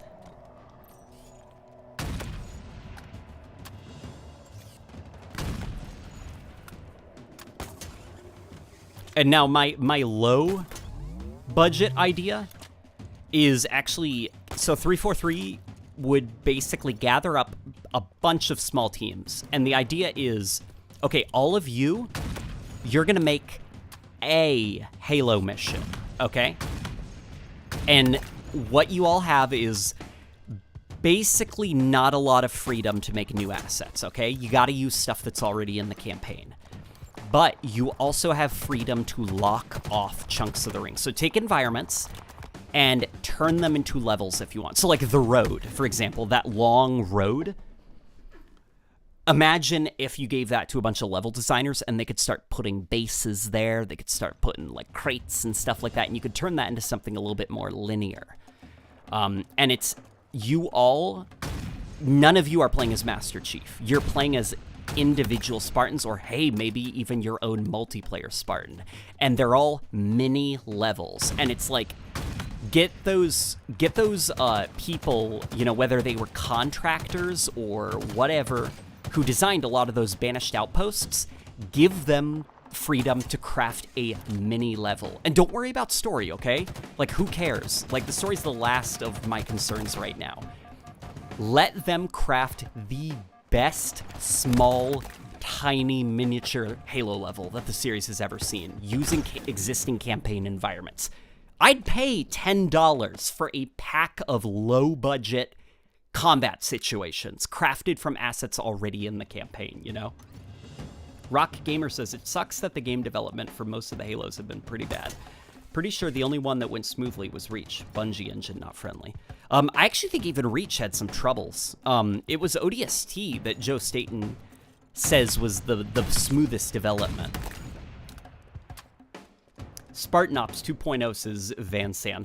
No, not Spartan Ops 2.0. Spartan Ops, I think the production value was much too high for Spartan Ops. I'm thinking of more Modern Warfare 2 Spec Ops, where it's just like, what's the story for the mission? Stop the elite. He has a nuke. That's it. That's the narrative. And you're just running through a campaign environment, but remixed with new combat encounters, maybe some new weapons and stuff like that, and maybe some new rules, you know, give the equipment the multiplayer rule set of it having limited uses, but both the Banished and the player can use them against each other. Because I feel like, honestly, like, the production value of a narrative and stuff like that, it's like, come on, like, stop it. Like, that's getting in the way of, like, the level designers crafting some fun stuff. Like, if it's low budget, you know, and the goal of this is to be low budget, don't worry about the narrative. Have it be something super simplistic. Like, okay, if we do want a narrative, Chief was lost for 3 days at the end of the Infinite campaign, right? At least I think that's what it was. In those 3 days, the Banished warship above, that one right up there, attempted to take back the ring. Deploy the Spartan 4s to, who cares, whatever, kill Banished. There's your justification. And just let level designers go nuts, making fun little encounters. Because if you followed some of the contractors that worked on Halo Infinite that designed a lot of those outposts, they had a blast making them because they were so kind of disconnected from the narrative. They just kind of were told, like, yeah, guys, just go nuts, make a whole bunch of fun combat encounters for the open world. And those are all the best parts. So imagine if they could disconnect those combat encounters from the open world and have full creative control of a miniature level of their own. They'd probably make some really fun stuff to play through, bite-sized little Halo levels. And it would be a lot of fun to get into because you don't have to worry about a lot of the open world nonsense. You know, it's just start playing. And, you know, if that was hella fun, replay it on a higher difficulty.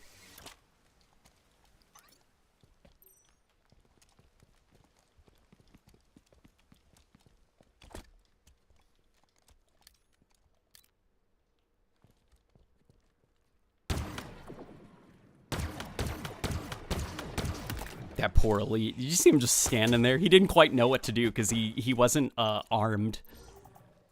He wasn't armed for the weapon that I had. We're going to go up that way. Earth Tia says, hope you're having a great day.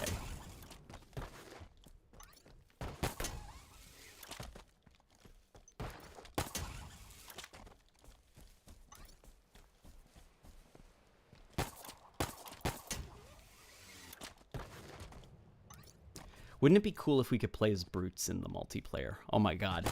Could you imagine, like, you know, like the mobility of the Spartans in Halo Infinite, but rigged up to like a chunky, beefy brute? Like the brutes just sprinting around and grappling hooking all over the place.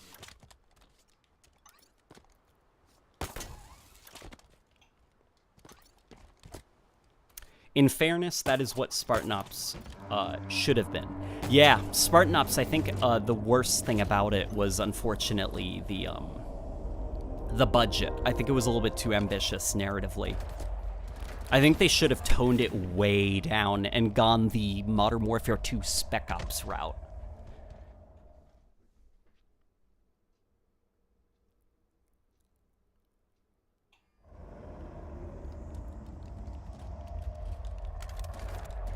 Oh boy.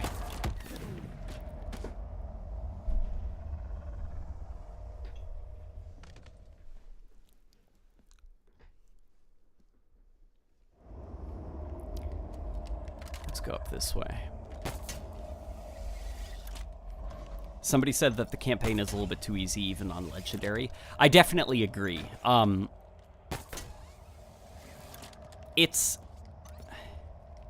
It's not a very hard campaign. It's almost more like, it's just more reaction-based, you know? It's like, react faster to things. There isn't a lot of thinking, because still, it's kind of like, use whatever gun you want. And it's more based around, like, your reaction time and stuff, I find, like, the difficulty. In fact, more so than, like, some of the easier difficulties. I am curious to get the skull that that modifies, like, you know, buffs enemy strengths, or like, you know, the tilt skull it's called, because I feel like that could actually make Legendary really fun to play.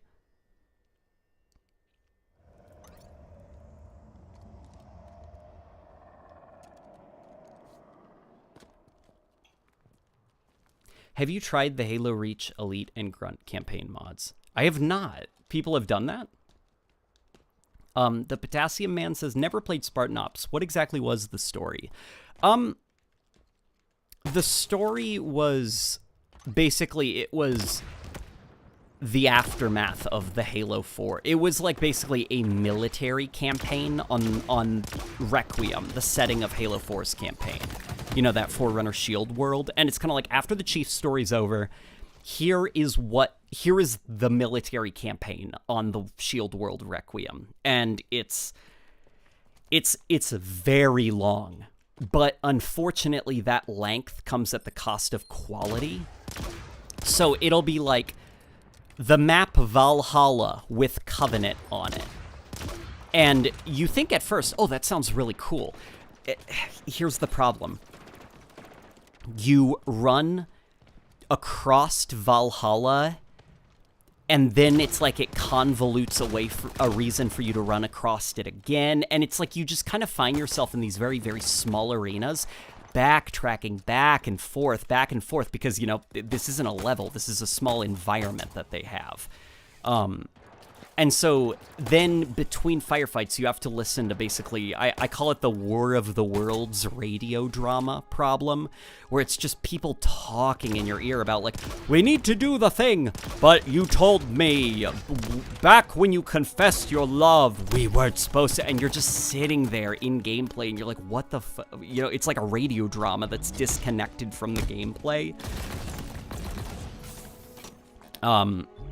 Yeah, it's very rough, you know, it's like kill the squad of enemies on a small multiplayer map, stand around listening to characters talk about what you need to do, then kill some more enemies, and then they go, bad news, you've got enemy reinforcements on the way before we can evacuate you.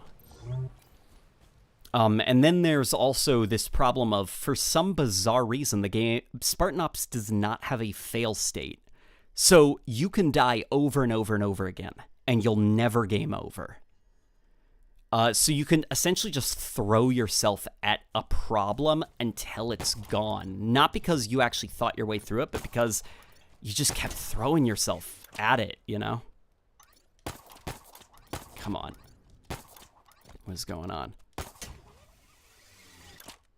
Yeah, Spartan Ops was bad. It was rough. And one of the designers of Spartan Ops, actually, it's actually the same guy who's behind the Academy. He actually did a stream before when Halo 4 came to PC, and he actually kind of clarified, I guess, why Spartan Ops was so, like, not that great. And it really was because they had to rush it. It was almost like not a last-minute thing, I want to say, but it was very close to last minute as an addition to Halo 4. And it definitely does feel like that.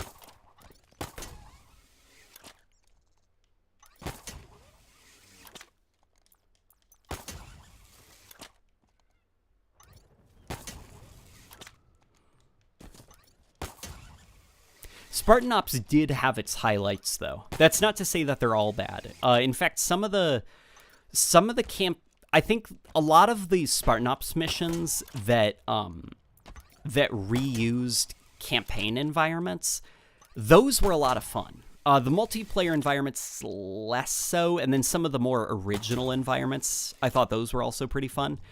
It's mostly when they plop you onto like a multiplayer map or a very, very specific chunk of the campaign and just have you, you know, ring around the rosy running circles around it where the gameplay fell a little bit flat. Some of the Infinity stuff, though, if you do want, like, a genuinely just, like, Spartan Ops, in my opinion, at its best, you should check out Episode 7 of Spartan Ops, where the Infinity gets boarded by the Covenant and Prometheans. That was actually, like, a solid little bite-sized chunk of levels. I had a lot of really good fun with it.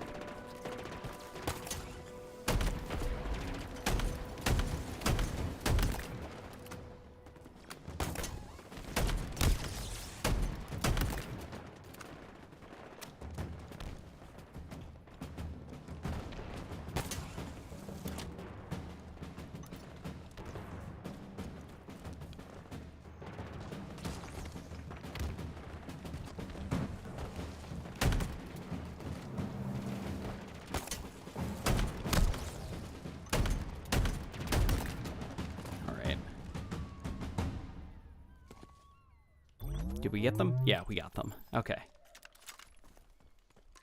Have you noticed how tall the sidekick is? Is the sidekick tall? Let's see if... Is there one in the environment? I don't think so. Next time I see a sidekick, I'll...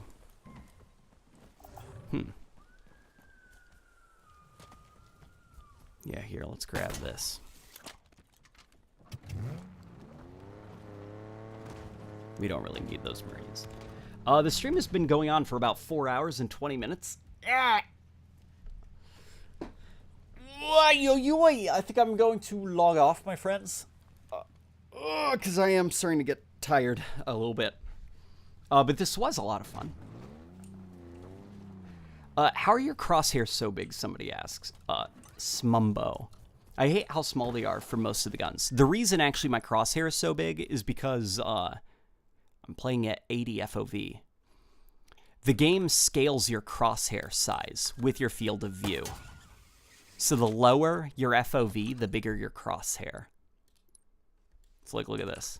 Look how chunky that crosshair is. Hopefully that was able to answer that for you. But yeah, guys, this was a ton of fun. Holy moly, I'm sweating like a pig, though. So I'm gonna go clean myself up. Probably get something to eat, get something to drink. I am exhausted. I am tapped out, pooped out. One could say. But yeah. I shall see you guys later. This was a ton of fun. Brian Botello says, what do you think about future campaign DLC? So Brian, about, I want to say maybe 20 minutes ago, maybe 30 minutes ago, we actually had a lot of fun. We talked about potential campaign DLCs. Somebody could probably brief you, I think. Or rewind a little bit, because I go really in depth with some of my ideas.